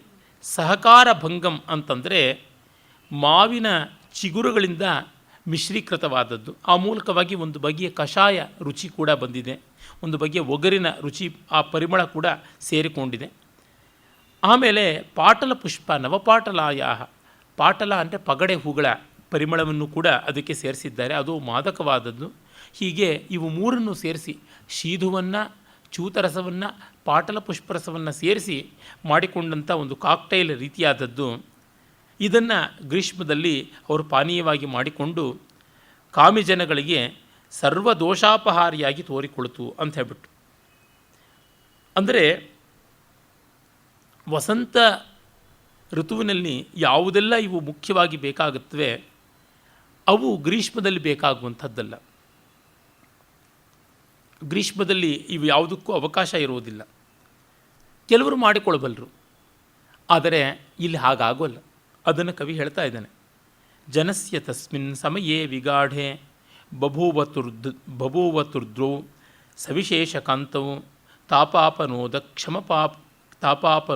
ಕ್ಷಮಪಾದಸೇವೌ ಸಚೋದಯಸ್ಥೌ ನೃಪತಿ ಶಶೀಚ ತಾಪ ಅಪನೋದ ಕ್ಷಮ ಪಾದಸೇವೌ ಚ ಉದಯಸ್ಥೌ ನೃಪತಿ ಶಶೀಚ ಜನಸ್ಯ ವೃದ್ಧೌ ಬಭೂವತು ಜನಸ್ಯ ದ್ವೌ ಸವಿಶೇಷಕಾಂತೌ ಬಭೂವತು. ಈಗ ಜನಕ್ಕೆ ಬೇಸಿಗೆಯಲ್ಲಿ ಎರಡೇ ತುಂಬ ಆಪ್ಯಾಯನವಾಗಿದ್ದು ಅಂತ ಹೇಳ್ತಾ ಇದ್ದಾನೆ ಕವಿ. ಏನದು? ಒಂದು ವಿಶೇಷವಾದ ಕಾಂತಿಯನ್ನು ಹೊಂದಿರುವಂಥದ್ದು, ಮತ್ತೊಂದು ತಾಪವನ್ನು ಅಪಹರಣ ಮಾಡುವಂಥದ್ದು. ಇದೆರಡೂ ಆಗಿರುವಂಥ ವಸ್ತುಗಳು ಎರಡೇ. ಒಂದು ಅವರ ರಾಜ ಕುಶ, ಮತ್ತೊಂದು ಚಂದ್ರ. ಚಂದ್ರನಿಗೂ ರಾಜ ಅಂತ ಹೆಸರುಂಟು. ಅಂದರೆ ಇವರಿಬ್ಬರೇ ಜನಗಳಿಗೆ ಸರ್ವ ರೀತಿಯಲ್ಲೂ ಸಂತೋಷ ಕೊಡೋರಾದರೂ ಇನ್ನು ಯಾವುದೇ ವಸ್ತುವು ಕೂಡ ಒಂದಲ್ಲ ಒಂದು ರೀತಿಯಲ್ಲಿ ಸಂಕಟವನ್ನು ಉಂಟು ಮಾಡ್ತಾ ಇತ್ತು ಅಂತ. ಕಾಂತಿ ಇದ್ದಲ್ಲಿ ಶಾಖ, ಶಾಖ ಇಲ್ಲದಲ್ಲಿ ಕತ್ತಲೆ. ಇದು ಗ್ರೀಷ್ಮದ ಲಕ್ಷಣ, ಅವಲಕ್ಷಣ. ಆದರೆ ಇವರಿಗೆ ಮಾತ್ರ ಇವರಿಬ್ಬರಲ್ಲೇ ಇದ್ದದ್ದು ಅಂತ. ತಾಪ ಅನ್ನೋದಕ್ಕೆ ರಾಜ ಚಂದ್ರ, ರಾಜ ಅಂತ ಅನ್ನೋದಕ್ಕೆ ಚಂದ್ರ ಅಂತ ಒಂದು ಅರ್ಥ ಇದೆಯಲ್ಲ. ಚಂದ್ರ ತನ್ನ ಶೀತಲವಾದ ಕಿರಣದಿಂದ ತಾಪ ಹೋಗಲಾಡಿಸ್ತಾ ಇದ್ದ. ಇವನು ರಾಜ ದಾರಿದ್ರ್ಯದ ತಾಪವನ್ನು ತನ್ನ ಉದಾರತೆಯಿಂದ, ವಿತರಣಶೀಲತೆಯಿಂದ ಹೋಗಲಾಡಿಸ್ತಾ ಇದ್ದ ಅನ್ನುವುದನ್ನು ಅಭಿಪ್ರಾಯ ಮಾಡಿಕೊಳ್ಳಬೇಕಾಗುತ್ತದೆ. ಅಥೋರ್ಮಿಲೋಲೋನ್ಮದರಾಜಹಂಸೆ ರೋಧೋಲತಾ ಪುಷ್ಪವಹೇ ಸರೈವಾಹ ವಿಹರ್ತುಮಿಚ್ಛಾ ವನಿತಾ ಸಖಸ್ಯ ತಸ್ಯಾಂಭಸಿ ಗ್ರೀಷ್ಮಸುಖೇ ಬಭೂವ. ಈಗ ರಾಜನಾದ ಕುಶನಿಗೆ ಜಲಕ್ರೀಡೆ ಆಡಬೇಕು ಅನ್ನೋ ಬಯಕೆ ಆಯಿತು ಅಂತ. ನಮ್ಮಲ್ಲಿ ಒಂದೊಂದು ಋತುವಿಗೂ ಹಲವು ಹಲವು ಕ್ರೀಡೆಗಳನ್ನು ಹೇಳಿದ್ದಾರೆ. ಭೋಜರಾಜನ ಸರಸ್ವತಿ ಕಂಠಾಭರಣ, ಶೃಂಗಾರ ಪ್ರಕಾಶ, ಮಂಖ ಬರೆದಿರುವ ಸಾಹಿತ್ಯ ಮೀಮಾಂಸ ಮತ್ತು ಇನ್ನೂ ಅನೇಕ ಪ್ರಾಚೀನ ಕೃತಿಗಳಲ್ಲಿ, ಉದಾಹರಣೆಗೆ ವಾತ್ಸ್ಯಾಯನನ ಕಾಮಸೂತ್ರಗಳಲ್ಲಿ, ತದ್ವ್ಯಾಖ್ಯಾನವಾದ ಜಯಮಂಗಲ ಟೀಕೆಯಲ್ಲಿ, ಹೀಗೆ ಹಲವಾರು ಕಡೆಗಳಲ್ಲಿ ಋತ್ವನುಸಾರವಾದ ಕ್ರೀಡೆಗಳ ಉಲ್ಲೇಖ ಬರುತ್ತದೆ. ಶಾರದಾತನಿಯ ಭಾವಪ್ರಕಾಶನವೂ ಕೂಡ ಸ್ಮರಣೀಯವಾದಂಥ ಒಂದು ಉಲ್ಲೇಖ. ಅಲ್ಲಿ ವಸಂತದಲ್ಲಿ ಕುಂದಚತುರ್ಥಿ, ಮೂಲಶಾಲ್ಮಲಿ ಮತ್ತು ಸಹಕಾರ ಭಂಜಿಕ, ದೋಲೋತ್ಸವ, ವಸಂತೋತ್ಸವ, ದಮನಕೋತ್ಸವ, ಮದನೋತ್ಸವ, ಈ ರೀತಿಯಾದಂಥ ಅನೇಕ ಕ್ರೀಡೆಗಳು, ಉಲ್ಲಾಸ ವಿಭ್ರಮಗಳ ಸಂಭ್ರಮದ ಹಬ್ಬಗಳಿರ್ತಾ ಇದ್ದವು. ಗ್ರೀಷ್ಮದಲ್ಲಿ ಮುಖ್ಯವಾಗಿದ್ದಂಥದ್ದು ಈ ಜಲಕ್ರೀಡೆ. ಈ ಜಲಕ್ರೀಡಾ ಸಂದರ್ಭಕ್ಕೆ ಕವಿ ಅವಕಾಶ ಮಾಡಿಕೊಡ್ತಾ ಇದ್ದಾನೆ. ಅಷ್ಟಾದಶ ವರ್ಣನೆಗಳಲ್ಲಿ ಜಲಕ್ರೀಡೆಯನ್ನೂ ಒಂದಾಗಿ ಹೇಳಿದ್ದಾರೆ. ಅದಕ್ಕಾಗಿ ಕವಿ ಬರೆದಿಲ್ಲ. ಆದರೆ ಭಾರವಿ, ಮಾಘ ಮೊದಲಾದವರು ಬಲವಂತವಾಗಿ ಅವನ್ನೆಲ್ಲ ತರೋದಕ್ಕೆ ಅಂತ ಪ್ರಯತ್ನ ಪಟ್ಟಿದ್ದಾರೆ. ಭಾರವಿಯ ಕಿರಾತಾರ್ಜುನೀಯದಲ್ಲಿ ಅರ್ಜುನನ ತಪೋಭಂಗಕ್ಕೆ ಅಪ್ಸರ ಸ್ತ್ರೀಯರು, ಗಂಧರ್ವರು ಎಲ್ಲ ಬರ್ತಾರೆ. ಬಂದವರು ತಮ್ಮ ಕೆಲಸ ಬಿಟ್ಟು ಜಲಕ್ರೀಡೆ ಮಾಡೋದಕ್ಕೆ ಶುರು ಮಾಡಿಬಿಡ್ತಾರೆ. ಮಾಘನ ಶಿಶುಪಾಲವಧದಲ್ಲಿ ಪಾಂಡವರ ರಾಜಸೂಯಾಗಕ್ಕಾಗಿ ಕೃಷ್ಣನ ಪರಿವಾರವೆಲ್ಲವೂ ಹೊರಡುತ್ತದೆ ದ್ವಾರಕೆಯಿಂದ ಇಂದ್ರಪ್ರಸ್ಥಕ್ಕೆ. ಹೊರಟಾಗ ದಾರಿಯಲ್ಲಿ ರೈವತಕ ಪರ್ವತದ ಪಕ್ಕದಲ್ಲಿ ಬೀಡು ಬಿಟ್ಟು ಅಲ್ಲಿ ಯಾವ ನದಿ ಇತ್ತೋ ಯಾವ ಕೊಳ ಇತ್ತೋ ಏನನ್ನೂ ಕವಿ ಸರಿಯಾಗಿ ಹೇಳೋದಿಲ್ಲ, ಶುರು ಮಾಡಿಸ್ಬಿಡ್ತಾನೆ ಜಲಕ್ರೀಡೆಯನ್ನು. ಈ ಹೊತ್ತಿನ ಸಿನಿಮಾದವ್ರ ಥರ ಬೇಕೋ ಬೇಡವೋ ಒಂದಷ್ಟು ಸ್ತ್ರೀ ದೇಹ ಪ್ರದರ್ಶನಕ್ಕೆ ಅವಕಾಶ ಇರಬೇಕು ಅನ್ನುವಂಥ ರೀತಿಯಲ್ಲಿ ಮಾಡಿಕೊಂಡಿದ್ದದ್ದು. ಅರೆ ಕಾಳಿದಾಸ ಹಾಗಲ್ಲ, ಕಥಾ ಸಂದರ್ಭಕ್ಕೆ ಪೂರಕವಾಗುವ ರೀತಿಯಲ್ಲಿ ಇದನ್ನು ಮಾಡಿದ್ದಾನೆ. ಮುಂದೆ ನಮಗೆ ಗೊತ್ತಾಗುತ್ತದೆ. ಈ ಮಾತನ್ನು ನಾನು ಹೇಳೋದಿರಲಿ, 1000 ವರ್ಷಗಳಿಗೆ ಮುನ್ನವೇ ಕುಂತಕ ತನ್ನ ವಕ್ರೋಕ್ತಿ ಜೀವಿತದಲ್ಲಿ 4ನೇ ಉನ್ಮೇಷದಲ್ಲಿ ಹೇಳ್ತಾನೆ, ಸುಮ್ಮನೆ ವರ್ಣನೆಗಾಗಿ ವರ್ಣನೆಯನ್ನು ತರುವಂಥದ್ದಲ್ಲ, ಕಥಾತಂತುವಿಗೆ ಬೆಳವಣಿಗೆ ಇರಬೇಕು, ಪ್ರಬಂಧ ವಕ್ರತೆ, ಪ್ರಕರಣ ವಕ್ರತೆಗೆ ಕೊಡುಗೆ ಕೊಡುವಂತೆ ಇರಬೇಕು. ಅಂದರೆ ಮುಂದೆ ಈ ಕಥೆಯಲ್ಲಿ ಗೊತ್ತಾಗುತ್ತದೆ, ಕುಶ ಮಹಾರಾಜ ಜಲಕ್ರೀಡಾ ತತ್ಪರನಾಗಿದ್ದಾಗ ಯಾವ ಒಂದು ಅಗಸ್ತ್ಯ ಮುನಿ ಕೊಟ್ಟ ಆಭರಣ, ಅಂದರೆ ಬಾಹ್ವಂಗದ ಕೇಯೂರ ಅಂತ ಏನು ಕರಿತೀವಿ, ತೋಳ ಬಂದಿ, ಅದು ರಾಮನ ಮೂಲಕವಾಗಿ ಮಗನಿಗೆ, ಜ್ಯೇಷ್ಠನಾದವನಿಗೆ ಕುಶನಿಗೆ ಬಂದಿರುತ್ತದೆ. ಕುಶ ಅದನ್ನು ಧರಿಸಿಯೇ ಜಲಕ್ರೀಡೆ ಮಾಡ್ತಾ ಇದ್ದ. ಆ ಜಲಕ್ರೀಡಾ ಸಂದರ್ಭದಲ್ಲಿ ಅದು ಜಾರಿ ಸರಯೂ ನದಿಯ ಒಂದು ಮಡುವನ್ನು ಸೇರುತ್ತದೆ. ಆಮೇಲೆ ಹುಡುಕಿದ್ರೂ ಸಿಗೋಲ್ಲ. ಅದನ್ನು ಎಲ್ಲಿದೆ ಅಂತ ನೋಡುವಾಗ ಕೆಲವರು ಶಾಕುನಿಕರು ಹೇಳ್ತಾರೆ, ಅಲ್ಲಿ ಕುಮುದನಾಗ ಅಂತ ಒಬ್ಬ ಇದ್ದಾನೆ, ಅವನಿಗೆ ಸೇರಿಬಿಟ್ಟಿರಬೇಕು ಅದು ಅಂತ. ಆಗ ಅವನು ಬಿಡಿಸಿಕೊಳ್ಳುವ ಪ್ರಯತ್ನ ಮಾಡಿ ಸರ್ಪ ವಿರೋಧಿಯಾದ ಗರುಡಾಸ್ತ್ರವನ್ನು ಹೂಡ್ತಾನೆ. ಆಗ ಕುಮುದನಾಗ ಬಂದು ಆ ಆಭರಣವನ್ನು ಮತ್ತು ತನ್ನ ತಂಗಿ ಕುಮುದ್ವತಿಯನ್ನು ಇವನಿಗೆ ಅರ್ಪಣೆ ಮಾಡ್ತಾನೆ. ಕುಮುದ್ವತಿಯನ್ನು ಇವನು ಮದುವೆ ಆಗ್ತಾನೆ. ಅವರಿಬ್ಬರ ಸಂತಾನವೇ ಅತಿಥಿ, ಅವನಿಂದ ರಘುವಂಶ ಮುಂದುವರಿಯುತ್ತದೆ ಅಂತ ವಂಶದ ಮುಂದುವರಿಕೆಯ ಒಂದು ಕಥೆಯಾಗಿಯೇ ಇದು ಕಥಾಂಗವಾಗಿ ವರ್ಣನೆ ಬರುತ್ತದೆ. ಅಂದರೆ ಯಾವುದನ್ನು ಕೂಡ ಕಥಾಂಗವಾಗಿ ರಸಪೋಷಕವಾಗಿ ಬೆಳೆಸಬೇಕು, ಸುಮ್ಮನೆ ಯಾವುದೋ ಒಂದು ತರುವುದಲ್ಲ. ನಾವು ಈ ಹೊತ್ತಿನ ಟಿ ವಿ ಸೀರಿಯಲ್ಗಳಲ್ಲಿ ನೋಡ್ತಲೇ ಇರ್ತೀವಿ, ಇದ್ದಕ್ಕಿದ್ದಂತೆ ಒಂದು ಎಪಿಸೋಡ್ನ ಕ್ಲೈಮ್ಯಾಕ್ಸು ಸಸ್ಪೆನ್ಸಿಂದ ಇರಬೇಕು ಅಂತ ಹೇಳ್ಬಿಟ್ಟು ಯಾವಳೊಬ್ಬಳು ಅತ್ತೆ ಪಾತ್ರವೋ ಸೊಸೆ ಪಾತ್ರವೋ ವಹಿಸೋಳು ಒಂಚೂರಿ ಹಿಡ್ಕೊಂಡು ರಾತ್ರಿ ಬರ್ತಾ ಇರ್ತಾಳೆ. ಅದನ್ನು ಒಂದು 12 ನಿಮಿಷ ತೋರಿಸಿರ್ತಾನೆ, ಎಳೆದು ಆಮೇಲೆ ಏನು ಮಾಡ್ತಾಳೋ ಅವಳು, ಸೊಸೆನ ಕೊಲ್ತಾಳೋ, ಗಂಡನ ಕೊಲ್ತಾಳೋ, ಮಗನ ಕೊಲ್ತಾಳೋ ಅಂತ ಅಂದ್ಕೊಂಡ್ರೆ ಮರೋ ದಿವಸದ್ದೋ ಅಥವಾ ಮುಂದಿನ ವಾರದ್ದೋ ಮುಂದಿನ ಎಪಿಸೋಡ್ನಲ್ಲಿ ಅವಳು ಒಂದು ಸೇಬನ್ನು ಅಥವಾ ಒಂದು ಸಪೋಟನೋ ಕತ್ತರಿಸೋದಕ್ಕೆ ಆ ಚಾಕು ತೊಗೊಂಡಿರ್ತಾಳೆ ಅಷ್ಟೇ. ಅದಕ್ಕೆ ಈ ಪಾಟಿ ವಿಸ್ತರಣೆ ಯಾತಕ್ಕೆ ಬೇಕಾಗಿತ್ತು? ಇಷ್ಟಾದರೂ ಮಾಡಿದ್ರೆ ಕಾರಣವಾದರೂ ಇತ್ತು ಅಂತ ಅದು ಅಲ್ಲಿಗೆ ಬಿಡುವಂಥದ್ದು. ಆ ಎಪಿಸೋಡ್ ಅಲ್ಲಿಗೆ ಮುಗೀತು. ನೆನ್ನೆಗೆ, ಇಂದಿಗೆ ಇರಲಿ, ನಾಳೆಯು ನಾಳೆಗೆ ಅಂತ ನೆನ್ನೆ ಸೀರಿಯಲ್ ನೆನ್ನೆಗೆ, ನಾಳೆ ಸೀರಿಯಲ್ ನಾಳೆಗೆ, ಈ ಬಗೆಯಲ್ಲಿ ಮಾಡ್ತಾರೆ. ಇದು ಯುಕ್ತವಲ್ಲ. ಸರ್ವಾಂಗ ಸುಂದರವಾಗಿ ಪ್ರತಿಯೊಂದಕ್ಕೂ ವಿಭಾವಾನುಭಾವಗಳ ವ್ಯವಸ್ಥೆ ಇರಬೇಕು ಅಂತ T.S. ಎಲಿಯಟ್ ಇದನ್ನೇ ಅಬ್ಜೆಕ್ಟಿವ್ ಕೋರಿಲೇಟಿವ್ ಅಂತ ಬಹಳ ವಿಶೇಷವಾಗಿ ತನ್ನ ವಿಮರ್ಶೆಗಳಲ್ಲಿ ಹೇಳ್ತಾನೆ. ಆ ಒಪ್ಪ ಇಲ್ಲದೇ ಇದ್ದರೆ ಕಾವ್ಯಕ್ಕೆ ಶೋಭೆ ಬರೋದಿಲ್ಲ, ಸಹೃದಯರಿಗೆ ಶಿರೋವೇದನೆಯನ್ನೇ ತಂದುಕೊಡುವಂಥದ್ದಾಗುತ್ತದೆ. ಆಮೇಲೆ ಜಲಕ್ರೀಡೆಯ ಸಾಕಷ್ಟು ವಿವರಗಳು ಬರ್ತವೆ. ಅಲ್ಲಿ ನೋಡಿ ಸೂಕ್ಷ್ಮಗಳೆಷ್ಟು ಚೆನ್ನಾಗಿವೆ. ಸತೀರ ಭೂಮೋ ವಿಹಿತೋಪಕಾರ್ಯಾಂ ಆನಾಯಿಭಿಸ್ತಾಂ ಅಪಕೃಷ್ಟನಕ್ರಾಂ ವಿಗಾಹಿತುಂ ಶ್ರೀಂ ಅಹಿಮಾಶ್ರೀ ವಿಗಾಹಿತುಂ ಶ್ರೀ ಮಹಿಮಾನುರೂಪಂ ಪ್ರಚಕ್ರಮೇ ಚಕ್ರಧರ ಪ್ರಭಾವ. ಆ ಸರಯೂ ನದಿಯಲ್ಲಿ ಜಲಕ್ರೀಡೆಗೆ ಮುನ್ನ ಏನು ತಯಾರಿ ನಡೆಯಿತು ಅಂದರೆ, ನೀರಿನೊಳಗೆ ಯಾವುದೇ ಮೊಸಳೆ ಮೊದಲಾದ ಹಿಂಸ್ರ ಜೀವಿಗಳು ಇಲ್ಲ ತಾನೆ ಅಂತ ಅವರು ನೀರಿನಲ್ಲಿ ಈಜಾಡುವ ಆ ಒಂದು ಪರಿಧಿಯವರೆಗೆ ಇಲ್ಲ ಅನ್ನೋದನ್ನು ತೀರ್ಮಾನ ಮಾಡಿಕೊಂಡ್ರಂತೆ. ಅದಕ್ಕಾಗಿ ಆನಾಯಿನಃ ಅಂತಂದರೆ ನೀರಿನಲ್ಲಿ ಹೋಗಿ ಹುಡುಕುವಂಥವರು ಮತ್ತು ಬಲೆಯನ್ನು ಕಟ್ಟುವಂಥವರು. ಈ ಸೂಕ್ಷ್ಮ ಗಮನಿಸಬೇಕು. ನೀರಿನಲ್ಲಿ ಎಷ್ಟು ಭಾಗ ಅವರು ಜಲಕ್ರೀಡೆಯನ್ನು ಮಾಡ್ತಾರೋ ಅಷ್ಟು ಭಾಗಕ್ಕೆ ಯಾವುದೇ ಅಪಾಯವಾಗದೇ ಇರಲಿ ಅಂತ ಕಬ್ಬಿಣದ ಬಲೆಯನ್ನು ಕಟ್ಟುವಂಥ ಪದ್ಧತಿಯೂ ಇತ್ತು ಅಂತ ಅದರಿಂದ ಗೊತ್ತಾಗುತ್ತದೆ. ಅಂದರೆ ಅಲ್ಲಿಗೆ ಇನ್ನು ಯಾವ ಕ್ರೂರ ಮೃಗಗಳು ಬರುವಂತೆ ಇಲ್ಲ. ನಕ್ರ, ಮಕರ ಇತ್ಯಾದಿಗಳು ಯಾವುವು ಯಾವುದನ್ನು ಕ್ರೊಕಡೈಲ್ ಅಲಿಗೇಟ್ರ್ ಅಂತೆಲ್ಲ ಕರೀತಾರಲ್ಲ ಅವೆಲ್ಲ ಇಲ್ಲದೇ ಇರುವಂತೆ. ಉತ್ತರ ಭಾರತದ ನದಿಗಳ ಪೈಕಿ ನಕ್ರಾಕುಲವಾದಂಥ ನದಿಗಳಲ್ಲಿ ಸರಯೂ ನದಿಯೂ ಒಂದು, ಗಂಗಾ ನದಿಯೂ ತುಂಬ. ಗಂಗಾ ನದಿಯಲ್ಲಿ ಬಹಳ ಹೆಚ್ಚು ಮೊಸಳೆಗಳು. ಅದರೊಳಗೂ ನೀವು ಘರಿಯಾಲ್ ಪ್ರಾಂತದಲ್ಲೆಲ್ಲ ಹೋದರೆ ಅಲ್ಲಿ ಬೇರೆಯೇ ರೀತಿಯಾದಂಥ ಒಂದು ಗಢವಾಲ್ ಪ್ರಾಂತಕ್ಕೆ ಹೋದರೆ ಘರಿಯಾಲ್ ಅನ್ನುವ ಒಂದು ಜಾತಿಯ ಒಂದು ಮೊಸಳೆ ಸಿಗುತ್ತದೆ. ಅದು ಮನುಷ್ಯರಿಗೇನೂ ಮಾಡೋಲ್ಲ, ಅದರ ಬಾಯೇ ತುಂಬ ವಿಚಿತ್ರವಾದಂಥದ್ದು, ಆದರೆ ಮೀನುಗಳನ್ನು ತಿಂದುಕೊಂಡು ಬಾಳುವಂಥದ್ದು ಅಂತ. ಹಾಗಲ್ಲದೆ ಅಲಿಗೇಟರ್ ಇತ್ಯಾದಿಯಾದಂಥ ಜಾತಿಗೆ ಸೇರಿದ್ದಲ್ಲದಿದ್ದರೂ ಮೊಸಳೆಗಳು, ಬೇಕಾದಷ್ಟು ಮೊಸಳೆಗಳು ಇಡೀ ಗಂಗಾ ನದಿಯಲ್ಲಿ ಕಾಣಿಸುವಂಥದ್ದು. ಹಾಗೆ ನರ್ಮದಾ ನದಿಯಲ್ಲಿ ಕೂಡ ತುಂಬ ಮೊಸಳೆಗಳ ಸಂಖ್ಯೆ ಹೆಚ್ಚು, ಕಾವೇರಿಯಲ್ಲೂ ಅದೇ ರೀತಿಯಾಗಿ. ಅಂದರೆ ಅದನ್ನು ಕವಿ ಗಮನಿಸಿದ್ದಾನೆ. ಅದಕ್ಕೇನೇನು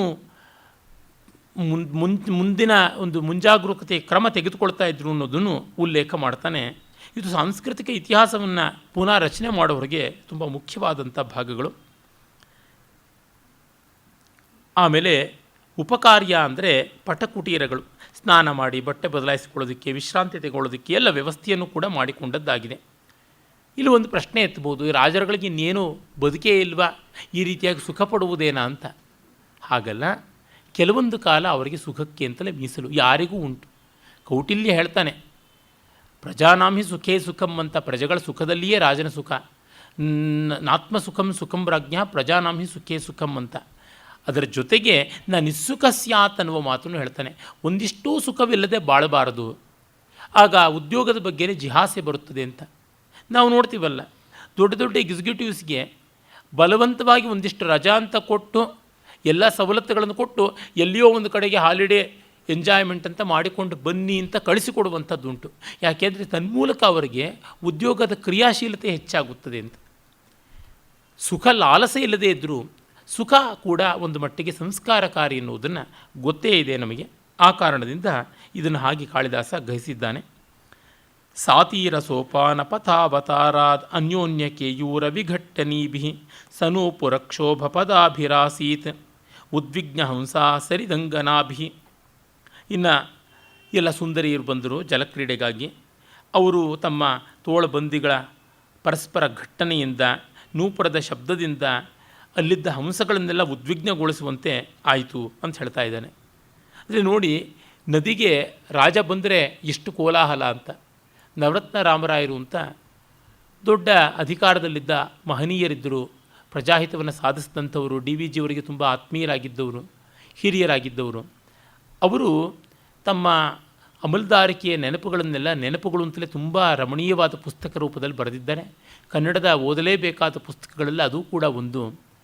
ಅಲ್ಲಿ ಅವರು ಒಂದು ಕಡೆ ಬರೀತಾರೆ, ಈ ತಲಕಾಡಿನ ಪಂಚಲಿಂಗ ದರ್ಶನದ ಹೊತ್ತಿನಲ್ಲಿ ಮಹಾರಾಣಿಯವರು, ವಾಣಿವಿಲಾಸ್ ಸನ್ನಿಧಾನ ಅಂತ ಕೃಷ್ಣರಾಜ ಒಡೆಯರ ತಾಯಿ, ಅವರು ಬಂದರಂತೆ. ಅಂದರೆ ಇವರ ಒಂದು ಊರಿಗೆ, ಇವರು ಅಮಲ್ದಾರರಾಗಿರ್ತಕ್ಕಂಥ ಊರಿಗೆ ಬಂದರು. ಅವರಿಗೆ ಒಂದು ಬಿಡದಿ ವ್ಯವಸ್ಥೆ ಇತ್ಯಾದಿ ಎಲ್ಲ ಮಾಡಿಕೊಡ್ಬೇಕು ಅಂದರೆ ಸಾಕಷ್ಟು ಆಗುತ್ತದೆ. ದೊಡ್ಡವರು ಅನುಕೂಲ ಇಲ್ಲದ ಜಾಗಕ್ಕೆ ಬರ್ತಾರೆ ಅಂತಂದರೆ ಏನೆಲ್ಲ ವ್ಯವಸ್ಥೆ ಮಾಡಬೇಕಾಗುತ್ತದೆ. ಬರೀ ಉದ್ದಕ್ಕೆ ಮಹಾರಾಣಿಯವರು ಮಾತ್ರ ಬರ್ತಾರೆ, ಅವರ ಪರಿವಾರ ಬರ್ತಾರೆ, ಅವರಿಗೆ ಅಡುಗೆ ಮಾಡೋರು ಬರ್ತಾರೆ, ಅವರ ಇನ್ನೆಲ್ಲ ಅನುಕೂಲತೆಗಳನ್ನು ನೋಡುವವರು ಬರ್ತಾರೆ. ಇಡೀ ದೊಡ್ಡ ಪರಿವಾರ ಒಂದು 60-70 ಜನಗಳಿಗೆ ಕಡಿಮೆ ಇಲ್ಲದೆ ಬರ್ತಾರೆ.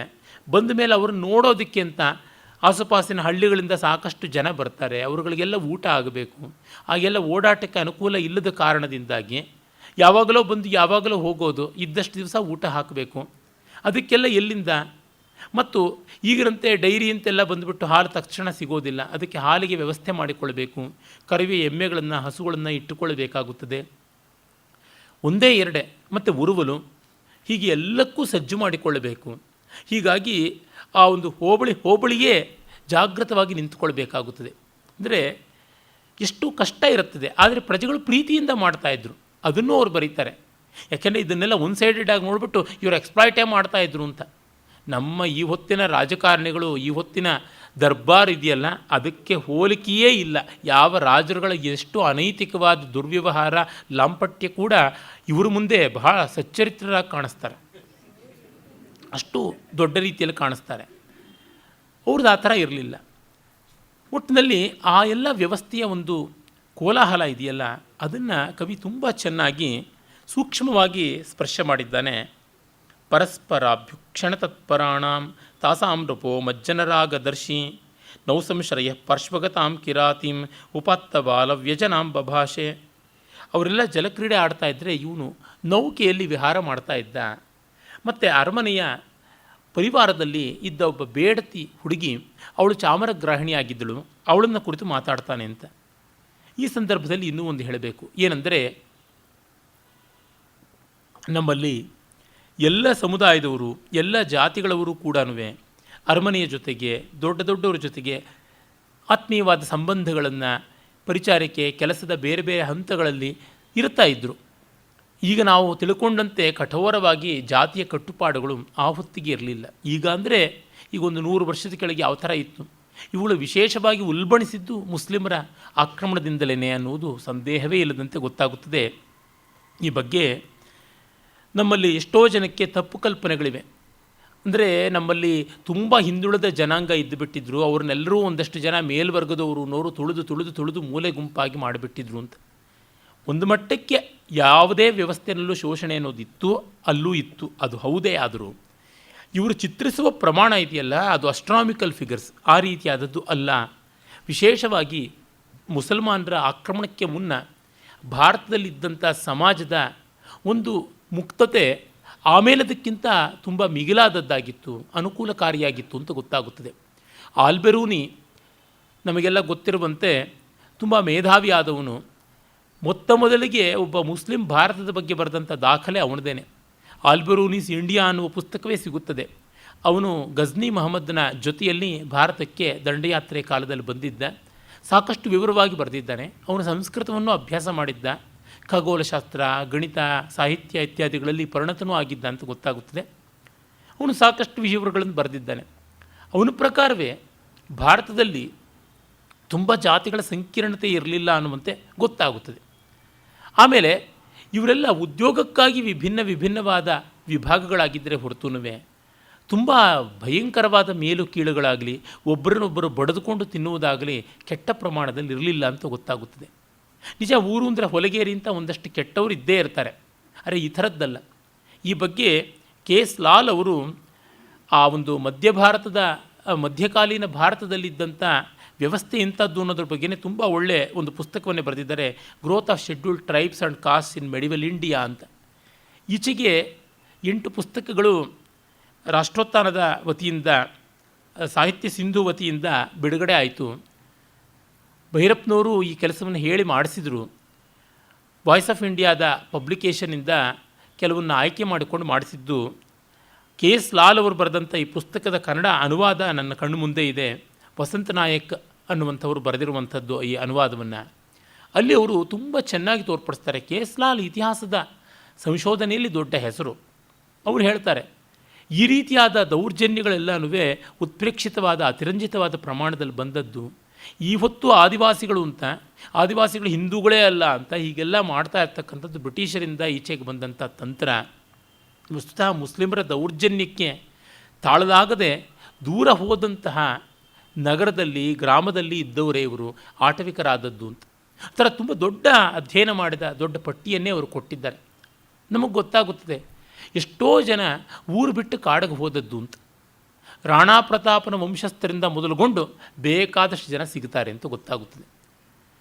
ಈಗ ಅವ್ರನ್ನೆಲ್ಲ ಗಿರಿಜನರು, ಅವರು ಪರಿಶಿಷ್ಟ ವರ್ಗದವರು, ಅವರು ಹಿಂದೂಗಳೇ ಅಲ್ಲ ಅಂತೆಲ್ಲ ಹೇಳುವುದಾಗ್ತಾ ಇದೆ. ಎಲ್ಲಿವರೆಗೆ ಅಂತಂದರೆ, ಈಶಾನ್ಯ ಭಾರತ ಅಂತ ಯಾವುದಿದೆ, ನಾರ್ತ್ ಈಸ್ಟ್, ಅಲ್ಲಿ ನಾಗಾಲ್ಯಾಂಡಿಂದ ಮೊದಲುಗೊಂಡು ಎಲ್ಲವನ್ನೂ ನೆಹರು ಮಿಷನರಿಗಳ ಮಾತನ್ನು ಕೇಳಿಕೊಂಡು ಅವರು ಹಿಂದೂಗಳೇ ಅಲ್ಲ, ಅದು ವಿಶಿಷ್ಟವಾದ ಪಂಗಡ, ಅದನ್ನು ಕಾಪಾಡಬೇಕು ಅಂತ ಹೇಳಿ ಇನ್ಯಾರಿಗೂ ಅಲ್ಲಿ ಪ್ರವೇಶಕ್ಕೆ ಅವಕಾಶ ಕೊಡದೆ ಕ್ರಿಶ್ಚಿಯನ್ಗಳಿಗೆ ಫಲವತ್ತಾದ ಅವಕಾಶ ಮಾಡಿಕೊಟ್ಟು ಅದೀಗ ಅಷ್ಟು ನಾಶವಾಗುವ ಸ್ಥಿತಿಗೆ ಬಂದಿದೆ ಆ ಪ್ರಾಚೀನ ಸಂಸ್ಕೃತಿ.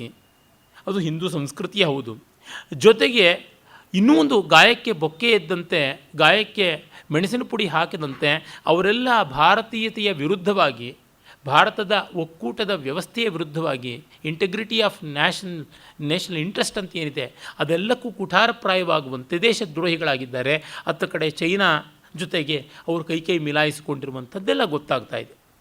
ಅಂದರೆ ಇದೆಲ್ಲ ಆದ ಅನರ್ಥಗಳು ಯಾವ ರೀತಿಯಲ್ಲಿ ಈ ಸೆಕ್ಯುಲರಿಸಮ್ನ ಭಯೋತ್ಪಾದಕತೆ ಅನ್ನುವುದನ್ನು ಮತ್ತು ಮುಸ್ಲಿಂ ದೌರ್ಜನ್ಯದ ಫಲ ಅನ್ನೋದನ್ನು ನಾವು ಕಾಣ್ತೀವಿ. ನಮ್ಮ ಪ್ರಾಚೀನ ಕಾವ್ಯಗಳಲ್ಲಿ ಎಲ್ಲರೂ ಮುಕ್ತವಾಗಿ ಬಂದು ಹೋಗುವಂಥ ವ್ಯವಸ್ಥೆ ಇದ್ದದ್ದು ಗೊತ್ತಾಗುತ್ತದೆ. ನಮ್ಮ ವೇದಗಳಿಂದ ನೋಡಿದರೆ ಗೊತ್ತಾಗುತ್ತದೆ. ಒಂದು ಯಜ್ಞ ಮಾಡಬೇಕಾದರೆ ಎಷ್ಟು ಜಾತಿಯವರು ಬೇಕಾಗುತ್ತಾರೆ ಅದರ ಉಲ್ಲೇಖಗಳನ್ನು ನಾವು ನೋಡ್ತೀವಿ. ಅಶ್ವಮೇಧ ಕಾಂಡ ಒಂದು ನೋಡಿದರೆ ಸಾಕಾಗುತ್ತದೆ. ಕೃಷ್ಣ ಯಜು ಸಂಹಿತೆ, ಶುಕ್ಲ ಯಜು ಸಂಹಿತೆ ಎರಡರೊಳಗೂ ಅಶ್ವಮೇಧ ಕಾಂಡ ಬರುತ್ತದೆ. ಅಲ್ಲಿ ನೀವು ನೋಡಿದಾಗ ಎಷ್ಟು ಜನ ಸಮುದಾಯ ಸೇರಿ ನಡೀತಾ ಇದ್ದದ್ದು ಅಂತ ನಾನೇ ಗಮನಿಸಿದ್ದೀನಿ. ನಮ್ಮ ಊರುಗಳಲ್ಲಿ ಯಾವುದೇ ಒಂದು ಸಮುದಾಯಕ್ಕೂ ಪ್ರಾತಿನಿಧ್ಯ ಇರ್ತಾಯಿತ್ತು. ಅವರುಗಳಿಗೆ ಆ ಸಮುದಾಯದ ಮುಖ್ಯಸ್ಥರಿಗೆ ತಾಂಬೂಲವನ್ನು ಕೊಡುವಂಥದ್ದು ಇರ್ತಾಯಿತ್ತು. ಸಭಾ ತಾಂಬೂಲ ಅನ್ನುವುದು ಊರಿನ ಹಿತಕ್ಕಾಗಿ ನಡೆಸುವಂಥದ್ದು, ಜೊತೆಗೆ ಸಭಾ ಪ್ರಮುಖರಿಗೆ ತಾಂಬೂಲ ಅನ್ನುವಂಥದ್ದು ಇರ್ತಾಯಿತ್ತು. ಯಾವುದೇ ಒಂದು ಸಮಿತಿ ಪರಿಷತ್ ಅಂತ ಮಾಡಿದ್ರೆ ಎಲ್ಲರೂ ಸಹಕಾರಿಗಳಾಗಿ ಸೇರ್ತಾ ಇದ್ದದ್ದು, ಈ ಥರದ್ದೆಲ್ಲ ಇರ್ತಾಯಿತ್ತು. ಪರ್ವಗಳಲ್ಲಿಯೇ ಇತ್ತಲ್ಲ, ಒಂದೊಂದು ವರ್ಗವು, ಒಂದೊಂದು ಬುಡಕಟ್ಟು, ಒಂದೊಂದು ಸಮುದಾಯವು ಪ್ರಮುಖವಾಗಿ ನಿಂತು ಒಂದೊಂದು ವಿಶಿಷ್ಟವಾದ ಪರ್ವಗಳನ್ನು ಮಾಡುವಂಥದ್ದು ಅಂತ ಹೀಗೆಲ್ಲ ನಡೀತಾ ಇತ್ತು. ಒಂದು ಉತ್ಸವ ನಡೆಯಬೇಕಾದ್ರೆ ಇಂತಿಂಥ ವರ್ಗದವರು, ಇಂತಿಂಥ ಜಾತಿಯವರು, ಇಂತಿಂಥ ಕರ್ಮದವರು ಈ ಕೆಲಸಗಳನ್ನು ಮಾಡಿಕೊಂಡು ಬರಬೇಕು ಅನ್ನುವುದು, ಹಾಗಾಗಿ ಅವರಿಗೆ ಅದು ಒಂದು ಬಾಧ್ಯತೆಯ ಹೆಮ್ಮೆ, ಅಗ್ಗಳಿಕೆ ಆಗಿತ್ತು ಅಂತ. ಅಂದರೆ ಕಮ್ಯುನಿಟಿ ಲೈಫ್ ಅನ್ನುವುದು, ಕಲೆಕ್ಟಿವ್ ಪಾರ್ಟಿಸಿಪೇಷನ್ ಅನ್ನುವುದು ಬಹಳ ಮಟ್ಟಿಗೆ ಚೆನ್ನಾಗಿದ್ದದ್ದು ಗೊತ್ತಾಗುತ್ತದೆ. ಹಾಗಾಗಿ ಆಮೇಲಿಂದ ಇದನ್ನು ದೊಡ್ಡ ಕುತಂತ್ರವಾಗಿ, ವಿಶೇಷವಾಗಿ ಲೆಫ್ಟಿಸ್ಟ್ ಹಿಸ್ಟೋರಿಯನ್ಸೇ ಅಲ್ಲ, ಅರುಣ್ ಶೌರ್ಯರು ಎಮಿನೆಂಟ್ ಹಿಸ್ಟೋರಿಯನ್ಸ್ ಓದಿದ್ರೆ ಸಾಕು ಗೊತ್ತಾಗುತ್ತೆ, ಅವರ ಬಂಡವಾಳ ಬಯಲಾಗುತ್ತದೆ. ಒಂದು ಬಿಡಿಗಾಸಿನ ಕೆಲಸವನ್ನು ಮಾಡದೆ ಕೋಟಿಗಳನ್ನು ನುಂಗಿ ಖಾಲಿ ಪೇಪರ್ಗಳನ್ನು ಫೈಲಾಗಿ ಕೊಟ್ಟಂಥ ಪಾಪಿಗಳು. ಆ ಕಾರಣದಿಂದ ಅರಮನೆಯಲ್ಲಿ ಬೇಡರಿರ್ಬೋದು, ಮತ್ತೊಬ್ಬರಿರ್ಬೋದು, ಎಲ್ಲರೂ ಇದ್ದರು. ಅಷ್ಟೇ ಯಾಕೆ ಆಟವಿಕ ಸೈನ್ಯ ಅನ್ನುವುದೇ ಒಂದು ಪ್ರತ್ಯೇಕವಾದ ಸೈನ್ಯ ಇತ್ತು ಅಂತ ನಮಗೆ ಗೊತ್ತಾಗುತ್ತದೆ. ಮಹಿಳಾ ಸೈನ್ಯ ಬೇರೆ ಇತ್ತು ಅಂತ ಗೊತ್ತಾಗುತ್ತದೆ. ತೀರಾ ಈಚಿನವರೆಗೂ ಮದಕರಿ ನಾಯಕನ ಕಾಲದಲ್ಲಿ ಕೂಡ ಇತ್ತು. ಅವರು ಹಂಡಿಬಾಗ್ನ ಮಹಿಳೆಯರ ಸೈನ್ಯ ಎಷ್ಟು ಉಗ್ರವಾಗಿತ್ತು ಅಂತಂದರೆ, ತರಾಸೂರು ಬರೀತಾರೆ, ಅವರ ಒಂದು ಪ್ರಸಿದ್ಧವಾದ ಕಾದಂಬರಿ ಕೇಂದ್ರ ಸಾಹಿತ್ಯ ಅಕಾಡೆಮಿ ಪ್ರಶಸ್ತಿ ಕೂಡ ಅದಕ್ಕೆ ಬಂತು. ದುರ್ಗಾಸ್ತಮಾನದಲ್ಲಿ ಆ ಮಹಿಳಾ ಪಡೆಯ ನಾಯಕಿ ಮದಕರಿ ನಾಯಕನಿಗೆ ಮುಖ ತೊಳ್ಕೊಳ್ಳೋದಕ್ಕೆ ಅಂತ ಒಂದು ಚಂಪು ಕೊಡ್ತಾಳೆ. ಬಗ್ಗಿಸ್ಕೊಳ್ತಾನೆ, ಕೈಗೆ ರಕ್ತ ಬರುತ್ತೆ. ರಾಜ ರಕ್ತವನ್ನು ಕಣ್ಣಿಂದ ಕಾಣಬೇಕು, ಕೈಯಲ್ಲಿ ರಕ್ತದಿಂದಲೇ ಕೈ ತೊಳೆಯಬೇಕು, ಆಗಲೇ ಅವನಿಗೆ ಯುದ್ಧ ಮಾಡೋಕ್ಕಾಗೋದು ಅಂತ ಅವಳು ಹೇಳ್ತಾಳೆ ಅಂತ. ಅದರ ಇಂಪ್ಲಿಕೇಶನ್ಸ್ ಏನೇ ಇರಲಿ, ಈ ಮಟ್ಟದ ತಯಾರಿ ಎನ್ನುವುದಿತ್ತು. ವಸ್ತುತಃ ನಮ್ಮ ಮಧ್ಯ ಭಾರತದ ಅನೇಕ ರಾಜವಂಶಗಳು ಪ್ರಾಚೀನ ಭಾರತದಿಂದಲೇ ಮೊದಲುಗೊಂಡು ಎಲ್ಲ ಇವತ್ತಿನ ಸೋಕಾಳ್ ದಲಿತರೇ ಆಗಿರ್ತಕ್ಕಂಥದ್ದು. ಅದಕ್ಕೆ ಕ್ಲಾಸಿಕ್ ಎಕ್ಸಾಂಪಲ್ ಮದಕರಿ ನಾಯಕನೇ. ಇಡೀ ಚಿತ್ರದುರ್ಗದ ನಾಯಕರ ವಂಶವೆಲ್ಲ ಬೇಡರು. ನಮ್ಮಲ್ಲಿ ಗೊಂಡರು, ಬೇಡರು, ಲೋಹಾರರು ಎಲ್ಲರೂ ಚಮ್ಮಾರರಿಂದ ಮೊದಲುಗೊಂಡು ಪ್ರತಿಯೊಬ್ಬರೂ ಕಾಣಸಿಗುತ್ತಾರೆ. ಪುರಿ ಜಗನ್ನಾಥನ ದೇವಸ್ಥಾನದ ಉತ್ಸವದ ಕಾಲದಲ್ಲಿ, ಜಗನ್ನಾಥ ರಥದ ಒಂದು ಎಳೆಯುವ ಕಾಲದಲ್ಲಿ ಅಲ್ಲಿದ್ದಂಥವರು ಗಂಗ ವಂಶರು ಅಂತ, ಅದನ್ನು ಕಳಿಂಗ ಗಂಗಾ ಅಂತಲೇ ಕರೀತಾರೆ.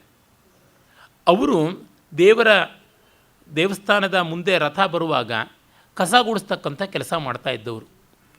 ಅವರ ಮೂಲ ಎರಡು ರೀತಿಯಾಗಿ ಅಂತ ಹೇಳ್ತಾರೆ. ಗಂಗೆ ಕುಲ ಅಂತಂದರೆ ಬೆಸ್ತರಿದ್ದಿರಬೇಕು ಅಂತ, ಮತ್ತು ಅವರು ಜಾಡಮಾಲಿಗಳ ಕುಲ ಇದ್ದಿರಬೇಕು, ಕಸ ಗುಡಿಸುವಂಥದ್ದನ್ನೇ ಪರಂಪರೆಯಾಗಿ ಇಟ್ಟುಕೊಂಡವರು ಅಂತ.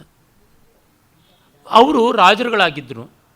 ಈಗಲೂ ಕೂಡ ಆ ಮಹಾರಾಜನ ವಂಶದವರು ಪಲ್ಲಕ್ಕಿಯಲ್ಲಿ ಬಂಗಾರದ ಹಿಡಿಕೆ ಇರತಕ್ಕಂಥ ಪೊರಕೆ ಬರುತ್ತೆ. ಆ ಪೊರಕೆಯನ್ನು ಜಗನ್ನಾಥನ ರಥದ ಮುಂದೆ, ಬಲಭದ್ರ ಮತ್ತು ಸುಭದ್ರೆಯರ ರಥದ ಮುಂದೆ ಇರುವಂಥ ನೆಲವನ್ನು ಗುಡಿಸಿದ ಒಂದು ಶಾಸ್ತ್ರಾಂತಲಾದರೂ ಮಾಡಿದ ಮೇಲೇ ರಥ ಮುಂದಕ್ಕೆ ಹೋಗುವಂಥದ್ದು. ಅವನಿಗೆ ಕಂಚಿಯ ಮಹಾರಾಜನ ಮಗಳನ್ನು ಕೊಟ್ಟು ಮದುವೆ ಮಾಡೋದಾಗಿತ್ತು. ಆ ಕಂಚಿಯ ಮಹಾರಾಜನನ್ನು ಇವನು ಗೆದ್ದ ಮೇಲೆ ಮಗಳ ಮದುವೆ ಆಗಿದ್ದು. ಅದರ ಬಗ್ಗೆ ಒಂದು ಸ್ವಾರಸ್ಯವಾದ ಕಥೆಯೇ ಉಂಟು. ಕಂಚಿಯ ಮಹಾರಾಜ ಜಗನ್ನಾಥ ಕ್ಷೇತ್ರಕ್ಕೆ ದರ್ಶನಕ್ಕಾಗಿ ಬಂದಾಗ ಮಹಾರಾಜ ತನ್ನ ಪಕ್ಕದಲ್ಲೇ ಕೂತಿದ್ದವನು ಇದ್ದಕ್ಕಿದ್ದಂತೆ ಇಳಿದು ಹೋಗಿಬಿಟ್ಟು ಪೊರಕೆ ತೊಗೊಂಡು ಗುಡಿಸೋವಾಗ ಈ ಜಾಡಮಾಲಿ ವಂಶದವನಿಗೆ ನಾನು ಮಗಳನ್ನು ಕೊಡೋದಾ, ಸ್ನೇಹವನ್ನು ಮಾಡೋದಾ ಅಂತ ಬೇಸರ ಪಟ್ಟುಕೊಂಡ. ಅದು ಗೊತ್ತಾಗಿ ಇವನಿಗೆ ತೀವ್ರವಾದ ಕೋಪ ಬಂದು ಆ ಮಹಾರಾಜ, ಪುರಿ ಜಗನ್ನಾಥ ಕ್ಷೇತ್ರದ ಮಹಾರಾಜ ಕಂಚಿಯ ಮೇಲೆ ಯುದ್ಧ ಮಾಡಿ ರಾಜನನ್ನು ಸೋಲಿಸಿ ಅವನ ಮಗಳನ್ನು ಸೆರೆ ಹಿಡಿದು, ಹೀಗೆ ತನ್ನನ್ನು ಅವಮಾನ ಮಾಡಿದ್ರಲ್ಲ, ಒಬ್ಬ ಕಸ ಬಳಿಯವನಿಗೆ ಕೊಡಿ ಅಂತ ಹೇಳಿಬಿಟ್ಟು ಹೋದ. ಆದರೆ ಮಂತ್ರಿ ವಿವೇಕಿಯಾದವನು ತಂದೆಯ ಆಗ್ರಹಕ್ಕೆ ಮಗಳ ಯಾತಕ್ಕೆ ಬಲಿಯಾಗಬೇಕು ಅಂತ ಮುಂದಿನ ವರ್ಷದ ಜಗನ್ನಾಥ ರಥೋತ್ಸವ ಕಾಲದವರೆಗೆ ಅವಳನ್ನು ತನ್ನ ಮನೆಯಲ್ಲೇ ಕಾಪಾಡಿಕೊಂಡಿದ್ದು. ಕಸ ಗುಡಿಸ್ತಾ ಇದ್ದ ಮಹಾರಾಜನ ಮುಂದೆ 1 ವರ್ಷ ಇಡೀ ಭೂಮಂಡಲ ಹುಡುಕದೆ ಯೋಗ್ಯನಾದ ವರ ಆ ಕಸ ಗುಡಿಸೋರಲ್ಲಿ ಯಾರೂ ಸಿಗಲಿಲ್ಲ, ನೀವೇ ಸಿಕ್ಕಿದ್ದು, ದಯಮಾಡಿ ಸ್ವೀಕರಿಸಿ ಅಂತ. ಅಷ್ಟೊತ್ತಿಗೆ ಅವನಿಗೂ ಕೋಪ ಇಳಿದಿತ್ತು, ಸ್ವೀಕಾರ್ಯ ಅಂದುಕೊಂಡ ಅಂತ. ಅಂದರೆ ಇದು ನಮಗೇನು ತೋರಿಸುತ್ತೆ, ನಮ್ಮಲ್ಲಿ ಕ್ಷತ್ರಿಯ ಅಂತಂದರೆ ಅದೊಂದು ಎಕ್ಸ್ಪ್ಲಾಯ್ಟರ್ ಕಮ್ಯುನಿಟಿ ಅಂತ ಅನ್ನುವಂಥ ಅರ್ಥದಲ್ಲಿ ಅಲ್ಲ. ಯಾರಿಗೆ ಬಲ ಉಂಟು, ಯಾರಿಗೆ ಸಂಘಟನಾ ಶಕ್ತಿ ಉಂಟು, ಅವರೆಲ್ಲರೂ ಕ್ಷತ್ರಿಯರಾಗಿದ್ದಾರೆ ಅಂತ. ನಾನು ಭಾರತೀಯ ಕ್ಷಾತ್ರ ಪರಂಪರೆಯ ಭಾಷಣ ಮಾಲಿಕೆಯಲ್ಲಿ ಇದನ್ನು ಬೇಕಾದಷ್ಟು ಹೇಳಿದ್ದೀನಿ, ಹಾಗಾಗಿ ಇನ್ನು ವಿಸ್ತರಿಸೋಕ್ಕೆ ಹೋಗೋಲ್ಲ. ಇವು ನಮಗೆ ಗಮನದಲ್ಲಿಲ್ಲದೆ ಇದ್ದರೆ ತುಂಬ ದೊಡ್ಡ ಅಪಾಯವಾಗುತ್ತದೆ. ಪ್ರಾಚೀನ ಭಾರತದ ಸಂಸ್ಕೃತಿಯನ್ನು ಅರ್ಥ ಮಾಡಿಕೊಳ್ಳೋದಕ್ಕೆ ನಾವು ಎಂದೂ ಕೂಡ ಅದನ್ನು ಅನ್ಯಾಯ ಮಾಡೋಕ್ಕೆ ಹೊರಟಂಥವರ ಆಕಾರಗಳನ್ನು ಕಣ್ಣು ಮುಚ್ಚಿಕೊಂಡು ಇಟ್ಕೊಳ್ಬಾರ್ದು. ನೋಡೋಣ, ಅಲ್ಲಿಂದ ಪಡ್ಕೊಳ್ಬೇಕಾದದ್ದು ಏನಿದೆ ವಿವೇಚನೆಯಿಂದ ಸ್ವೀಕರಿಸೋಣ. ಆದರೆ ಲೆಫ್ಟಿಸ್ಟ್ ಇತಿಹಾಸ ಅಂತಿದೆಯಲ್ಲ, ಅದು ಪ್ರಪಂಚದ ಎಲ್ಲಿಯೂ ಕೂಡ ಸರಿಯಾದ ಇತಿಹಾಸವನ್ನು ಬರೆದಿಲ್ಲ. ಆದ್ಯಂತ ಒಳಗೆ ಹೊರಗೆ ಮೋಸ, ಟೊಳ್ಳು, ವಂಚನೆ ಅಂತಿದ್ದರೆ ಆ ಒಂದು ಮಾರ್ಕ್ಸಿಸ್ಟ್ ಇತಿಹಾಸ, ಮಾರ್ಕ್ಸಿಸ್ಟ್ ಪದ್ಧತಿಯ ವಿಚಾರಕ್ರಮ ಬಿಟ್ಟು ಇನ್ಯಾವುದೂ ಅಲ್ಲ ಅನ್ನೋದನ್ನು ಬಹಳ ಧೈರ್ಯವಾಗಿ ಹೇಳ್ಬೋದು. ಈ ಬೇಡತಿಯ ಜೊತೆಯಲ್ಲಿ ಅವನು ನೌಕೆಯಲ್ಲಿ ಬರ್ತಾ ಮಾತಾಡ್ತಾನೆ, ಸಲಿಗೆಯಿಂದ ಆ ವರ್ಣನೆಗಳನ್ನೆಲ್ಲ ಮಾಡ್ತಾನೆ. ಅಂತಂದರೆ ರಾಜರುಗಳು ತಮ್ಮ ಸೇವಕರುಗಳ ಜೊತೆಗೆ ಶ್ರೀಮದ್ ಗಾಂಭೀರ್ಯದಿಂದ ಏನು ವರ್ತಿಸ್ತಾ ಇರಲಿಲ್ಲ, ಸ್ನೇಹಭಾವದಿಂದ ಇರ್ತಾಯಿದ್ರು. ಅವರಿಗೆ ತಾಂಬೂಲದ ಪೆಟ್ಟಿಗೆ ಹೊರತಕ್ಕಂಥವ್ರು ಇರ್ತಾಯಿದ್ರು, ತಾಂಬೂಲ ಕರಂಕ ವಾಹಕರು, ವಾಹನೀಯರು ಅಂತೆಲ್ಲ. ಚಂದ್ರಾಪೀಡನಿಗೆ ಒಬ್ಬ ಸೋತ ರಾಜನ ಮಗಳು ಪತ್ರಲೇಖೆ ಇದ್ದಳು ಅಂತ ಕಾದಂಬರಿಯಲ್ಲಿ ಗೊತ್ತಾಗುತ್ತದೆ. They used to be something like personal secretaries, ಆ ಥರ ಇರ್ತಾಯಿದ್ರು ಅಂತ. ಅಷ್ಟೇಕೆ ನಮ್ಮ ಚಿಕ್ಕದೇವರಾಜ ಒಡೆಯರ್ ಯಾರಿದ್ದರು, ನವಕೋಟಿ ನಾರಾಯಣ ಅಂತ ಹೆಸರಾಗಿದ್ದು 17ನೇ ಶತಮಾನದ ನಡುವಿನಲ್ಲಿದ್ದವರು, ಅವರ ಹೆಂಡತಿಯ ಸಂಚಿ ಹೊರತಕ್ಕಂಥವಳು ತಾಂಬೂಲ ಕರಂಕವಾಹಿನಿಯ ಹೊನ್ನಮ್ಮ, ಸಂಚಿ ಹೊನ್ನಮ್ಮ. ಆಕೆ ಒಳ್ಳೆಯ ಕಾವ್ಯವನ್ನೆಲ್ಲ ಬರೆದವಳಾಗಿದ್ಲು. ಶಿಖಾಮಣಿ ಅಳಸಿಂಗರಾಚಾರ್ಯರು ಆಕೆಗೆ ಸಂಸ್ಕೃತವನ್ನು, ಸಾಹಿತ್ಯವನ್ನು ಪಾಠ ಹೇಳಿದರು ಅಂತ ಗೊತ್ತಾಗುತ್ತದೆ. ದೇವಶಿಖಾಮಣಿ ಅಂತಕ್ಕಂಥದ್ದು ಒಂದು ವಿಶೇಷವಾದ ಶ್ರೀವೈಷ್ಣವರ ಕುಟುಂಬದ ಹೆಸರು. ಅಲ್ಲಿ ಅನೇಕ ಅಳಸಿಂಗರಾಚಾರ್ಯರು ಬಂದರು. ರಾಮಾಯಣ, ಮಹಾಭಾರತ, ಭಾಗವತಾದಿಗಳನ್ನೆಲ್ಲ ಅನುವಾದ ಮಾಡಿದವರು, ಸ್ವಪ್ನವಾಸವ ದತ್ತಾದಿಗಳನ್ನು ಅನುವಾದ ಮಾಡಿದವರು, ಚಲುವನಾರಾಯಣ ಶತಕ ಅಂತ ಬರೆದಂಥವರು ಇತ್ತೀಚಿನ ದೊಡ್ಡ ವಿದ್ವಾಂಸರಾಗಿದ್ದವರು ದೇವಶಿಖಾಮಣಿ ಅಳಸಿಂಗರಾಚಾರ್ಯರು ಅವರೊಬ್ಬರು. 20ನೇ ಶತಮಾನದ ಆದಿಭಾಗದಲ್ಲಿದ್ದವರು. ಅವರ ಪೂರ್ವಜರು ಈ ದೇವಶಿಖಾಮಣಿ ಅಳಸಿಂಗರಾಚಾರ್ಯರು. ಅವರು ಸಂಚಿ ಹೊನ್ನಮ್ಮನಿಗೆ ಪಾಠ ಹೇಳಿದ್ರು ಅಂತಂದರೆ ಎಲ್ಲಿ ಹುಟ್ಟಿದವಳು, ಏನಾದವಳು ಗೊತ್ತಿಲ್ಲ. ಮಹಾರಾಣಿಯ ಆ ವೀಳ್ಯದೆಲೆ ಸಂಚಿ ಹೊರುವಂಥದ್ದು, ವೀಳ್ಯದೆಲೆಯನ್ನು ಮಡಚಿ ಕೊಡ್ತಕ್ಕಂಥದ್ದು, ಪಾನ್ ದಾನ್ ಅಂತೀವಲ್ಲ, ಆ ಕೆಲಸ ಮಾಡ್ತಾ ಇದ್ದಿದ್ದು. ಆಕೆಗೆ ಸಾಹಿತ್ಯಾಸಕ್ತಿ ಇದೆ ಅಂತ ಗೊತ್ತಾಗಿ ಮಹಾರಾಣಿ ದೇವಶಿಖಾಮಣಿ ಅಳಸಿಂಗರಾಚಾರ್ಯರನ್ನು ಏರ್ಪಾಟು ಮಾಡಿದ್ದು ಅಂತೆಲ್ಲ ಅಂದಾಗ ಆಕೆ ಒಳ್ಳೆ ಸಾಂಗತ್ಯ ಕಾವ್ಯ ಬರೆದಿದ್ದಾಳೆ, ಹದಿಬದೆಯ ಧರ್ಮ, ನಮಗೆ ಗೊತ್ತಿರುವಂಥದ್ದೇನೆ. ಇದು ಎಕ್ಸೆಪ್ಷನ್ಸ್ ಅಂತಲ್ಲ, ಬೇಕಾದಂತೆ ಇತ್ತು. ತೆಲುಗಿನ ಸಾಹಿತ್ಯಕ್ಕೆ ಬನ್ನಿ, ದಕ್ಷಿಣಾಂಧ್ರ ಯುಗದಲ್ಲಿ ಎಷ್ಟು ಜನ ಆಗಿ ಹೋದರು. ಅವಳು ಮುದ್ದುಪಳನಿನೇ, ರಂಗಾಜಮ್ಮನೇ, ರಾಮಭದ್ರಾಂಬೆನೇ ಅಥವಾ ಮಧುರವಾಣಿಯೇ, ಒಬ್ಬರೇ ಇಬ್ಬರೇ ಅದೆಷ್ಟು ಜನ ಆಗಿ ಹೋದರು. ಎಲ್ಲರೂ ದೊಡ್ಡ ವಿದುಷಿಯರಾಗಿದ್ದಂಥವರು. ಹೀಗಾಗಿ ಈ ಕ್ಷತ್ರಿಯ ಸಮುದಾಯ ಅಂತನ್ನೋದಾಗಲಿ ಮತ್ತೊಂದಾಗಲಿ ಜಾತಿಯನ್ನು ಅಂಟುಕೊಂಡಿದ್ದದ್ದು, ಮಿಕ್ಕ ಸಮುದಾಯವನ್ನು ಹಿಂಸೆ ಮಾಡ್ತಾ ಇದ್ದು ಅನ್ನೋದು ತುಂಬ ತುಂಬ ಆಂಶಿಕವಾದ ಸತ್ಯ. ಎಷ್ಟೋ ಬಾರಿ ಅದು ಅಸತ್ಯವೇ ಆಗಿದೆ ಅಂತ ಗೊತ್ತಾಗುತ್ತದೆ.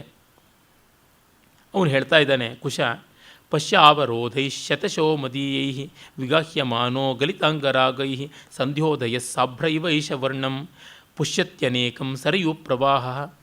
ಈ ಸುಂದರಿಯರು ಬಂದು ಸ್ನಾನ ಮಾಡ್ತಾ ಇದ್ದರೆ ಅವರ ಮೈಗೆ ಹಚ್ಚಿಕೊಂಡ ಕುಂಕುಮಾಗರು ಲಿಪ್ತವಾದಂಥ ಚಂದನ ಸರಿಯೂ ಪ್ರವಾಹಕ್ಕೆ ಸೇರಿ ಸಂಧ್ಯಾಕಾಲದ ಪ್ರತಿಫಲನವೋ ಎಂಬಂತೆ ಕಾಣಿಸ್ತಾ ಇದೆ ಅಂತ ಹೇಳ್ತಾ ಇದ್ದಾನೆ.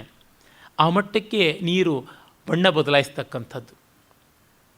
ವಿಲುಪ್ತಮಂತಃಪುರ ಸುಂದರೀಣಾಂ ಯದಂಜನಂ ನೌ ಲುಲಿತಾಭಿರದ್ಭಿ ತದ್ಬಧ್ನತೀಭಿ ಮದರಾಗಶೋಭಾಂ ವಿಲೋಚನೇಶು ಪ್ರತಿಮುಕ್ತಮಾಸಾಂ. ಕಣ್ಣಿನ ಕಾಡಿಗೆ ಹೋಗಿದೆ. ಮತ್ತು ನೌಕೆಗಳ ಸಂಚಾರದ ಕಾರಣದಿಂದ ನೀರಿನ ಅಲೆಗಳಲ್ಲಿ ಹೊಯ್ದಾಟ ಬಂದಿದೆ.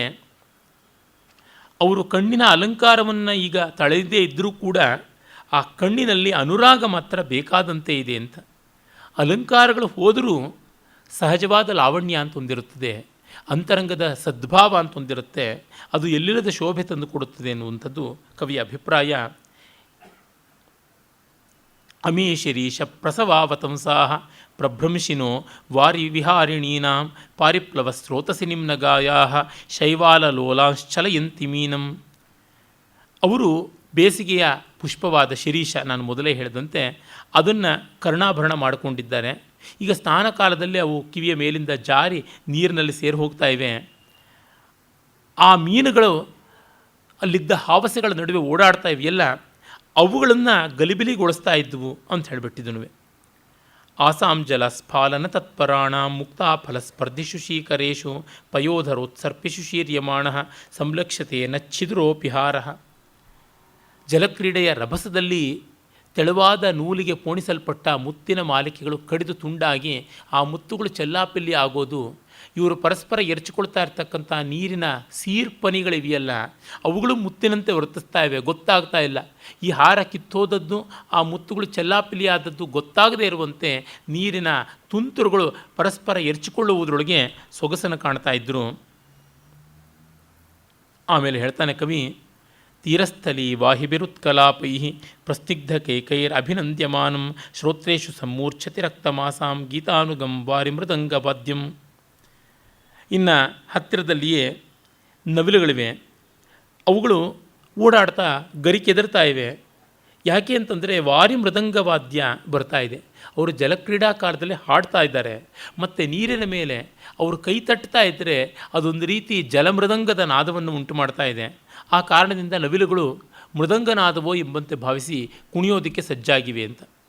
ನಮ್ಮಲ್ಲಿ ಎಲ್ಲ ಹಂತದಲ್ಲೂ ಹಾಡಿರ್ತಾ ಇತ್ತು. ನವನಾಗರಿಕತೆ ಬಂದ ಮೇಲೆ ನಗರ ಜೀವನದಲ್ಲಿ ಹಾಡಿಲ್ಲದಂತೆ ಆಯಿತು.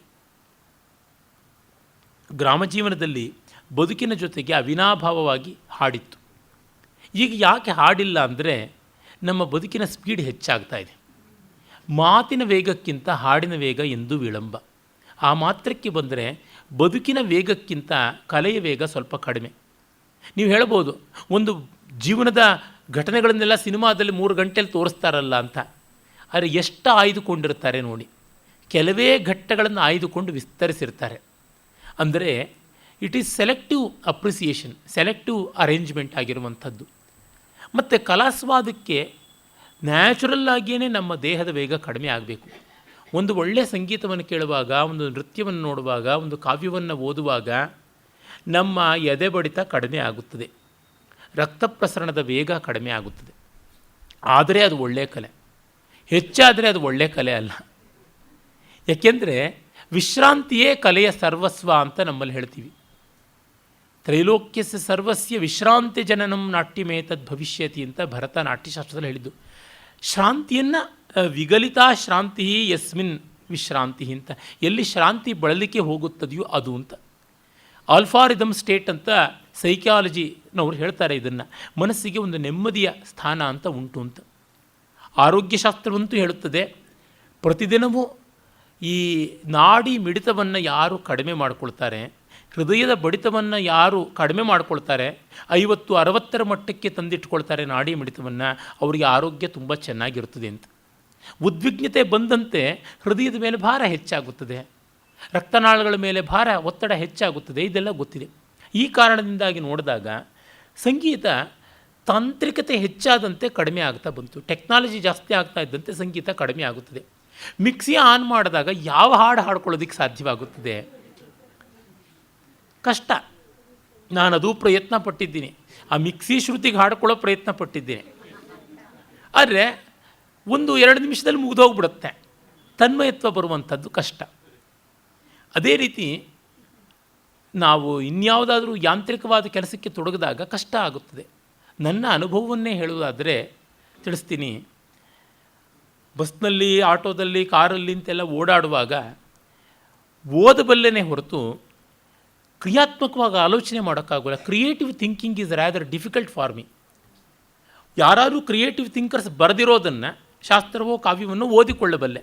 ಅಂದರೆ ನನ್ನ ಭಾವಯತ್ರಿ ಪ್ರತಿಭೆ ಮಟ್ಟಕ್ಕೆ ಜಾಗೃತವಾಗಿರುತ್ತದೆ ಯಂತ್ರದ ಸಹವಾಸದಲ್ಲಿ. ಕಾರ್ಯತ್ರಿ ಪ್ರತಿಭೆ ಕಷ್ಟ. ಅದೇ ನಡೆದುಕೊಂಡು ಹೋಗುವಾಗ ಬೇಕಾದಷ್ಟು ಆಲೋಚನೆಗಳು ಬರ್ತವೆ, ಪುಂಖಾನುಪುಂಖವಾಗಿ ಬೇಕಾದಷ್ಟು ಬರ್ತದೆ. ಮನೆಯಲ್ಲಿ ಬಟ್ಟೆ ಒಗೆಯುವಾಗ ಹಾಡ್ಕೊಳ್ಳೋದು ಉಂಟು, ಬಟ್ಟೆ ಒಗೆಯುವಾಗ ಬೇಕಾದಷ್ಟು ಆಲೋಚನೆಗಳು ಬರ್ತವೆ, ಪಾತ್ರೆ ತಿಕ್ಕುವಾಗ ಬರ್ತದೆ, ನಡೆದಾಡುವಾಗಂತೂ ಇದ್ದೇ ಇರ್ತದೆ. ಆದರೆ ಯಾಂತ್ರಿಕವಾದ ಕೆಲಸಗಳಿಗೆ ತೊಡಗಿದಾಗ ನಮ್ಮ ಮನಸ್ಸಿನ ಒಂದು ಸ್ಪೀಡ್ ಅಂತ ಇರುತ್ತದಲ್ಲ, ಮನೋಲಹರಿ ಇದು, ಅದಕ್ಕೆ ಅಟ್ಯೂನ್ಮೆಂಟ್ ಬರಬೇಕು, ಇಲ್ಲದಿದ್ದರೆ ಕಷ್ಟ. ಹಿಂದಿನ ಕಾಲದಲ್ಲಿ ಗ್ರಾಮ ಜೀವನದಲ್ಲಿ ಪ್ರೀ ಟೆಕ್ನಾಲಜಿಕಲ್ ಈರಾ ಅಂತೀವಲ್ಲ, ಅಲ್ಲಿ ಈ ಸಮಸ್ಯೆ ಇಲ್ಲವಾದ್ದರಿಂದ ಹಾಡಿಗೆ ಹೆಚ್ಚಿನ ಅವಕಾಶ ಇತ್ತು. ಅದರಿಂದಲೇ ಅಲ್ಲಿ ಹಾಡಿಕೊಳ್ಳುವವನೇ ಕೇಳಿಕೊಳ್ಳುವವನೂ ಆಗ್ತಾ ಇದ್ದ. ಅದರಿಂದ ಅವನಿಗೆ ಇನ್ನೊಬ್ಬರನ್ನು ಮೆಚ್ಚಿಸಬೇಕು ಅನ್ನುವ ಅವಶ್ಯಕತೆ ಇರ್ತಾ ಇರಲಿಲ್ಲ. ಬದುಕಿನ ಭಾಗವಾಗಿತ್ತು ಸಂಗೀತ. ಈಗ ಸಂಗೀತವೇ ಬೇರೆ, ಸಂಗೀತ ಕೇಳುವವನೇ ಬೇರೆ ಅನ್ನೋದು ಎಲ್ಲ ಹಂತಕ್ಕೂ ಬಂದಿದೆ. ನಿಜ, ಅಭಿಜಾತ ಸಂಗೀತ ಅಂತ ನಾವು ಏನು ಹೇಳ್ತೀವಿ, ಶಾಸ್ತ್ರೀಯ ಸಂಗೀತ, ಕ್ಲಾಸಿಕಲ್ ಮ್ಯೂಸಿಕ್, ಅಲ್ಲಿ ಕೇಳುವವರೇ ಬೇರೆ, ಹೇಳುವವರೇ ಬೇರೆ ಇರ್ತಾರೆ. ಆದರೆ ಜಾನಪದ ಸಂಗೀತ ಅಂತೀವಲ್ಲ, ಆ ಸಂಗೀತ ಯಾವುದುಂಟು, ನಿತ್ಯವಾದ ಸಂಗೀತ, ಅಲ್ಲಿ ಕೇಳೋರು ಬೇರೆ, ಹೇಳೋರು ಬೇರೆ ಅಲ್ಲ. ಈಗ ಜಾನಪದ ಸಂಗೀತವನ್ನು ಒಂದು ಪ್ರೊಸೀಡಿಯಂ ಸ್ಟೇಜ್ ಮೇಲೆ ಹಾಡಿಸಿ ಕೇಳಬೇಕಾದಂಥ ಸ್ಥಿತಿ ಬಂದಿದೆ. It has become A formal duty. ಇದು ಬಹಳ ಕಷ್ಟ. ಅಂದರೆ ಬದುಕಿನ ಅವಿನಾಭಾವತೆ ಕಳ್ಕೊಳ್ತಾ ಇದ್ದೀವಿ. ಸ್ನಾನ ಮಾಡುವಾಗ, ನಡೆದಾಡುವಾಗ, ಅಲಂಕಾರ ಮಾಡಿಕೊಳ್ಳುವಾಗ ಎಲ್ಲ ಹಂತದಲ್ಲೂ ಹಾಡುಗಳಿದ್ದದ್ದಾಗಿತ್ತು. ಪ್ರತಿಯೊಂದಕ್ಕೂ ಯುಕ್ತವಾದ ಹಾಡಿತ್ತು. ನಮ್ಮಲ್ಲಿ ಮಂತ್ರಗಳಿವೆ. ವಾಹನಾರೋಹಣ ಮಂತ್ರ ಉಂಟು, ನೌಕಾರೋಹಣ ಮಂತ್ರ, ಗಜಾರೋಹಣ ಮಂತ್ರ, ಹಯಾರೋಹಣ ಮಂತ್ರ, ಶಿಬಿಕಾರೋಹಣ ಮಂತ್ರ ಅಂತ ಇವಕ್ಕೆಲ್ಲ ಮಂತ್ರಗಳಿವೆ. ಅದೇ ಥರ ಹಾಡುಗಳು ಕೂಡ ಇವೆ. ಅಲ್ಲಲ್ಲಿಗೆ ಹಾಡುಗಳು ಉಂಟು. ಅಷ್ಟು ಮಾತ್ರವಲ್ಲ, ಸ್ತೋಭಗಳು ಉಂಟು. ಅಂದರೆ ಆ ಸಾಹಿತ್ಯ ಅನ್ನುವಂಥದ್ದಿಲ್ಲದೆ ಬರೀ ಯಾವುದನ್ನು ಶುಷ್ಕಾಕ್ಷರ ಅಂತ ಕರಿತೀವಿ, ಅಂದರೆ ಸಂಗೀತದಲ್ಲಿ ನಾವು ಪಾಠಾಕ್ಷರಗಳು ಅಂತ ಕರಿತೀವಲ್ಲ, ತಕ, ಧಿಮಿ, ತೋಮ್, ತೈ ಅನ್ನುವಂಥದ್ದು, ದಾದರ್, ಧಿನ್ನ ಈ ಥರದ್ದು ಇವುಗಳು, ಮತ್ತು ಸರಿಗಮ ಪದ ನಿಸ ಸಪ್ತಸ್ವರಗಳೇ ಇವೆ. ಹಾಗಲ್ಲದೆ ಆಲಾಪನಲ್ಲಿ ತರ, ನೀನ, ತಾನ, ತೇನಿ, ಇದು ತೇನಾ ಅಂತಲೇ ಕರೀತಾರೆ, ತೇನಾಲಾಪ ಅಂತಲೇ ಕಾಳಿದಾಸ ಬರೀತಾನೆ. ಮತ್ತು ನೋಮ್ ತೋಮ್ ಅಂತ ಓಂ ಅನಂತ ಹರಿನಾರಾಯಣ ಅನ್ನುವಂಥದ್ದನ್ನೇ ವಿಸ್ತರಿಸಿ ಹೇಳುವಂಥದ್ದು ಹೀಗೆಲ್ಲ ಉಂಟು. ಜೊತೆಗೆ ಸಾಮವೇದದಲ್ಲೇ ಹೂ, ಹಾ, ಹವ್ವ, ಹಾಯಿ, ಹೋವು ಈ ರೀತಿಯಾದ ಸ್ತೋಭಾಕ್ಷರಗಳು ಉಂಟು. ಆ ರೀತಿಯಲ್ಲಿ ಪಲ್ಲಕ್ಕಿ ಹೊರುವಂಥವರಿಗೆ, ರಥ ಓಡಿಸ್ತಕ್ಕಂಥವ್ರಿಗೆ, ಅವರಿಗೆ ಎಲ್ಲ ಉಂಟು. ಇದನ್ನು ಎಲ್ಲೆಲ್ಲಿಯೂ ನೋಡಬಹುದು. ನನ್ನ ಅನುಭವ ಹೆಚ್ಚಾಗಿರ್ತಕ್ಕಂಥ ಆಂಧ್ರ ಪ್ರದೇಶದಲ್ಲಿ ಪಲ್ಲಕ್ಕಿ ಹೊರುವವರು ಒಂದು ರೀತಿಯಾದ ಸ್ತೋಭಾಕ್ಷರಗಳು ಬಳಸುವಂಥದ್ದು, ಮತ್ತು ಭತ್ತ ಅಕ್ಕಿ ಕುಟ್ಟತಕ್ಕಂಥವ್ರು, ಒನಕೆ ಕುಟ್ಟತಕ್ಕಂಥವ್ರು ಒಂದು ರೀತಿಯಾದ ಸ್ತೋಭಾಕ್ಷರ ಬಳಸ್ತಕ್ಕಂಥದ್ದು, ಇವೆಲ್ಲ ಬೇಕಾದಂತೆ ಉಂಟು. ಗಂಗಾದೇವಿ ಹೇಳ್ತಾಳೆ, ವಿಲಾಸ ಮೊಸರು, ಗಂಗಾದೇವಿಯಲ್ಲ, ಅವಳಿಗಿಂತ ಹಿಂದಿನವಳು ಇಮ್ಮಡಿ ಪುಲಕೇಶಿಯ ಸೊಸೆ ವಿಜ್ಜಿಕಾದೇವಿ, ಅವಳು ಹೇಳ್ತಾಳೆ, ವಿಲಾಸ ಮೊಸರುಲಸನ್ ಮುಸಲಲೋಲ ದೋಕ್ಕಂದಲಿ ಪರಸ್ಪರ ಪರಿಸ್ಕಲತ್ ವಲಯ ನಿಸ್ವನೋದ್ ಬಂಧುರಾಹ ಲಸಂತಿ ಕಲ ಹುಂಕೃತಿ ಪ್ರಸಭ ಕಂಪಿತೋರಸ್ತಲಾಹ ತ್ರುಟದ್ಗಮಕ ಸಂಕುಲ ಕಲಮ ಖಂಡನೀ ಗೀತಯ ಅಂತ. ಒನಕೆ ಹಾಡು ಹೇಗಿತ್ತು ಅಂತ ಹೇಳ್ತಾಳೆ. ವಿಲಾಸ ಮಸರಣೋಲ್ಲಸನ್ ಮುಸಲಲೋಲ ದೋಕ್ಕಂದಲಿ ಪರಸ್ಪರ ಪರಿಸ್ಕಲತ್ ವಲಯ ನಿಸ್ವನೋದ್ ಬಂಧುರಾಹ. ಒನಕೆ ಕೈ ಆಡಿಸಿ ಆಡಿಸಿ ಆಡಿಸಿ ಅನೇಕ ಕಾಲದಿಂದ ಅದನ್ನು ಚೆನ್ನಾಗಿ ಬಳಸಿ ನುಣುಪಾಗಿ ಹೊಳೆಯುವಂತೆ ಆಗಿರುತ್ತೆ. ಮಸೃಣ ಮುಸಲ ಅಂತ, ಮಸೃಣ ಅಂದರೆ ನುಣುಪಾದ, ಶೈನಿಂಗ್ ಅಂತ, ಮಸೃಣ ಮುಸಲ. ವಿಲಾಸ ಮಸೃಣೋಲ್ಲಸನ್ ಮುಸಲ ಲೋಲ ದೊಕ್ಕಂದಲಿ, ತೋಳುಗಳು ಆ ಮೇಲಿಂದ ಕೆಳಕ್ಕೆ ಓಡಾಡುವಾಗ ಕೈಯನ್ನು ಮೇಲಕ್ಕೆ ಎತ್ಕೊಂಡು ಕೆಳಕ್ಕೆ ಜಾರಿ ಬಿಡ್ತಾರೆ. ಹಾಗೆ ಹಾಕಿದ್ರೆ ಆ ಪ್ರೆಷರಿಂದ ಕೈಗೆ ಭಾರ ಆಗುತ್ತದೆ, ಕೈಗೆ ಏಟು ಬೀಳುತ್ತದೆ. ಮೇಲಕ್ಕೆ ಎತ್ತುವಾಗ ಗ್ರಿಪ್ಪಿಂದ ಎತ್ತಿದ್ದಾರೆ, ಕೆಳಕ್ಕೆ ಬಿಡುವಾಗ ಹಗುರವಾಗಿ ಬಿಡ್ತಾರೆ. ಅಂದರೆ ಅದನ್ನು ಒಂದು ರೀತಿಯಾಗಿ ಆ ಶಾಕ್ ಅಬ್ಸಾರ್ಬ್ ಮಾಡಿಕೊಳ್ಳದಂಥ ರೀತಿಯಲ್ಲಿ ಒಂದು ಸ್ವಲ್ಪ ಗ್ಯಾಪ್ ಇಟ್ಕೊಂಡು ಬಿಡ್ತಾರೆ. ಏರ್ ಗ್ಯಾಪ್ ಇರುತ್ತೆ, ಹುಟ್ಟಿದ್ರೆ ಗೊತ್ತಾಗುತ್ತದೆ. ವಿಲಾಸ ಅದು ಒಂಥರ ಜಸ್ಟ್ ಗ್ಲೈಡ್ ಓವರ್ ದಟ್, ಕೆಳಗಿಳಿಯುವಾಗ ಜಸ್ಟ್ ಗ್ಲೈಡ್ ಆಗ್ತಾರೆ. ಅದನ್ನು ಸರಿಯಾಗಿ ಮಾಡಬೇಕಿಲ್ಲದ್ರೆ ಕಾಲ ಮೇಲೆ ಬೀಳುವಂಥದ್ದು, ಗುರಿ ತಪ್ಪುವಂಥದ್ದು ಉಂಟು. ಗುರಿ ತಪ್ಪಬಾರ್ದು ಅಂತ ಗಟ್ಟಿ ಹಿಡ್ಕೊಂಡ್ರೆ ಕೈಗೆ ಪೆಟ್ಟಾಗುತ್ತದೆ, ಭುಜಕ್ಕೆ ಪೆಟ್ಟಾಗುತ್ತದೆ, ಒಂದು ಅಬ್ರೇಷನ್ ಅದು. ವಿಲಾಸ ಮಸೃಣೋಲ್ಲಸನ್ ಮುಸಲಲೋಲ ದೊಕ್ಕಂದಲಿ ಪರಸ್ಪರ ಪರಿಸ್ಕಲದ್ ವಲಯ ನಿಸ್ವನೋದ್ ಬಂಧುರಾಹ. ಹಾಗೆ ಮಾಡುವಾಗ ಕೈ ಬಳೆಗಳು ಪರಸ್ಪರ ತಾಕಿ ಅವುಗಳದೊಂದು ಶಬ್ದ ಬರ್ತದೆ. ಜಯಂತಿ ಕಲಹಂಕೃತಿ ಪ್ರಸಭ ಕಂಪಿತೋರಸ್ತಲಾಹ ತ್ರುಟದ್ಗಮಕ ಸಂಕುಲಾಹ. ಮತ್ತು ಹಾ ಹುಂ ಅನ್ನುವಂಥದ್ದು ಹುಂಕಾರ. ಇದು ತೆಲುಗಿನಲ್ಲಿ ಈಗಲೂ ಆಂಧ್ರ ಪ್ರದೇಶದಲ್ಲಿದೆ, ಕನ್ನಡದವ್ರು ಬಿಟ್ಟರೋ ಏನೋ ಗೊತ್ತಿಲ್ಲ. ಇಮ್ಮಡಿ ಪುಲಕೇಶಿ ಕಾಲದಲ್ಲಿ ಇತ್ತು ಇದು ಅಂತ ಗೊತ್ತಾಗುತ್ತೆ. ಜಯಂತಿ ಕಲಹುಂಕೃತಿ ಪ್ರಸಭ ಕಂಪಿತೋರಸ್ತಲಾಹ. ಆ ಹುಂಕಾರ ಮಾಡ್ತಾ ಏದುಸಿರು ಬರ್ತಾ ಇದೆ, ಎದೆ ಕಂಪಿಸ್ತಾ ಇದೆ. ಉಸಿರು ತಗೊಳ್ಳುವಾಗ ಆ ಒನಕೆ ವಾಡಿನಲ್ಲಿ ಗಮಕ ಛೇದ ಆಗ್ತಾ ಇದೆ ಅಂತ. ತ್ರುಟದ್ ಗಮಕ ಸಂಕುಲಾಹ ಕಲಮ ಖಂಡನೀ ಗೀತೆಯ. ಅಕ್ಕಿ ಕುಟ್ಟುವಾಗ ಆ ಒಂದು ಹಾಡುಗಳು ಗಮಕ ಕಂಪಿಸ್ತಾ ಇದೆ, ಛೇದವಾಗ್ತಾ ಇದೆ. ಯಾಕೆಂದರೆ ಉಸಿರು ತಗೊಳ್ಬೇಕು. ಎತ್ತಿ ಕೆಳಗೆ ಹಾಕುವಾಗ, ಎತ್ತುವಾಗ ಆ ಶ್ರಮದಿಂದಾಗಿ ಉಸಿರು ತಗೊಳ್ಳುವಾಗ ಉಸಿರು ಹೊರಟೋದ ತಕ್ಷಣವೇ ಏನಾಗುತ್ತೆ, ಸಂಗೀತ ಅಲ್ಲಿಗೆ ನಿಲ್ಲುತ್ತೆ. ಅಷ್ಟರ ಮಟ್ಟಿಗೆ ಗಮಕ ವಿಚ್ಛಿನ್ನವಾಗುತ್ತದೆ. ಕನ್ನಡದಲ್ಲಿ ಒನಕೆವಾಡು ಅಂತ ಒಂದಿತ್ತು ಅನ್ನೋದನ್ನು ನಾವು ಕವಿರಾಜ ಮಾರ್ಗಾದಿಗಳಿಂದಲೇ ನೋಡ್ತೀವಿ. ಕವಿರಾಜ ಮಾರ್ಗ, ಕಾವ್ಯಾವಲೋಕನ ಇತ್ಯಾದಿಗಳಲ್ಲಿ ನಮಗೆ ಗೊತ್ತಾಗುತ್ತದೆ ಒನಕೆ ಹಾಡು ಅಂತ ಒಂದಿತ್ತು ಅಂತ. ತ್ರಿಪದಿ ಮೊದಲಾದವರುಗಳಿಂದ ಆ ರಚನೆ ಮಾಡ್ತಾಯಿದ್ರು. ಚಿತ್ರ ಮೊದಲಾದ ಅನೇಕ ಬಗೆಯ ತ್ರಿಪದಿಗಳಲ್ಲಿ ಒಂದಾಗಿತ್ತು ಅಂತ ಗೊತ್ತಾಗುತ್ತದೆ. ಮಾನಸೋಲ್ಲಾಸ ಇತ್ಯಾದಿಗಳಲ್ಲಿ ಇದಕ್ಕೆಲ್ಲ ಬೇಕಾದ ಹಾಡುಗಳಿವೆ. ನಮ್ಮಲ್ಲಿ ಜಾನಪದ ಅನ್ನೋದನ್ನು ಎಂದೂ ಪ್ರತ್ಯೇಕ ಇಟ್ಟಿರಲಿಲ್ಲ. ಮಹಾಸಂಗೀತ ಶಾಸ್ತ್ರ ಗ್ರಂಥಗಳಲ್ಲಿ ಈ ಹೊತ್ತಿನ ಯಾವುದೆಲ್ಲ ಜಾನಪದ ಗೀತೆಗಳು, ಛಂದ ಪ್ರಕಾರಗಳು ಉಂಟು ಅವೆಲ್ಲವನ್ನೂ ನಾವು ಪ್ರಬಂಧ ಅಧ್ಯಾಯದಲ್ಲಿ ಕಾಣ್ತೀವಿ. ಹಾಗಿರ್ತಾ ಇತ್ತು. ಅಂದರೆ music was part of life ಅನ್ನೋದಕ್ಕೆ ಈ ಉದಾಹರಣೆಗಳನ್ನು ತೊಗೊಂಡಿದ್ದು. ಇನ್ನು ನೇಜಿ ಅಂದರೆ ಭತ್ತ ನಾಟಿ ಮಾಡುವಾಗ ಇರ್ತಾ ಇತ್ತು. ನಮ್ಮ ಕರಾವಳಿಯಲ್ಲಿ ನೋಡಿದ್ರೆ ತುಳುವಿನಲ್ಲಿ ಓಬೇಲೆ ಲೇಸೋ ಓಬೇಲೆ ಲೇಸೋ ಅಂತ ಓಬೇಲೆ ಹಾಡು ಅಂತಲೇ ಅದನ್ನು ಕರೀತಾರೆ. ಸ್ತೋಭಾಕ್ಷರಗಳಿಂದ ಹಾಡ್ತಾ ಇದ್ದಂಥದ್ದು. ಮಹಾರಾಷ್ಟ್ರದಲ್ಲಿ ಮಗುವನ್ನು ತೊಟ್ಟಲಲ್ಲಿ ತೂಗುವಾಗ ಈಗ ಲಾಲಿ ಅನ್ನೋ ಥರ ಅಲ್ಲಿ ಓವಿ ಅಂತ ಓವಿ ಅಂತ ಕರೀತಾಯಿರು. ಅದು ಓವಿ ಎನ್ನುವಾಗ ವಿ ಅನ್ನೋದು ನಾಸಿಕದಲ್ಲಿ ಬರಬೇಕು ಅಂತ, ಮೂಗಿನಲ್ಲಿ ಓವಿ ಅಂತ ಹೇಳಬೇಕು ಅಂತ. ಈ ಓವಿ ಛಂದಸ್ಸನ್ನು ಇಟ್ಟುಕೊಂಡೇ ದೊಡ್ಡ ಒಂದು ಮಹಾಗ್ರಂಥವನ್ನು ಜ್ಞಾನೇಶ್ವರಿ ಅಂತ ಗೀತಾ ವ್ಯಾಖ್ಯಾನವನ್ನು ಬರೆದ. ಅಂದರೆ ಮಕ್ಕಳ ತೊಟ್ಲು ತೂಗುವಾಗ ಹಾಡ್ತಕ್ಕಂಥ ಓವಿ ಗೀತವನ್ನೇ ಛಂದಸ್ಸನ್ನೇ ಇಟ್ಟುಕೊಂಡು ಗೀತಾ ವ್ಯಾಖ್ಯಾನವನ್ನು ಮಾಡಿದ. ತಮಿಳಿನಲ್ಲಿ ಆ ರೀತಿಯ ಸ್ತೋಭಗಳುಂಟು. ರಾರಿರಾರೋ ರಾರಿರಾರೋ ಅಂತ ಕರೀತಕ್ಕಂಥದ್ದು. ನಮ್ಮಲ್ಲಿ ಲಾಲಿ ಅಂತೀವಿ. ಎಷ್ಟು ಬಗೆಯ ಜಾನಪದ ಗೀತೆಗಳಲ್ಲಿ ಕಾಣುವಂಥ ವೆರೈಟಿ ನೋಡಿದಾಗ ನಮಗೆ ಗೊತ್ತಾಗುತ್ತೆ, ಇನ್ನು ಪ್ರಪಂಚದ ಎಲ್ಲಿಯೂ ಈ ಮಟ್ಟದ ಗೀತ ಪ್ರಾಚುರ್ಯ ಇರಲಿಲ್ಲ ಅಂತ. ಭೈರಪ್ಪನವರು ನನ್ನ ಒಂದು ಪುಸ್ತಕಕ್ಕೆ ಮುನ್ನುಡಿ ಬರಿತಾ ಹೇಳ್ತಾರೆ, ಒಂದು ದೇಶದ ಕಲೆಗಳನ್ನು ಪ್ರಭಾವ ಪಡಿಸ್ತಕ್ಕಂಥದ್ದು ಸಂಗೀತ ಕ್ರಮ ಅಂತ. ಬಹಳ ನಿಜ ಅನಿಸುತ್ತೆ. ಜೀವನ ಕ್ರಮವೂ ಅಲ್ಲಿಂದ ಪ್ರಭಾವಿತವಾಗುತ್ತೆ, ಜೀವನ ಕ್ರಮದಿಂದಲೂ ಅದು ಪ್ರಭಾವಿತವಾಗಿ ಬರುತ್ತದೆ ಅಂತ. ಇದನ್ನು ಬಲ್ಲವನಾಗಿದ್ದ ಕಾಳಿದಾಸ. ಕಾಳಿದಾಸನನ್ನು ಪ್ರತಿಯೊಬ್ಬರಿಗೂ ರೆಕಮೆಂಡ್ ಮಾಡ್ತಾ ಇದ್ದವನು ಕ್ಷೇಮೇಂದ್ರ. ಗೀತೇಶು ಗಾಥಾಸ್ವತ ದೇಶ ಭಾಷಾ ಬದ್ಧೇಶು ದದ್ಯಾತ್ ಶ್ರವಣಂ ನಿತಾಂತಂ ಅನ್ನುವ ಮಾತನ್ನು ಹೇಳ್ತಾನೆ. ಅವನು ಅಂಥವನು ಕವಿಯಾಗಬೇಕು ಅನ್ನೋನು ಪ್ರತಿದಿನವೂ ಜಾನಪದ ಗೀತೆಗಳನ್ನು ಕೇಳಬೇಕು ಅಂತ. ಪಠೇತ್ ಸಮಸ್ತಾನ್ ಕಿಲ ಕಾಳಿದಾಸ ಕೃತ ಪ್ರಬಂಧಾನ್ ಅಂತ ಹೇಳಿಬಿಟ್ಟು ಅವನಲ್ಲಿಯೇ ಹೇಳ್ತಾನೆ. ಕಾಳಿದಾಸ ಬರೆದ ಎಲ್ಲ ಕಾವ್ಯಗಳು ಓದಬೇಕು ಅಂತ, ಜೊತೆಗೆ ಜನಪದ ಗೀತೆಗಳನ್ನು ಕೇಳಬೇಕು ಅಂತ ಹೇಳ್ತಾನೆ. ಕಾಳಿದಾಸ ಆ ರೀತಿ ಇದ್ದವನು.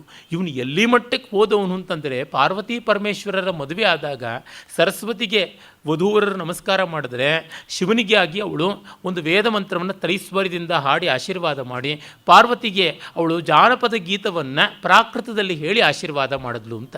ಶೋಭಾನೆ ಹಾಡು ಹಾಡಿದಳು ಅಂತ ಬರುತ್ತೆ. ಅಂದರೆ ಮದುವೆಯಲ್ಲಿ ಎರಡೂ ಬಳಸ್ತಾ ಇದ್ದರು. ಅಂದರೆ ಯಾವುದು ಮಾರ್ಗ, ಯಾವುದು ದೇಶಿ, ಇವು ಎಣ್ಣೆ ಸೀಗೆಕಾಯಾಗಿ ಎಡಬಲವಾಗಿ ನೋಡ್ತಾ ಇರಲಿಲ್ಲ ಅನ್ನೋದು ಗೊತ್ತಾಗುತ್ತದೆ. ಒಬ್ಬಳೇ ಸರಸ್ವತಿ ಎರಡನ್ನೂ ಬಳಸ್ತಕ್ಕಂಥದ್ದು ನೋಡ್ತೀವಿ. ಇಲ್ಲಿ ಏಕಕಾಲದಲ್ಲಿ ಕಾಳಿದಾಸ ಸ್ತ್ರೀಯರ ವೇದಾಭ್ಯಾಸ ಹೇಳಿದ್ದಾನೆ, ವಿವಾಹದಲ್ಲಿ ಜಾನಪದ ಗೀತೆಗಳ ಪ್ರಯೋಗವನ್ನು ಹೇಳಿದ್ದಾನೆ, ಎಲ್ಲ ಮಾಡಿದ್ದಾನೆ. ಇರಲಿ, ಈ ಜಲತರಂಗದಂತೆ ಆ ನಾದಕ್ಕೆ ನವಿಲುಗಳು ಸಂತೋಷ ಪಡ್ತಾ ಇದ್ವು. ಸಂದಷ್ಟ ವಸ್ತ್ರೇಶ್ವವಲ ಅಬಲ ನಿತಂಬೇಶು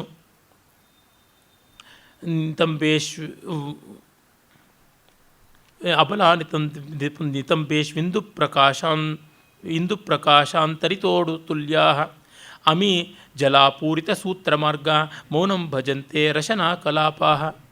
ಇನ್ನು ಆ ಸುಂದರಿಯರು ಒಡ್ಯಾಣ, ಗೆಜ್ಜೆಗಳಿಂದ ಅಲಂಕಾರ ಮಾಡಿಕೊಂಡು ಒಡ್ಯಾಣ, ಅವು ಈ ನೀರಿನ ಪ್ರವಾಹದ ಒಳಗೆ ಮುಳುಗಿದಾಗ ಶಬ್ದ ಮಾಡ್ತಾ ಇಲ್ಲ, ಅಲ್ಲಾಡಿದ್ರೂ ಕೂಡ ಶಬ್ದ ಗೊತ್ತಾಗ್ತಾ ಇಲ್ಲಂತೆ.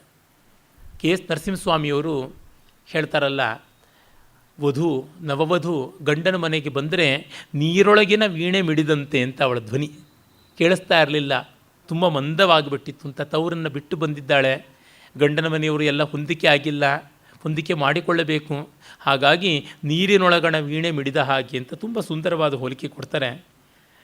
ಕವಿ ಅದನ್ನು ಗಮನಿಸಿದ್ದಾನೆ ಕಾಳಿದಾಸ. ಆ ಗೆಜ್ಜೆಗಳು ನೀರೊಳಗೆ ಶಬ್ದ ಮಾಡೋದಿಲ್ಲ. ಮೌನಂ ಭಜಂತೆ ರಶನಾ ಕಲಾಪಾಹ. ಯಾಕೆ? ಜಲಾಪೂರಿತ ಸೂತ್ರ ಮಾರ್ಗ, ನೀರೊಳಗೆ ಸೇರಿಕೊಂಡಿವೆ. ಹೇಗಿದ್ವು ಅಂತಂದರೆ ಚಂದ್ರನ ಕಾಂತಿಯಲ್ಲಿ ನಕ್ಷತ್ರಗಳು ಮಂಕಾಗಿ ತೋರುವಂತೆ ಇದ್ದುವು ಅಂತ. ಏತಃ ಕರೋತ್ಪೀಡಿತ ವಾರಿಧಾರಾ ದರ್ಪಾತ್ ಸಖೀಭಿರ್ವದನೇಷು ಸಿಕ್ತಾ ವಕ್ತ್ರೇತರಾಗ್ರೈರಲಕೈಸ್ತರುಣ್ಯ ಚೂರ್ಣಾರುಣಾನ್ ವಾರಿ ಲವಾನ್ ವಮಂತಿ. ಇನ್ನು ಅವರು ಕೈಯಿಂದ ಪರಸ್ಪರ ನೀರನ್ನು ಎರಚಿಕೊಂಡು ಮತ್ತೊಬ್ಬರಿಗೆ ಇನ್ನೊಬ್ಬರಿಗೆ ಜಂಬವನ್ನು ಅಣಗಿಸುವ ಪ್ರಯತ್ನ ಪಡ್ತಾ ಇದ್ದಾರೆ. ಮುಖದಿಂದ ನೀರು ಧಾರೆ ಧಾರೆಯಾಗಿ ತಲೆ ಕೂದಲಿನ ಮೂಲಕವಾಗಿ ತುಂತುರು ತುಂತುರಾಗಿ ಹನಿತಾ ಇತ್ತು ಅಂತ ಕವಿ ಹೇಳ್ತಾ ಇದ್ದಾನೆ. ಅಂದರೆ ಆ ಒದ್ದೆಯಾದ ತಲೆ ಕೂದಲಿನ ತುದಿಯಿಂದ ಹೇಗೆ ಬರ್ತಾ ಇದ್ದದ್ದು ನೀರು ಅನ್ನುವಂಥದ್ದು. ಉದ್ಬಂಧ ಕೇಶಚ್ಯುತ ಪತ್ರಲೇಖೋ ವಿಶ್ಲೇಷಿ ಮುಕ್ತಾ ಫಲಪತ್ರವೇಷ್ಟ ಮನೋಜ್ಞ ಏವ ಪ್ರಮದಾ ಮುಖಾನಾಂ ಅಂಭೋ ವಿಕಾರ ಕುಲಿತೋಪಿ ವೇಷ. ಮಕರಿಕಾ ಪತ್ರಭಂಗ ಅಂತ ಒಂದು ಅಲಂಕಾರ. ಕರಾವಳಿ ಕಡೆ ಮುತ್ತರಿ ಇಟ್ಟುಕೊಳ್ಳೋದು ಅಂತಾರೆ. ಈ ಹುಬ್ಬಿನಿಂದ ಮೇಲಕ್ಕೆ ಚುಕ್ಕಿಗಳನ್ನು ಇಟ್ಟುಕೊಂಡು ಕೆನ್ನೆಯ ಮೇಲಕ್ಕೆ ಅರ್ಧವರ್ತುಲ ಪೂರ್ಣವರ್ತುಲಾಕಾರವಾಗಿ ಅಲಂಕಾರ ಮಾಡಿಕೊಳ್ತಕ್ಕಂಥದ್ದು ನರ್ತಕಿಯರೆಲ್ಲ ಮಾಡಿಕೊಳ್ತಾ ಇದ್ರು. ಈಗ ಬಿಡಿ, ರಂಗಸ್ಥಳ ಹತ್ತಿರ್ತಾರೆ, ಬಿಕನಾಸಿಗಳ ತರಹ ಇರ್ತಾರೆ, ಏನೂ ಅಲಂಕಾರ ಮಾಡಿಕೊಳ್ಳಲ್ಲ. ನವವ್ಯಾಧಿ ಬಂದುಬಿಟ್ಟಿದೆ. ಒಳ್ಳೆ ಸೌಷ್ಠವೂ ಇರೋದಿಲ್ಲ. ಸೊರಗಿ ಬಿಡ್ತಾರೆ. ಸ್ಲಿಮ್ ಆ್ಯಂಡ್ ಟ್ರಿಮ್ ಆಗಿರಬೇಕು ಅಂತ. ಇದೆಲ್ಲ ಮತ್ತೆ western concept, American concept of beauty ಅನ್ನೋದರಿಂದ ಬಂದಿರತಕ್ಕಂಥದ್ದು. ಅಲಂಕಾರವನ್ನು ಮಾಡಿಕೊಳ್ಳಲ್ಲ. ಹಣೆಗೆ ಇಟ್ಕೊಳ್ಬಾರ್ದು, ಕೈಗೆ ತೊಟ್ಕೊಳ್ಬಾರ್ದು. ಅವರು ಕಾನ್ವೆಂಟ್ಗಳಲ್ಲಿ ಕಾಲೇಜುಗಳಲ್ಲಿ ಹಾಗಿರ್ತಾರೆ. ಅವರುಗಳೇ ತಾನೇ ನೃತ್ಯನೂ ಕಲಿಯೋಕ್ಕೆ ಬರೋದು. ವೇದಿಕೆಯ ಮೇಲೂ ಹಾಗೇ ಇರ್ತಾರೆ. ನೃತ್ಯದ ಅಲಂಕಾರ ಹೇಗೆ ಬದಲಾಗ್ತಾ ಬಂದಿದೆ ಅನ್ನೋದನ್ನು ಈಚೆಗೆ ಗೋವಾದಿಂದ ಬಂದ ಒಬ್ಬ ವಿದುಷಿಯವರು ಒಂದು ವಿಚಾರಗೋಷ್ಠಿಯಲ್ಲಿ ಸಚಿತ್ರವಾಗಿ ಪ್ರದರ್ಶನ ಮಾಡಿ ತೋರಿಸಿದ್ರು. ತುಂಬ ಆಡಂಬರವಾದ ಅಲಂಕಾರ ಇದ್ದದ್ದು ಈಗ ಬಿಕನಾಸಿ ಮಟ್ಟಕ್ಕೆ ಬಂದುಬಿಟ್ಟಿದೆ, ತುಂಬ ಬಡಕಲಾಗಿಬಿಟ್ಟಿದೆ ಅಂತ ಹೇಳಿಬಿಟ್ಟು. ಅಲಂಕಾರ ಯಾವುದೂ ಇಲ್ಲದೇ ಇದ್ದರೆ 2 ಗಂಟೆ ಒಬ್ಬ ವ್ಯಕ್ತಿಯನ್ನೇ ನೋಡಬೇಕು, ಇನ್ನೇನೂ ಇಲ್ಲ, ರಂಗಸಜ್ಜಿಕೆ ಅಂತ ಇಲ್ಲ. ಅಷ್ಟು ನೋಡಬೇಕಾದ್ರೆ ಒಂದು ಹಿತ ಬೇಡವಾ? ಅದು ಒಂದು ಗಮನಕ್ಕಿಲ್ಲದೆ ಇದ್ದರೆ ಹೇಗೆ? ಶಾಸ್ತ್ರೀಯ ಸಂಗೀತಕ್ಕೆ ಕಂಠಮಾಧುರ್ಯಕ್ಕಿಂತ ಕಲ್ಪನೆ ಮುಖ್ಯ ಅಂತಂತಾರೆ. ಆದರೆ 3 ಗಂಟೆ 4 ಗಂಟೆ ಕೇಳಬೇಕು ಅಂದರೆ ಆ ಕಲ್ಪನೆಗೆ ಒಂದು ಮಟ್ಟದ ಕಂಠ ಸೌಷ್ಠವ ಬೇಡವೆ? ವಾಯ್ಸ್ ಕಲ್ಚರ್ ಇಲ್ಲದೆ ಇದ್ದರೆ ಹೇಗೆ? ಎಲ್ಲರೂ ಕಿನ್ನರ ಕಂಠವೇ ಆಗಬೇಕು ಅಂತಿಲ್ಲ. ಅರೆ ಕಾಕಕಂಠ ಆದರೆ ಗತಿ ಏನು? ಆ ಥರ ದೇಹ ಸೌಷ್ಠವ, ಒಂದು ಆಹಾರ್ಯ ಅನ್ನುವಂಥದ್ದು ಬೇಕು ಅಂತ. ಕಾವ್ಯ ಉದ್ದಕ್ಕೆ ಎತ್ತುಚ್ಚ ಹೋದಂತೆ ಓದ್ಕೊಳ್ತೀನಿ, ಒಂದೇ ಛಂದಸ್ಸಲ್ಲಿದ್ದರೆ ಆಗೋಲ್ಲ. ಅಲ್ಲಲ್ಲಿ ಮಧ್ಯೆ ಮಧ್ಯೆ ಒಂದು ಛಂದ ವೈವಿಧ್ಯ ಬೇಕಾಗುತ್ತದೆ, ಶಬ್ದಾಲಂಕಾರ ಬೇಕಾಗುತ್ತದೆ. ಬೆಳಗ್ಗೆಯಿಂದ ಸಂಜೆವರೆಗೂ ಒಂದೇ ಅನ್ನ ತಿಂದುಕೊಂಡಿರುವಂತಂದರೆ ಹೇಗೆ? ಹೀಗೆ ಅವೆಲ್ಲ ಉಂಟು. ಆ ಅಲಂಕಾರಗಳನ್ನೆಲ್ಲ ಈಗ ಬಿಟ್ಟಿದ್ದಾರೆ. ಅದು ತುಂಬ ದೊಡ್ಡ ಅನ್ಯಾಯ ಅಂತ ನನಗನ್ನಿಸುತ್ತದೆ. ಅಂದರೆ ಆ ಮೂಲಕವಾಗಿ ಇನ್ನಷ್ಟು ಮತ್ತಷ್ಟು ಬಡಕಲು ಮಾಡ್ತಾ ಇದ್ದಾರೆ ನಮ್ಮ ಕಲೆಗಳನ್ನು. ಆಹಾರ್ಯವೂ ಒಂದು ಅಭಿನಯ. ಆಹಾರ್ಯ ಅಂತಂದರೆ ವೇಷಭೂಷಣ, ಉಡುಪು ತೊಡುಪು ಅವೆಲ್ಲ ಬಿಟ್ಟಿದ್ದಾರೆ. ಆಬದ್ಧ, ಆವೇಷ್ಟ್ಯ, ಆರೋಪ್ಯ, ಪ್ರಕ್ಷೇಪ್ಯ ಮೊದಲಾದ ಎಷ್ಟು ಬಗೆಯ ಅಲಂಕಾರಗಳನ್ನು ಭರತ ಹೇಳ್ತಾನೆ, ಎಲ್ಲವನ್ನು ಮರೆತು ಬಿಟ್ಟಿದ್ದಾರೆ. ಇವರು ಆ ಒಂದು ಪತ್ರಲೇಖಾ ಭಂಗವನ್ನು, ಮಕರಿಕಾ ಪತ್ರ ಭಂಗವನ್ನು ಮಾಡಿಕೊಂಡದ್ದು ನೀರಿಗೆ ಕರಗಿ ಹೊರಟೋಗ್ತಾ ಇದೆ. ಮತ್ತು ಬೇರೆ ಅಲಂಕಾರಗಳನ್ನು ಮಾಡಿಕೊಂಡಿದ್ದು, ಚಂದನ, ಕರ್ಪೂರ, ಕುಂಕುಮ, ಅಗುರುಗಳನ್ನು ಮಾಡಿಕೊಂಡಿದ್ದೆಲ್ಲ ಕಳೆದು ಹೋಗ್ತಾ ಇದೆ ನೀರಲ್ಲಿ. ಆದರೂ ಅವರು ಚೆಲುವಾಗಿದ್ದಾರೆ ಅಂತ. ನಿಜ. ಕಿಮಿವಹಿ ಮಧುರಾಣಂ ಮಂಡನಂ ನಾಕೃತೀನಾಂ ಅಂತ ಹೇಳ್ತಾನೆ. ಸುಂದರವಾದ ವಸ್ತುವಿಗೆ ಅಲಂಕಾರ ಅನ್ನೋದು ಒಂದು ಬಾಹ್ಯ ಭಾರ ಅಂತ. ಆದರೆ ಅದನ್ನೂ ಮಾಡಿಕೊಳ್ಳಬೇಕು, ಅದಿಲ್ಲದೆಯೂ ಚೆನ್ನಾಗಿರಬೇಕು. ಅದು ಬಹಳ ಮುಖ್ಯವಾದದ್ದು. ಕವಿ ಈ ಭಾವವನ್ನು ತೋರ್ಪಡಿಸ್ತಾನೆ. ಆಮೇಲೆ ಅವನೇ ತಾನು ಜಲಕ್ರೀಡೆಯಲ್ಲಿ ಮಗ್ನನಾಗ್ತಾನೆ. ವರ್ಣೋದಕೈ ಕಾಂಚನಶೃಂಗ ಮುಕ್ತೈ ತಾಮಾಯತಾಕ್ಷ ಪ್ರಣಯಾತ ಸಿಂಚನ್ ತಮಾಯತಾಕ್ಷ ಪ್ರಣಯಾತ ಸಿಂಚನ್ ತಥಾಗತ ಸೋತಿತರಂಬಭಾಸೆ ಸಧಾತು ನಿಶ್ಯಂದ ಇವಾದ್ರಿರಾಜ. ಆಗ ಬಗೆ ಬಗೆಯ ಬಣ್ಣದ ನೀರುಗಳನ್ನು ಅವರು ತಂದಿದ್ದಾರೆ. ಮತ್ತು ಅದನ್ನೆಲ್ಲವನ್ನೂ ಬಂಗಾರದ ಪಿಚಕಾರಿಗಳಿಂದ, ಶೃಂಗ ಅಂತಂದರೆ ಪಿಚಕಾರಿಗಳು, ಸಿರಿಂಜಸ್, ಅವುಗಳ ಮೂಲಕವಾಗಿ ಸಿಂಪಡಿಸಿ ಬೇಸಿಗೆಯಲ್ಲಿ ಒಂದು ಹೋಳಿಯ ಹಬ್ಬ ಮಾಡುವಂಥ ರೀತಿಯಲ್ಲಿ ಮಾಡ್ತಾ ಇದ್ದಾರೆ. ಆ ಮೂಲಕವಾಗಿ ಅವನು ಧಾತು ಗರ್ಭಿತವಾದಂಥ ಪರ್ವತರಾಜನ ಹಾಗೆ ಕಾಣಿಸ್ದ ಅಂತ. ಬೆಟ್ಟಗಳಲ್ಲಿ ಬೇರೆ ಬೇರೆ ಅದಿರುಗಳು ಸಿಗುತ್ತವೆ, ಬೇರೆ ಬೇರೆ ಶಿಲಾ ಪ್ರಕಾರಗಳು, ಅವುಗಳ ಮೂಲಕವಾಗಿ ಬಣ್ಣಗಳು ಬೇರೆ ಬೇರೆ ಬಗೆಯಲ್ಲಿ ಕಾಣಿಸುತ್ತವೆ. ಹಾಗೆ ಅವನು ಉನ್ನತೋನ್ನತವಾದ ಆಕಾರದ ಕುಶ ಮಹಾರಾಜ ತೋರಿಕೊಂಡ ಅನ್ನುವುದನ್ನು ಕವಿ ಹೇಳ್ತಾನೆ. ತೇನಾವರೋಧ ಪ್ರಮದಾಸಖೇನ ವಿಗಾಹ ಮಾನೇನ ಸರಿದ್ವರಾಂತಂ ಆಕಾಶ ಗಂಗಾರತಿ ರಪ್ಸರೋಭಿ ಮೃತೋ ಮರುತ್ವಾನ್ ಅನುಯಾತಲೀಲ. ಆಕಾಶಗಂಗೆಯಲ್ಲಿ ಇಂದ್ರ ಅಪ್ಸರೋಗಣದ ನಡುವೆ ವಿಹಾರ ಮಾಡುವಂತೆ ತೋರ್ತಾ ಇತ್ತು. ಆಗ ಸ್ನಾತ್ವಾ ಯಥಾ ಕಾಮಮಸೌ ಸದಾರಃ ತೀರೋಪಕಾರ್ಯಾಂ ಗತಮತ್ರಯೇವ ದಿವ್ಯೇನ ಶೂನ್ಯಂ ಬಲಯೇನ ಬಾಹುಂ ಅಪೋಢ ನೇಪಥ್ಯ ವಿಧಿರ್ದದರ್ಶ. ಸ್ನಾನ ಮುಗಿಸಿ ಜಲಕ್ರೀಡೆ ಮುಗಿಸಿ ಅವನು ತನ್ನ ಪಟಕುಟೀರಕ್ಕೆ ಬಂದು ಮೈ ಒರೆಸ್ಕೊಳ್ಳುವಾಗ ನೋಡ್ತಾನೆ, ಬಲದೋಳಿನಲ್ಲಿ ಆ ದಿವ್ಯವಾದ ಅಗಸ್ತ್ಯ ಪ್ರದತ್ತವಾದ ಆಭರಣ ಇಲ್ಲ. ಇಲ್ಲಿ ಗಮನಿಸಬೇಕು, 15ನೇ ಸರ್ಗದಲ್ಲಿ ಅಗಸ್ತ್ಯ ರಾಮನಿಗೆ ದಿವ್ಯಾಭರಣ ಕೊಟ್ಟ ಪ್ರಸಂಗವನ್ನು ಕವಿ ಹೇಳಿದ್ದಾನೆ. ಅಂದರೆ ಎಲ್ಲೋ ಆಭರಣ ಎಲ್ಲಿಂದ ಬಂತು ಅನ್ನೋದು ಆ ರೀತಿಯಾಗಿ ಪ್ರಕ್ರಮ ಭಂಗ ಮಾಡಿಲ್ಲ, ಡಿಸ್ಜಾಯಿಂಟೆಡ್ ಆಗಿ ಮಾಡಿಲ್ಲ. ಆ ಒಂದು ಮಾತನ್ನು ಒಂದು ಶ್ಲೋಕದಲ್ಲಿ ಅವನು ಹೇಳಿಯೇ ಹೇಳಿದ್ದಾನೆ. ಆ ಮೂಲಕವಾಗಿ ಕವಿಯ ಔಚಿತ್ಯದ ಮೇಂಟೆನೆನ್ಸ್ ಇದೆಯಲ್ಲ, ತುಂಬ ವಿಶೇಷ ಅಂತ ಅನಿಸುತ್ತೆ. ಇದು ನಮಗೆ ಕಾಳಿದಾಸ ಕೊಡ್ತಾ ಇರತಕ್ಕಂಥ ದೊಡ್ಡ ಬೆಲೆ ಬಾಳುವಂತಹ ಒಂದು ಉಲ್ಲೇಖ. ಅಂದರೆ ಎಲ್ಲಿಯೂ ಕೂಡ ಅವನು ತುಂಡು ತುಣುಕು ಮಾಡೋಲ್ಲ. ಕುಂಭಯೋನಿರಲಂಕಾರಂ ತಸ್ಮೈ ದಿವ್ಯ ಪರಿಗ್ರಹಂ ದದೋ ದತ್ತಂ ಸಮುದ್ರೇಣ ಪೀತೇನೇವಾತ್ಮನಿಷ್ಕ್ರಿಯಂ. ಇಲ್ಲಿ ನೋಡಿ, ಕುಂಭಯೋನಿರಲಂಕಾರಂ ತಸ್ಮೈ ದಿವ್ಯ ಪರಿಗ್ರಹಂ ದದೌ ಅನ್ನುವಂಥ ಮಾತನ್ನು ಉಲ್ಲೇಖ ಮಾಡಿದ್ದಾನೆ. ನಾನು ಹಿಂದೆ ಕೂಡ ಅದನ್ನು ಕಥೆಯೆಲ್ಲ ವಿವರಿಸಿದ್ದೆ ಉತ್ತರಾಖಂಡದ ಆಧಾರದ ಮೇಲೆ. ಆ ಒಡವೆ ಇಲ್ಲವಾದದ್ದನ್ನು ನೋಡಿ ಜಯಶ್ರಿಯಸ್ಸಂ ವನನಂ ಯತಸ್ತದ್ ಆಮುಕ್ತ ಪೂರ್ವಂ ಗುರುಣಾ ಚ ಯಸ್ಮಾತ್ ಸೇಹೇಸ್ಯ ನ ಭ್ರಂಶಮತೋ ನ ಲೋಭಾತ್ ಸತುಲ್ಯ ಪುಷ್ಪಾಭರಣೋ ಹಿ ಧೀರ. ಆ ಆಭರಣ ಕಳ್ಕೊಂಡಿದ್ದಕ್ಕೆ ತುಂಬ ಅವನಿಗೆ ಕಸಿವಿಸಿ ಆಯಿತು, ಕಳವಳ ಆಯಿತು ಅಂತ ಕವಿ ಹೇಳ್ತಾನೆ. ಯಾಕೆ ಅಂದರೆ ಜಯಶ್ರಿಯ ಸಂವನನಂ, ಅದು ಜಯವನ್ನು ತಂದುಕೊಡುವಂಥ ದಿವ್ಯಾಭರಣ, ಜೈತ್ರಾಭರಣ ಅಂತಲೇ ಆ ಅಗಸ್ತ್ಯರು ರಾಮನಿಗೆ ಕೊಟ್ಟಿದ್ದು. ಜೊತೆಗೆ ಆಮುಕ್ತ ಪೂರ್ವಂ ಗುರುಣಾಚ ಯಸ್ಮಾತ್, ತಂದೆ ಮಹಾಪ್ರಸ್ಥಾನ ಮಾಡುವಾಗ ಇದೊಂದೇ ಒಡವೆಯನ್ನು ತನ್ನ ತೋಳಿಂದ ಕಳಚಿ ಮಗನ ತೋಳಿಗೆ ಏರಿಸಿ ಹೋಗಿದ್ದು. ಹೀಗಾಗಿ ಸೆಂಟಿಮೆಂಟಲ್ ವ್ಯಾಲ್ಯೂ ಇದೆ. ಒಂದು, ಅದು ಜಯವನ್ನು ತಂದುಕೊಡುವುದು ಅಂತ ನಂಬಿಕೆ ಇದೆ. ಆ ನಂಬಿಕೆ ಇದ್ದವರಿಗೆ, ಈ ಸೆಂಟಿಮೆಂಟ್ಸ್ ಪ್ರೀತಿ ಇದ್ದವರಿಗೆ, ಇವನಿಗೆ ನಂಬಿಕೆಯೂ ಉಂಟು, ಪ್ರೀತಿಯೂ ಉಂಟು. ಆ ಕಾರಣದಿಂದ ಇಟ್ಟುಕೊಂಡಿದ್ದಾನೆ. ಅಂದರೆ ಕಾಳಿದಾಸ ಒಂದು ದೊಡ್ಡ ಕಾವ್ಯದಲ್ಲಿ ಎಷ್ಟು ಬೇರೆ ಬೇರೆ ಭಾವನೆಗಳನ್ನು, ಬೇರೆ ಬೇರೆ ಮೌಲ್ಯಗಳನ್ನು ಹೇಳ್ತಾನೆ ಅಂತ. ದೊಡ್ಡವರು ಕೊಟ್ಟದ್ದಕ್ಕೆ ತುಂಬ ವಿಶೇಷ ಇರ್ತದೆ. ನಾನು ದ್ವಾರಕೆಗೆ ಹೊರಟಿದ್ದೀನಿ ಅಂತ ಗೊತ್ತಾದಾಗ ನನ್ನ ಯುವ ಮಿತ್ರ ಒಬ್ಬ ತುಂಬ ಚೆನ್ನಾಗಿ ಯಕ್ಷಗಾನ ಬಲ್ಲವನು, ಸಾಹಿತ್ಯ ಬಲ್ಲವನು, ಸಂಸ್ಕೃತ ಸಾಹಿತ್ಯ ಅಧ್ಯಯನ ಮಾಡಿದವನು, ಒಂದು ಐಸ್ ಕ್ರೀಮ್ ಇಂಡಸ್ಟ್ರಿ ಇಟ್ಕೊಂಡಿದ್ದಾನೆ, ತುಂಬ ಸಂಸ್ಕಾರವಂತ. ಅವನು ನನಗೆ ಹೇಳ್ದ, ದ್ವಾರಕೆಯಿಂದ ಒಂದು ಕಲ್ಲನ್ನಾದರೂ ತನ್ನಿ ಕೃಷ್ಣ ತುಳಿದಿದ್ದಿರ್ಬೋದು ಅನ್ನೋ ಭಾವದಿಂದ ನಾನು ಸಂತೋಷ ಪಡ್ತೀನಿ ಅಂತ. ಈಚೆಗೆ ಕೆಲವು ದಿವಸಗಳ ಮುಂಚೆ ಮನೆಗೆ ಬಂದಿದ್ದ, ಅವನಿಗೆ ಕೊಟ್ಟೆ. ಅಂದರೆ ಆ ಭಾವ.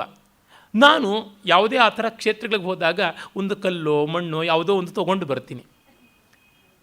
ನಾನು ಅಕ್ಷಯ ವಟವನ್ನು ನೋಡಿದಾಗ ಆ ವಟದ ಒಂದು ಎಲೆಯನ್ನು ತೊಗೊಂಡು ಬಂದಿದ್ದೆ. ಬೋಧಿ ವೃಕ್ಷವನ್ನು ನೋಡಿದಾಗ ಅಲ್ಲಿ ಒಂದು ಎಲೆಯನ್ನು ತೊಗೊಂಡು ಬಂದಿದ್ದೆ. ಕಳೆದ ವರ್ಷ ಇದೇ ಹೊತ್ತಿನಲ್ಲಿ, ಇದೇ ದಿವಸದಲ್ಲೇ ಅಥೆನ್ಸ್ನಲ್ಲಿದ್ದದ್ದು. ಅಥೆನ್ಸಿನ ಪಾರ್ಥಿನಾನ್ ಯಾವುದುಂಟು, ಅಕ್ರೋಪೋಲಿಸ್ ಅಂತ ಅಥಿನಾದೇವಿಯ ದೇವಸ್ಥಾನ ಇದ್ದದ್ದು, ಅಲ್ಲಿ ಒಂದು 4 ಕಲ್ಲನ್ನು ತೆಗೆದುಕೊಂಡು ಬಂದೆ. ದಿವ್ಯ ನದಿಗಳದು ಕಲ್ಲುಗಳನ್ನು ತೊಗೊಂಡು ಬಂದು ಇಟ್ಕೊಂಡಿದ್ದೀನಿ. ಅಂದರೆ ಸೆಂಟಿಮೆಂಟಲ್ ವ್ಯಾಲ್ಯೂ ಅಷ್ಟೇ, ಇನ್ನೇನಲ್ಲ. ಇವೆಲ್ಲ ರಾಮನುಸಿರಿದ ಗಾಳಿ, ರಾಮನ ಅಡಿಯಿಟ್ಟ ನೆಲ, ಭೀಮನುಸಿರಿದ ಗಾಳಿ, ವ್ಯೋಮದ ಭಗೀರಥಂ ಪೆತ್ತ ಸುರತಟಿನಿ ಅಂತಂತೀವಲ್ಲ, ಈ ಭಾವ ಇರಬೇಕು ಅಂತ. ಅದಿಲ್ಲದೆ ಬದುಕೇನೂ ಅಲ್ಲ.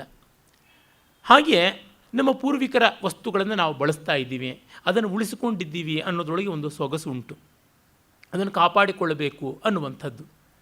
ನಾನು ಸಂಧ್ಯಾವಂದನೆಗೆ ಬಳಸ್ತಕ್ಕಂಥ ಪಂಚಪಾತ್ರೆ ನಮ್ಮ ಅಜ್ಜನ ಅಣ್ಣ ಬಳಸ್ತಾ ಇದ್ದದ್ದು ಅಂತ. ಅದರೊಳಗೆ ಏನೋ ಒಂದು ಸೌಖ್ಯ, ಏನೋ ಒಂದು ಸಂತೋಷ, ಈ ರೀತಿಯಾದದ್ದು.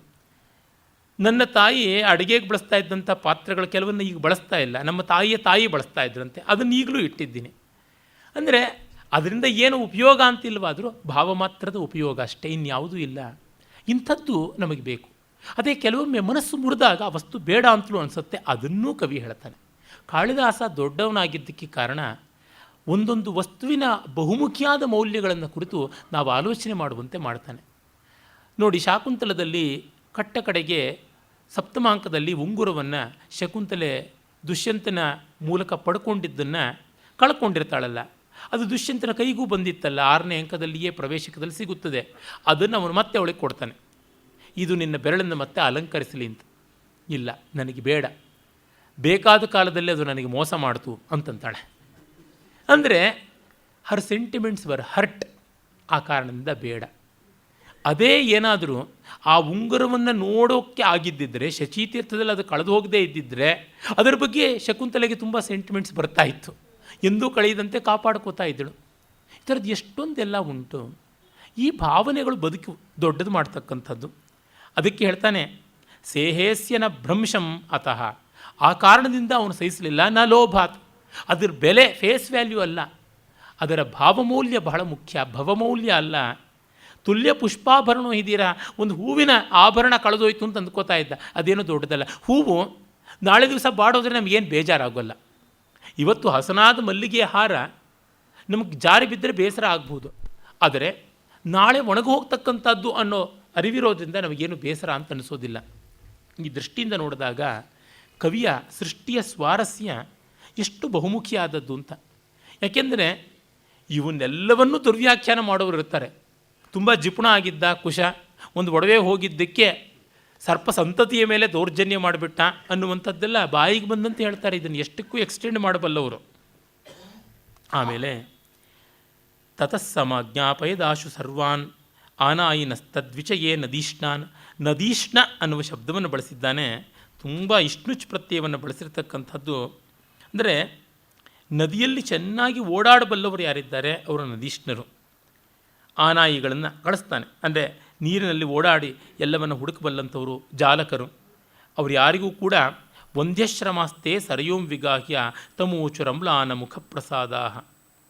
ಅವ್ರು ಬಂದು ಹೇಳ್ತಾರೆ, ನಾವು ಎಷ್ಟು ಹುಡುಕಿದ್ರೂ ಸಿಗಲಿಲ್ಲ, ವಂದ್ಯ ಪ್ರಯತ್ನ ಆಯಿತು ಅಂತ. ಆಮೇಲೆ ಅವ್ರು ಹೇಳ್ತಾರೆ, ಮೊದಲೇ ನಾನು ತಿಳಿಸಿದಂತೆ, ನಾಗೇನ ಲೌಲ್ಯಾತ್ ಕುಮುದೇನ ನೂನಂ ಉಪಾತ್ತಮಂತರ್ಹೃದವಾಸಿನ ತತ್ ಲಬ್ಧಂ. ನಾಗ ಒಬ್ಬ ಇದ್ದಾನೆ ಮಡುವಿನಲ್ಲಿ, ಕುಮುದ ಅಂತಕ್ಕಂಥವನು, ಅವನು ಅದನ್ನೆಲ್ಲಾದರೂ ತೆಗೆದುಕೊಂಡಿರ್ಬೋದು. ಕೃತಃ ಪ್ರಯತ್ನೋ ನಚದೇವ ಲಬ್ಧಂ ಮಗ್ನಂ ಪಯಸ್ಯಾಭರಣೋತ್ತಮಂತೆ. ಆಗ ಅವನು ಕೇಳಿದ ತತ್ಕ್ಷಣವೇ ಗರುಡಾಸ್ತ್ರವನ್ನು ಹೂಡ್ತಾನೆ. ತತಸ್ಸ ಕೃತ್ವ ಧನುರಾತ ತಜ್ಜಂ ಧನುರ್ಧರ ಕೋಪ ವಿಲೋಹಿತಾಕ್ಷ ಗಾರುತ್ಮತಂ ತೀರಗತಸ್ತರಸ್ವಿ ಭುಜಂಗನಾಶಾಯ ಸಮಾದದೇಸ್ತ್ರಂ. ಆಗ ಸರಯೂ ತೀರಕ್ಕೆ ಹೋಗಿ ಸರ್ಪಗಳಿಗೆ ವಿರೋಧವಾದ ಗಾರುಡಾಸ್ತ್ರವನ್ನು ಹೂಡಿ, ನೀನೀಗ ಕೊಡದೇ ಇದ್ದರೆ ನಿನ್ನ ಮೇಲೆ ಪ್ರಯೋಗ ಮಾಡ್ತೀನಿ ಅಂತಾನೆ. ಆ ತತ್ಕ್ಷಣವೇ ತಸ್ಮಾತ್ ಸಮುದ್ರಾದಿವ ಮಧ್ಯಮಾನಾತ್ ಉದ್ರುತ್ತ ನಕ್ರಾತ್ ಸಹಸೋನ್ಮಮಜ್ಜ ಲಕ್ಷ್ಮೇವ ಸಾರ್ಧಂ ಸುರರಾಜವೃಕ್ಷ ಕನ್ಯಾಂ ಪುರಸ್ಕೃತ್ಯ ಭುಜಂಗರಾಜ. ಅವನ ಬಾಣದ ಹೂಡಿಕೆಗೇ ಇಡೀ ಸರಯೂ ನದಿ ಹೊಯ್ದಾಡ್ತಾ ಇತ್ತು. ಅಲ್ಲಿದ್ದ ಮೊಸಳೆಗಳು ಕೂಡ ಮೇಲೆ ಕೆಳಗೆ ಹಾರುವುದಕ್ಕೆ ಆರಂಭ ಮಾಡಿದವು. ಆ ಪ್ರಕ್ಷುಬ್ಧವಾದ ನೀರಿನಿಂದ ಸಮುದ್ರ ಮಥನಕಾಲದಲ್ಲಿ ಲಕ್ಷ್ಮಿಯೊಂದಿಗೆ ಕಲ್ಪವೃಕ್ಷ ಎದ್ದಂತೆ ಕುಮುದ ನಾಗ ತನ್ನ ತಂಗಿ ಕುಮುದ್ವತಿಯ ಜೊತೆಗೆ ಬರ್ತಾನೆ. ಬಂದು ವಿಭೂಷಣವನ್ನು ಕೊಡ್ತಾನೆ. ಅದು ತನ್ನ ತಂಗಿಯ ಒಂದು ಕೈಗೆ ಸಿಕ್ಕದ್ದು. ಅವಳು ಬಾಲಭಾವದಿಂದ ತೆಗೆದುಕೊಂಡಿದ್ಳು.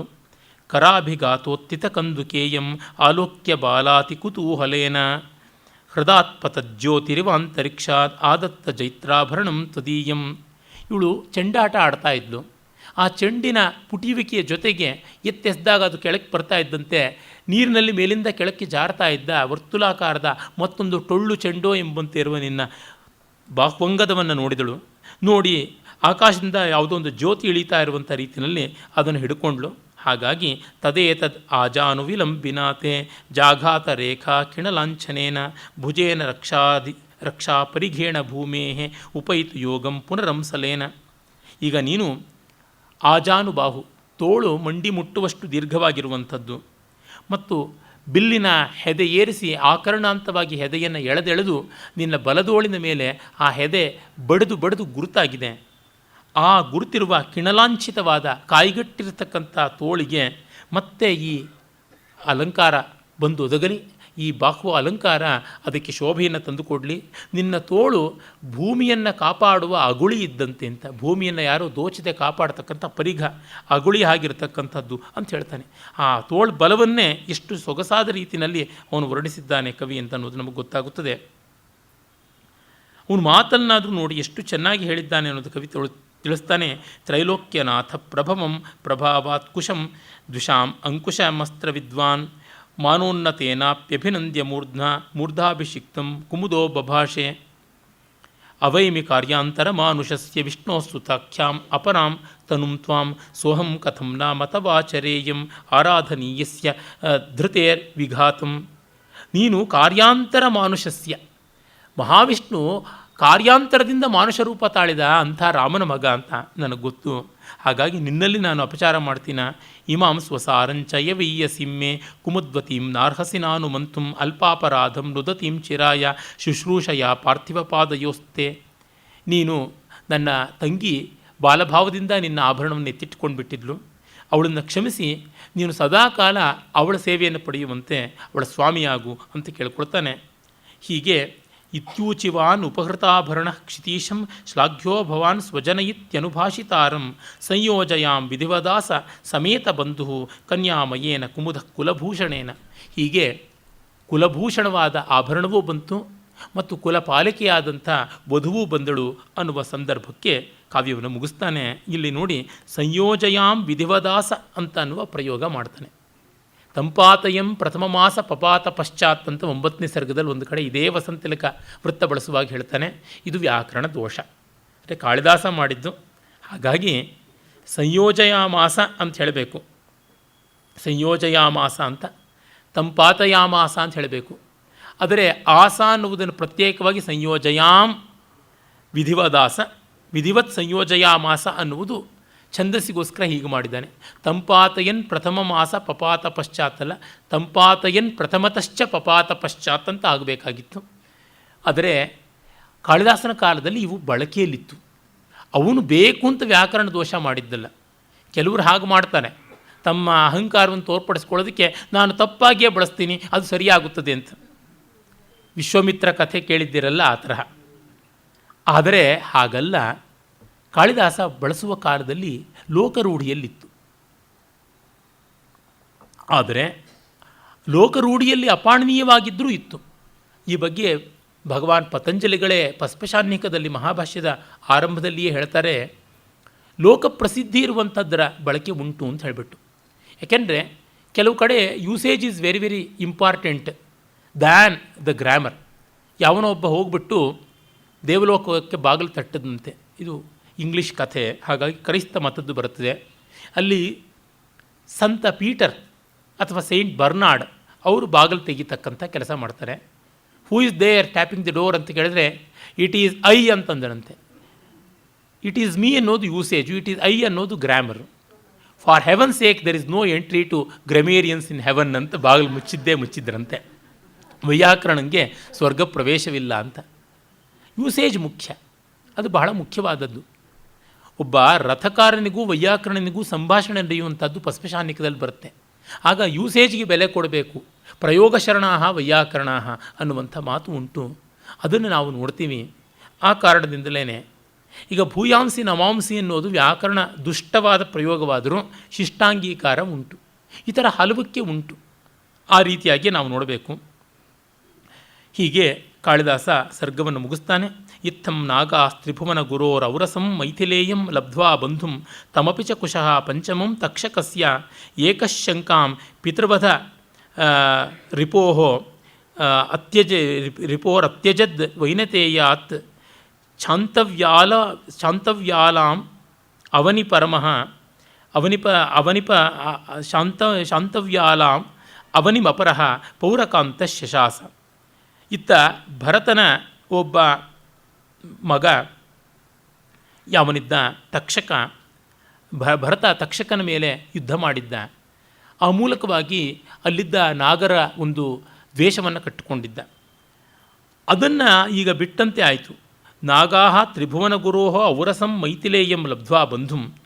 ಇವನನ್ನು ಬಂಧುವಾಗಿ ನಾಗರು ಪಡಿಕೊಂಡು ತಮ್ಮ ಮನೆಯ ಅಳಿಯನಾಗಿ ಸರ್ಪಗಳಿಗೆ ಭಯವನ್ನು ಬಿಟ್ಟರು, ವೈನತೇಯನ ಭಯವನ್ನು ಬಿಟ್ಟರು. ಇತ್ತ ಊರಿನ ಜನರು ಕೂಡ ಈ ಸರ್ಪದ ಬಾಂಧವ್ಯದ ಮೂಲಕವಾಗಿ ಸರ್ಪಭೀತಿಯನ್ನು ಬಿಟ್ಟರು.